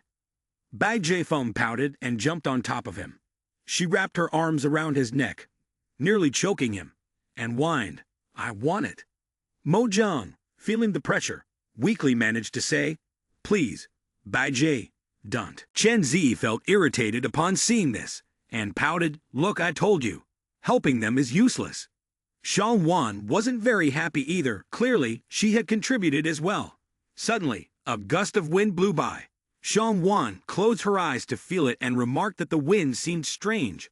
Without warning, she grabbed Chen Zi's hand and pulled him aside. As they moved closer, the sudden pull left Chen Zi confused about what was happening. He asked, "What are you doing?" Wan pushed him aside to avoid a spark flying toward them, causing him to exclaim, "Oh my God." However, a fiery bullet grazed Chen Zi's arm, leaving a hot burn. He wrapped his arm around the injured area and cried out in pain. What's going on? The tree in front of him was ablaze, its origin unclear. At the same time, fiery projectiles shot out from an unknown direction, quickly forming a circle of fire that trapped Mojang and his group inside. Mojang and the others shielded their faces from the toxic smoke, and he grumbled in discomfort. "It's the rebels' tactic. They want to burn us and steal the spirit core." Wan was seething with rage. She shouted angrily, "The rebels, so it's them again." Mojang cursed, "These damn dogs." On a nearby high cliff, the three rebels, after witnessing the scene before them, smiled smugly. One of the rebels said, "So it's true, huh? Getting close like this, we might end up being the ones who die." Through the binoculars, he saw Mojang, struggling on the ground, gasping for air as he ran out of oxygen. He remarked, "Look, the one with the strongest combat ability is about to collapse." The rebel next to him cheerfully replied, No matter how strong he is, he's out of energy now. Just keep tormenting him like this." Seeing that the moment had come, the rebel holding the binoculars gave the order, "Take him out." His companion eagerly responded, "Okay, you just stay here and keep watch." The rebel, confidently raising his dagger, said goodbye. Without hesitation, he struck, but all he pierced was a coat, not a person. He panicked. "What is this?" The other rebel approached, picking up the coat, and asked, "Where is he?" At that moment, Mojang's voice suddenly rang out. "Looking for me?" Mojang appeared from somewhere, holding two daggers in his hands, a smile on his lips. He said, "Congratulations to you all." The two rebels were terrified, stammering, "Why are you?" Mojang responded by immediately striking the two rebels down. He felt a sense of satisfaction. On the other side, Nana was twirling her fingers as she cast a spell, then shot a confident glance and said, "This is the price you pay for underestimating Nana." After dealing with the two rebels, Mojang put on his coat and asked Wan, "So these are the ones who killed your teammates?" Wan shook her head and said, "Not them, but most of them are like this." Her expression suddenly turned to one of deep anger. This ragtag group used violence to suppress the living, forcing them to sell their lives and steal spirit cores. Mojang took a brown bag from one of their pockets and tossed it to Wan, smiling happily. "This belongs to the two of you." She caught the bag of medicine and opened it to find it filled with glowing spirit cores. Chen's eyes sparkled, surprised by the sheer quantity. Wan glanced at Mojang with a doubtful look. She asked, "Are you really giving this to us?" Mojang truly did not expect there to be so many inside. He appeared to be contemplating for a moment, then said, "It's a bit of a shame. Should we take it back?" Upon hearing this, Chen Zi quickly replied, "You already gave it. Why would you ask to take it back?" He glanced at Wan, and then softly said, "All right, Wan, don't worry. Take it. We should be going now." Mojang suddenly remembered, "You two mentioned before that you wanted to retrieve your teammates' belongings from here, right?" Wan nodded. "That's right, we'll probably have to separate paths from here." With that, she waved her hand and said, "Well, goodbye then." Nana cheerfully waved her hand, happy as ever. Mojang sighed. Finally, they're leaving. Baiji, hearing this, looked at him with a confused expression. At this moment, the system appeared with a notification. First time defeating a level 4 zombie, receiving a special reward. Mojang's eyes lit up. He eagerly wondered, what could it be? The system then asked him, "Do you want to activate the S-level mission?" He looked somewhat disinterested. An S-level mission sounds pretty intense.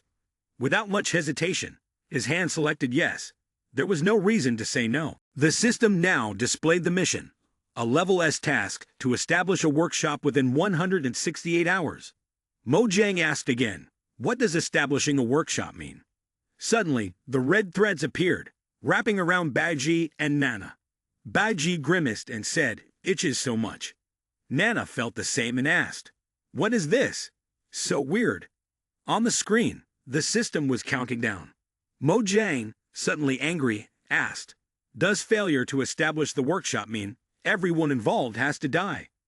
Suddenly, a bomb-shaped tattoo appeared on the necks of Baji and Nana, signaling that it was being activated. Seeing this, he felt frustrated and yelled, "This damn mission! Is this for real?" Meanwhile, the black-glassed rebel had discovered that his two teammates were already dead. He trembled and reported, "Captain Lai, by the time I noticed something was off, it was already too late." Lai Ye couldn't accept the outcome. She was furious, kicking the glasses-wearing man. He was badly beaten by her, and she crossed her arms, fuming, and shouted, "Not only did we fail to catch the rat, but now we've been robbed." The man screamed in pain. Lai Ye, still angry, couldn't sit still. She shouted, "What's the point of keeping you people around?" The person cried and pleaded, "Sorry, Captain Lai Ye." She suddenly stopped, stepped over to a spot where a bit of spiritual energy still lingered.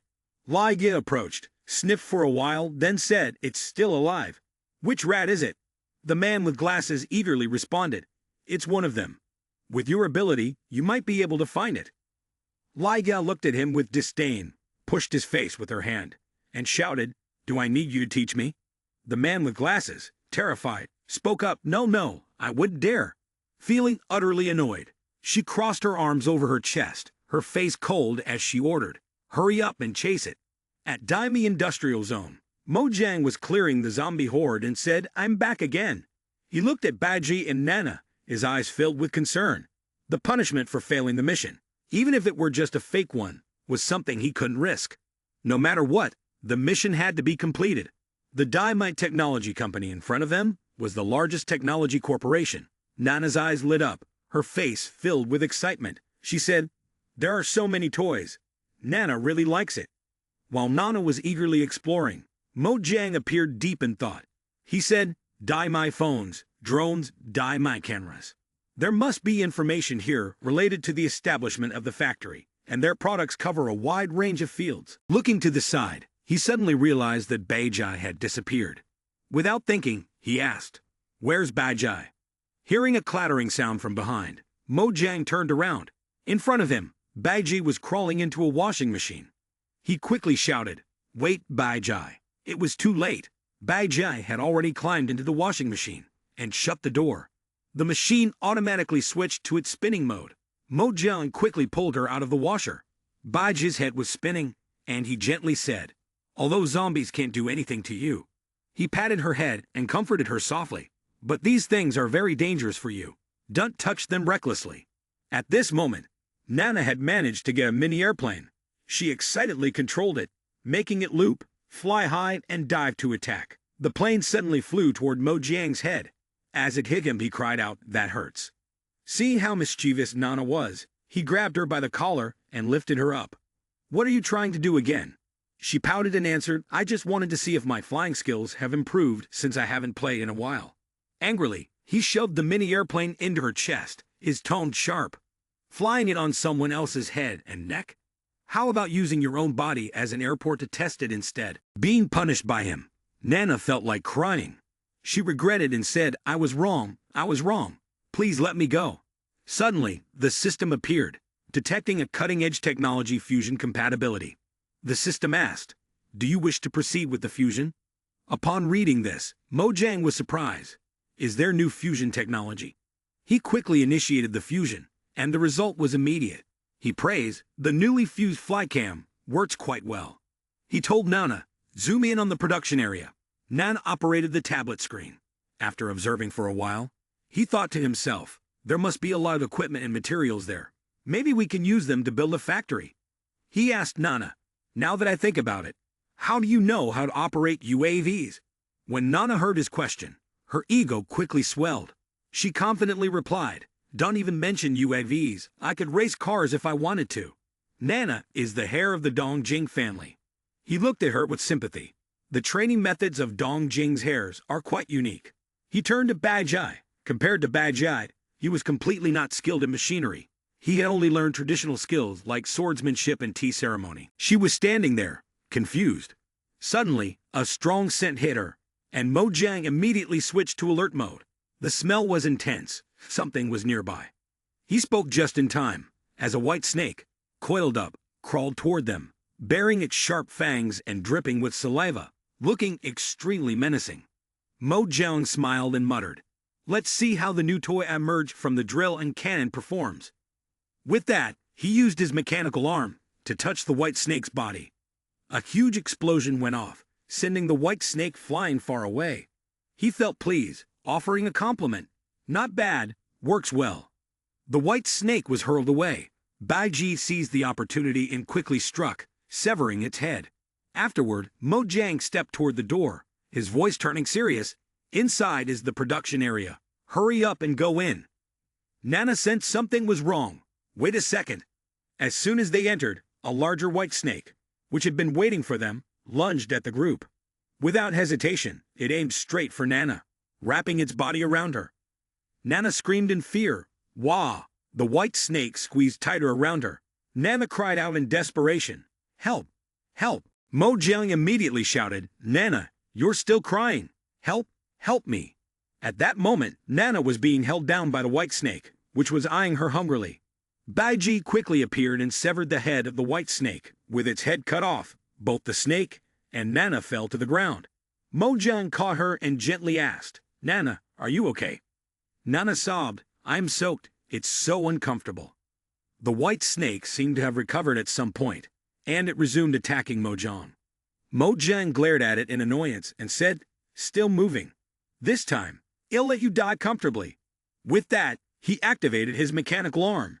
The arm lit up brightly, and from his palm, a stream of intense fire shot out. The white snake writhed in agony as it was consumed by the flames. It screamed in pain. Before long, the white snake was reduced to a charred corpse. Once Mojang finished, he gave it a friendly finger gesture. "Hemph, if you're so brave, come bite me again." Then he turned around and said, "Let's go." Suddenly, Nana, in a panic, called out to him, pointing behind him, "Mojang, look." Mojang was attacked. He looked on in shock and asked, "What's going on? Is this thing not dead?" Looking at the tablet, Nana said, "Mojang, look at this screen." On the screen, a heat map appeared. She said, "The highest concentration is here, probably the boss." Hearing this, he immediately asked, "Where are the two of us?" While Baiji was fighting alone against two white snakes, Mojang was listening to Nana.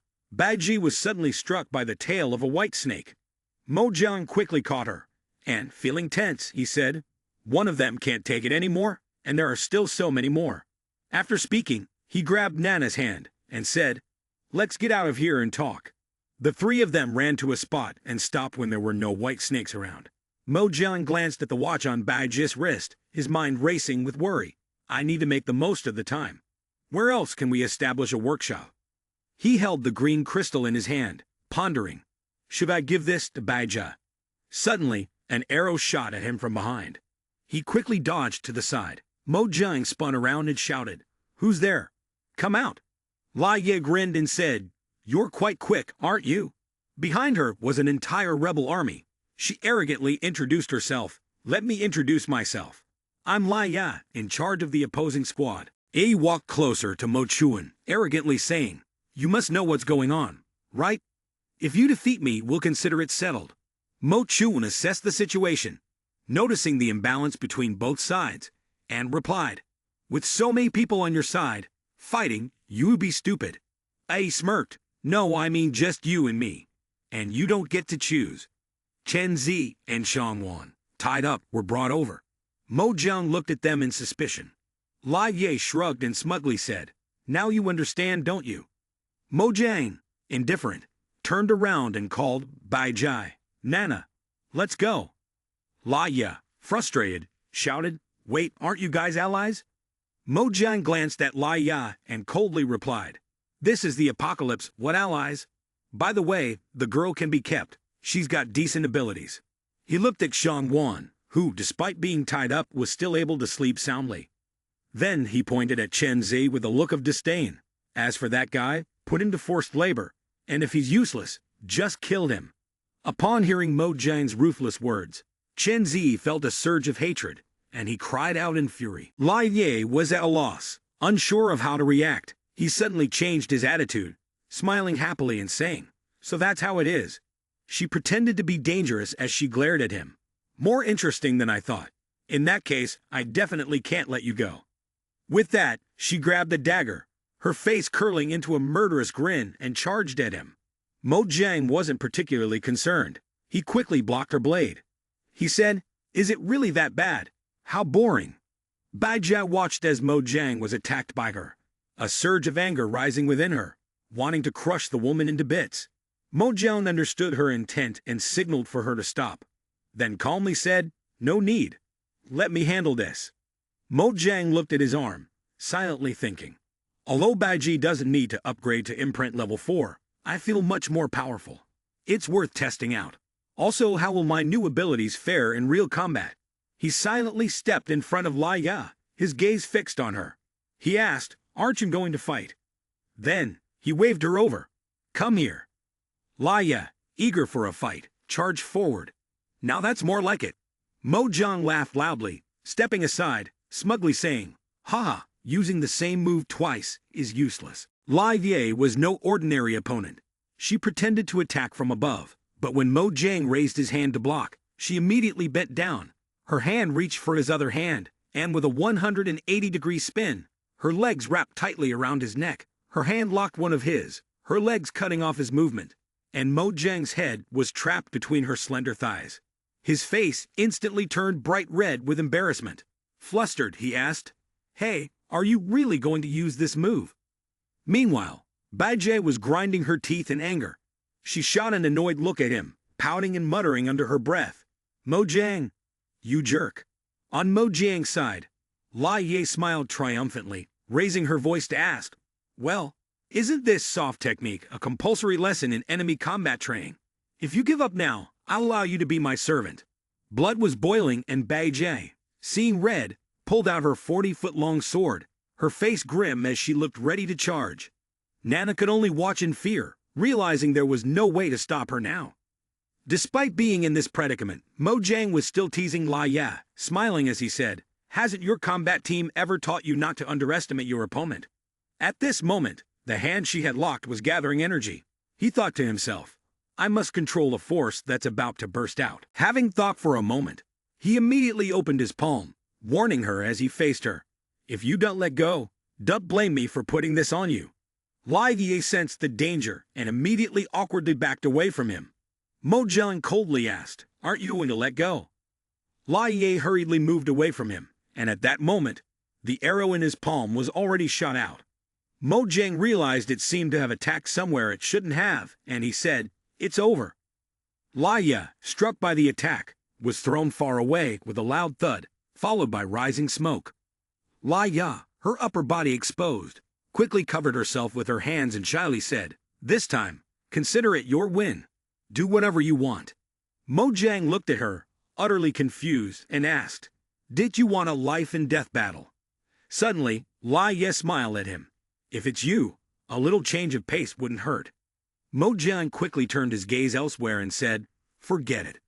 Lai Ye quickly ran off, shouting, "Dismissed." With that, she retreated, and Chen Zi and Xiang Wan were untied. Xiang Wan stepped forward and sincerely said, "Thank you. We owe you again." Chen Zi nodded in agreement. Xiang Wan made a suggestion. "Let us join you in fighting the multi-headed snake." Mo Jiang smiled upon hearing this and softly said, "If you want to go, then follow quickly." Through the binoculars, the group of Mo Jiang was seen heading out together. After watching, Lai Ya lowered the binoculars, but didn't say anything further. One of the subordinates bent down and asked, "Captain Lai Ya, are we just letting them go like that?" Lai Ya glared at him, her expression clearly displeased. "Are you teaching me how to do my job?" The subordinate, seeing Lai Ya's terrifying demeanor, trembled and dared not say another word. Lai Ye stepped on his face, speaking sternly, "Find someone to contact Chen Zi. No unnecessary actions. Just gather all the information about Mo Jiang." Seeing his face turn red with excitement, Lai Ye disdainfully kicked him aside. "And what's that expression on your face? It's nauseating." The young man, though kicked painfully, couldn't hide the satisfaction on his face. On the other side, Mo Jang's group finally arrived at the Daimai Technology Campus. There was a giant multi-headed snake wandering around. The hot sword suddenly cut through its eyes. Bajai lowered her sword, and one of the giant heads of the multi-headed snake fell heavily to the ground. The other heads felt the pain as well, and they all let out a miserable shriek in unison. One of the heads nearest to Baiji darted toward her position. Baiji quickly stepped aside and hid behind some nearby bushes. Mo Jang raised his hand and shouted, "Burn it!" A burst of flames shot toward the snake, igniting it fiercely. Taking advantage of the moment, Baiji quickly escaped from the scene. She landed behind Mo Jang, and a small flame was still lingering on the hem of her dress. After finishing the task, Mo Jang lowered his hand and turned to Xiang Wan, asking, "Xiang Wan, have you figured anything out?" On the other side, Nana was hurriedly putting out the flames to save Bajai. Xiang Wan calmly replied, "The time for the multi-headed snake to recover is limited. As long as we eliminate the connection point before it fully recovers, we can prevent it from coming back to life." Everyone's gaze turned to the multi-headed snake, which was still howling in the distance. Without hesitation, Bajai raised her sword again. Seeing her movement, Mo Jang immediately understood. "Bajai, all right then.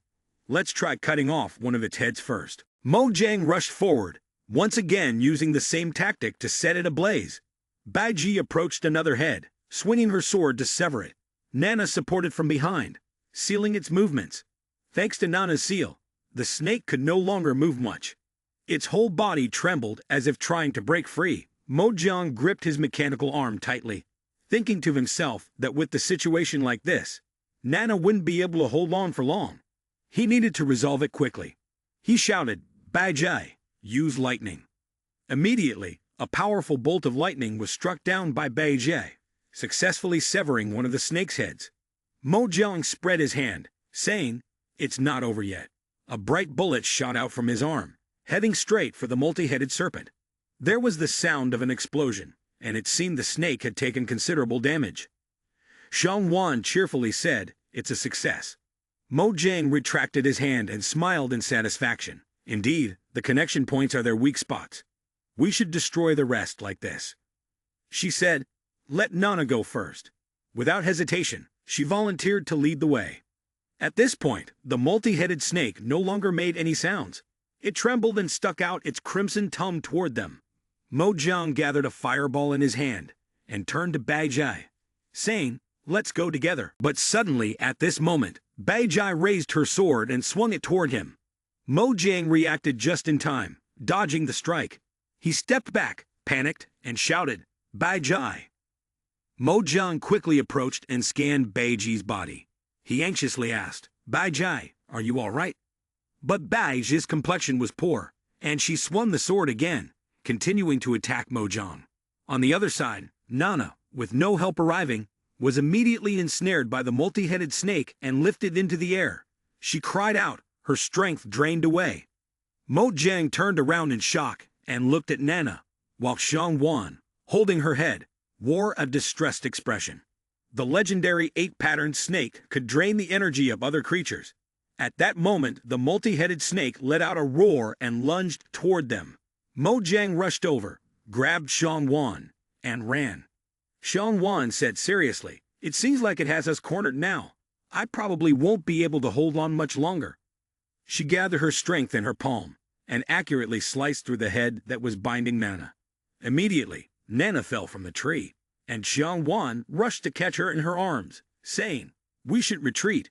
It's better to leave." Mo Jang looked at the snakes that had cornered the three of them against the tree.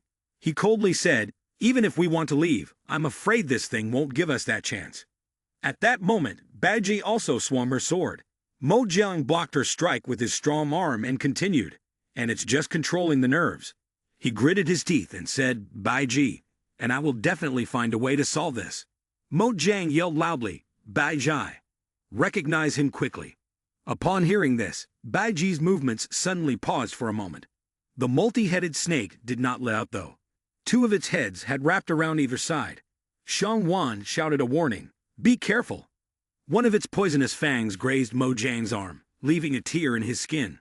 Mojang, now losing his patience, grabbed its head and hissed, "How can this evil zombie monster affect the bond between Baiji and me?" At this point, Mojang was at his breaking point. He unleashed a fiery blast from his hand, incinerating one of the heads. Baiji, now partially coming back to her senses, instinctively moved and severed another head. Then, she tilted her head and looked at him, smiling her usual cute smile. The system continuously reported. The synchronization rate continued to break through 37%. Mojang gently looked at her, asking, "Baiji, you're awake now, right? Then let's go ahead." Suddenly, a pair of illusory wings sprouted behind Baiji, and a strange formation appeared beneath her feet. Wan asked in surprise, "Is this the evolution from using the spirit core from last time?" At that moment, the multi-headed serpent also roared in anger. Baiji swung her sword, and a powerful, unusual force radiated from it. Mojang was just as surprised, asking, "Has the wolf white upgraded too?" Baiji darted in front of the multi-headed serpent. She held her sword, pointing it straight at the most ferocious head. With one swift strike, the massive head was neatly severed. Mojang smiled in satisfaction, activating his flame fist, and said, "Leave the rest to me." A great fire erupted, burning away the connecting points on the multi-headed serpent's body, engulfing it entirely in a sea of flames. Baiji's illusory wings disappeared, and she fell beside Mojang. He joyfully cheered, "We did it, Baiji." Just then, a spirit core fell to the ground. Mojang quickly caught it, grinning as he said, "Another 4th-level zombie spirit core." Wan carried Nana in her arms and reminded her, "Once you're done, hurry up and leave." Mojang also held Baiji in his arms, looking at Baiji's weak state. Mojang's eyes showed clear sympathy as he said, "I'm afraid Baiji no longer has the strength to absorb anymore." Suddenly, a barrage of bullets shot out from the flames, targeting Mojang and the others. From the forest, a group of people dressed in tactical gear stepped forward, each holding guns and ammunition. Laya's voice echoed, "Seems like it's a bit too late to leave now." Mojang reminded her, "Wan is the opposing force." Laya stretched her arms out. It seemed she was quite pleased with the scene, saying, "I didn't expect to deal with a level 4 zombie again. You really surprised me, don't you?" Mojang wasn't scared in the least. He growled, "If you already know our strength, why bring people here to hand over your lives?" Baiji, standing next to him, immediately reverted to a fighting stance. She charged at Laya. Laya quickly retreated, dodging Baiji's strike. It was unclear when exactly, but she had already gotten close to Baiji. She placed her hand on Baiji's and whispered, "Don't be in such a hurry, little sister." Seeing Baiji being approached, Mojang immediately rushed over. But his strike was much slower now. Laya merely tilted her body slightly and easily dodged it. She spread her palm, with fresh blood still dripping from it. Mojang clutched the wound on his arm, letting out a cold grunt. He hid the spirit core in his palm, thinking to himself that this woman was truly troublesome. Wan anxiously asked, "What exactly do you want?" Laya shrugged, her tone playful. "Instead of asking me, you should ask your teammates what they want." "What does that mean?" Wan quickly retorted.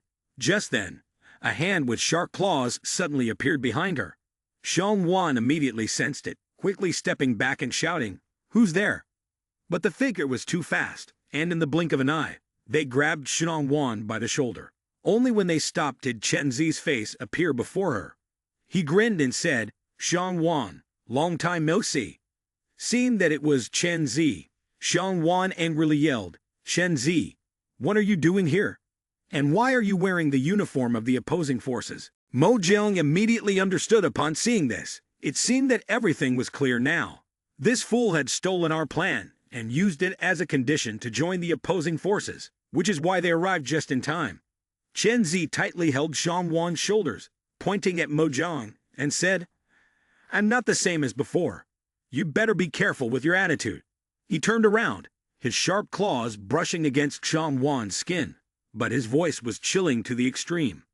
Wan, join the opposing forces too. There are energy stones here, food, and a warm place to sleep. Chen Zi took the tag from Wan, and she frowned, saying if we keep dwelling on the past, we won't get anywhere. At that moment, a sharp green light shot out, ripping the tag from Chen Zi's hand. Xiangwan grabbed it, anger in her voice as she said, "You're not worthy to hold this." Chen Zi licked his fingers, gave her a glance, and its claws swiped through the air, immediately tearing Xiangwan's clothes. He embraced her body, smirking wickedly. "The times have changed. Xiangwan, it's time for you to obey me now." On the other side, Lai Ye also directed the opposing forces, surrounding them. Lai Ye raised her hand, smiling as she said, "That thing? I guess you can only use it once to either save someone or break through the encirclement." Mo Jiang looked at the spirit core in his hand, gritting his teeth in anger. Lai Ye placed a finger to her lips in a shing motion, saying, "I told you, don't just rely on guesses." Mo Jiang raised his hand, calmly saying, "The answer is naturally." Suddenly, a burst of flame erupted from the palm of his hand. The bullet in his hand was aimed directly at Chen Zi, and with a blast, it pierced through his head. Mo Jiang smirked, grinning arrogantly. Seeing that Xiangwan had been saved, Lai Ye angrily rushed forward. "Don't think that you've won." Mo Jiang placed the spirit core onto Nana's body. Nana had already anticipated that she would cast a seal on her hand, shouting loudly, "I've been waiting for this." The entire opposing army was left dazed by Nana's move. Lai Yi trembled, supporting her forehead, and snarled, "Such good coordination, huh?" In that moment, Mo Jiang caught Xiangwan and fled. "Go quickly," the young man wearing glasses said anxiously. "Captain Lai Ye isn't chasing. They're done for." Lai Ye angrily swung her leg up and kicked him. She grabbed the collar of his shirt and, frustrated, yelled loudly, "Do you think I need you to teach me?" The young man grinned mischievously, delighted. "No, I did mean that." Lai Ye held up the spirit core she had just snatched from Mo Jiang's hands, smiling to herself and thinking, "A level 4 zombie spirit core. If I let him live, could it get even more interesting?" With that, she flashed a sinister smile. "I find this cat and mouse game very amusing." Mo Jiang and his group ran for a long time. When they finally stopped, the sky had turned pitch dark. Xiangwan stumbled along, only able to support herself with a cane, and asked, "We've escaped, right?"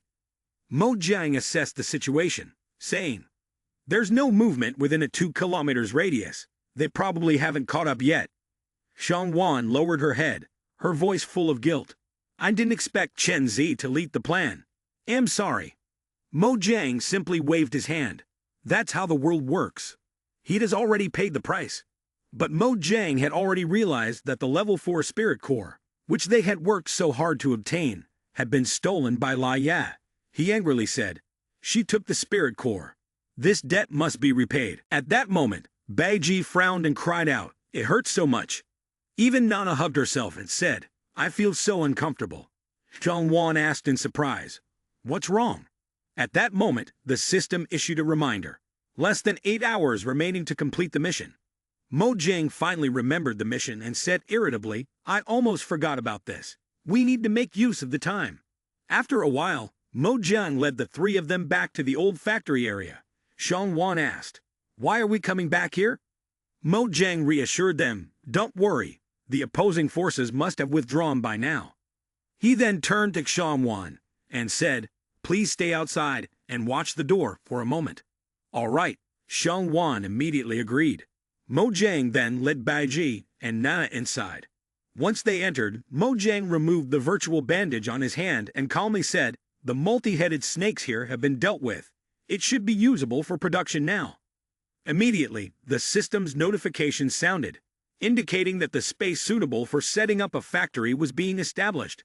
The factory control panel was unlocked, and the technology for fusion upgrade was also unlocked. Once the upgrade was complete, Nana and Baiji immediately returned to their normal state. Nana exclaimed happily, "I can breathe so easily now." Baiji also felt much more comfortable. The system continued to announce, "Kill the multi-headed snake zombies, receive a treasure chest, complete the S-level mission, and obtain a hidden reward." Mo Jiang gently took Bai Ji's hand and smiled, saying, "It seems the mission is complete. Nana and Baiji are recovering faster now." He looked at the system screen, noticing there were more items available for fusion. "What's this?" After looking at it, Mo Jiang turned to Nana and said, "Nana, I have an important task for you. Can you do it?" Upon hearing this, Nana's round face immediately lifted with pride. Humph. I knew it. That fool Mojang wants to rely on me. After a while, Mojang went outside. He called out, Xiangwan. Upon seeing Mojang, Xiangwan quickly asked, what happened in there? He threw a metal prosthetic leg into her hands and said, catch it. Then Mojang added, try it on your leg. Xiangwan hesitated for a moment, unsure how to put it on. Is it like this?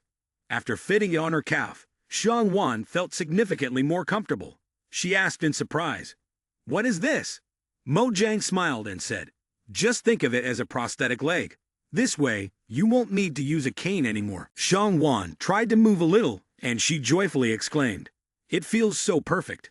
Is this what it feels like to walk on your own two legs? Seeing Xiangwan taking wobbly steps, Mojang quickly reached out to steady her. Take it slow, just ease into it. Suddenly, Xiangwan, not used to walking, slipped and stumbled, letting out a startled cry. Ah! She fell forward, crashing into his chest. Mojang chuckled and said, I told you to take it slow. Xiangwan, embarrassed, mumbled an apology. Sorry, I just haven't gotten used to it yet. Suddenly, from not far away, a frustrated voice rang out. Why do they make us patrol this damn place? If any level 4 zombies show up, we'll be devoured for sure. Another male voice responded. Opposing Captain Lai Ya would get us devoured too. Which would you prefer? Mojang quickly pulled Xiangwan into a bush, signaling for her to be quiet. Sha. Looks like it's the enemy troops. The well-dressed man sighed with a bitter smile. Well, let's go with this. If we're lucky, we might make it out safely. Suddenly, a cold hand landed on the man's shoulder. Mojang's voice, like a demon rising from hell, startled both of them, leaving their faces pale. But my friend, it seems like your luck isn't so great. They panicked and shouted, someone. But before they could say anything else, Baiji struck one of them with the hilt of his sword, making a loud thud, and the man collapsed to the ground. The remaining soldier trembled and asked, what do you want? Mojang raised his knife, glaring threateningly, if you want to live, you'd better run. The soldier, confused, asked, so, we're allowed to run? With that, he quickly turned and ran off, shouting for help and alerting the enemy that they were coming. When he ran toward another building, Mojang calmly chased after him. Seeing a large, sturdy building, Xiangwan anxiously asked, is this the headquarters of the opposing army? Do we have to go in there? He replied, of course. Mojang lifted his foot and kicked the iron door. With a grunt, he harshly said, I won't rest until I get back what was stolen. Xiangwan also lifted her foot and tried a kick. The strike went a little off course, hitting the wall behind the soldier. He turned pale with fear. Xiangwan shrugged. I miscalculated the angle a bit. She lowered her gaze, her smile as cold as the winter wind, and said, could you stand still so I can kick you properly? This time, I'll aim for the right spot. Seeing Baiji also raising her sword behind, the trembling soldier stood up and thought to himself, refusing her will only lead to a worse outcome. At that moment, the opposing soldiers rushed out from inside, shouting loudly, for Captain Lai Ya, kill them all.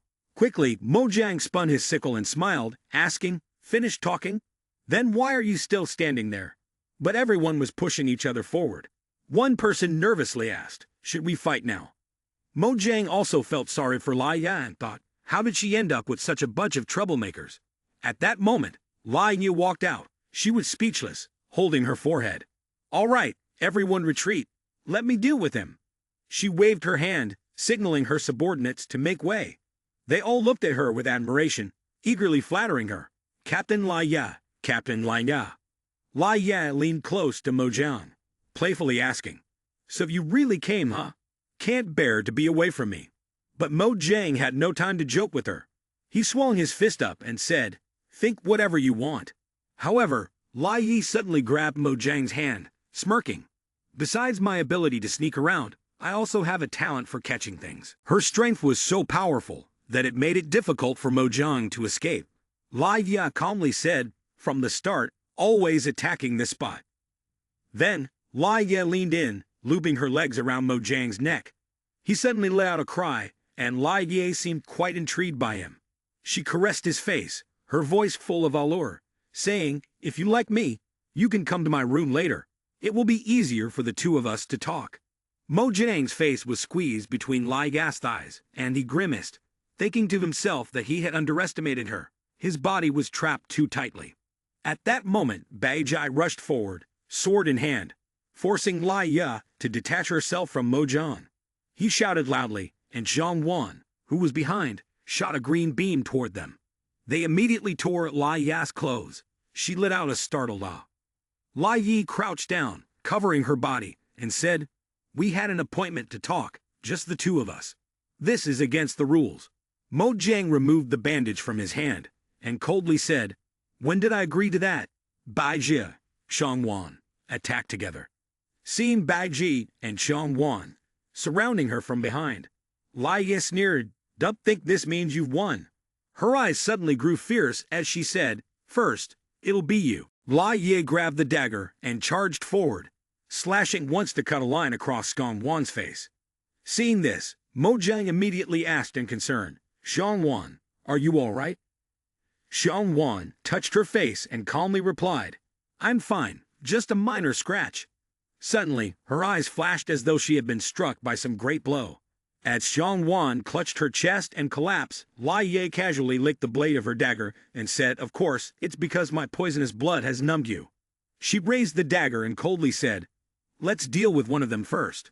At that moment, a loud boom sounded. It was as deafening as a bomb explosion, and black smoke immediately spread everywhere. Although Lai Ye was unharmed, she began coughing violently. Annoyed, she said, "Can we switch to a different weapon to avoid this pollution?" Mo Jiang picked up Zhang Wan, responding indifferently, "It's not up to you to decide what weapons the enemy uses."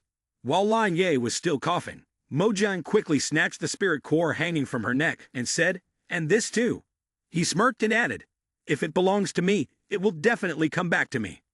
With that, Mo Jiang turned around and gently called out to Bai Jai, "Bai Jai, let's go."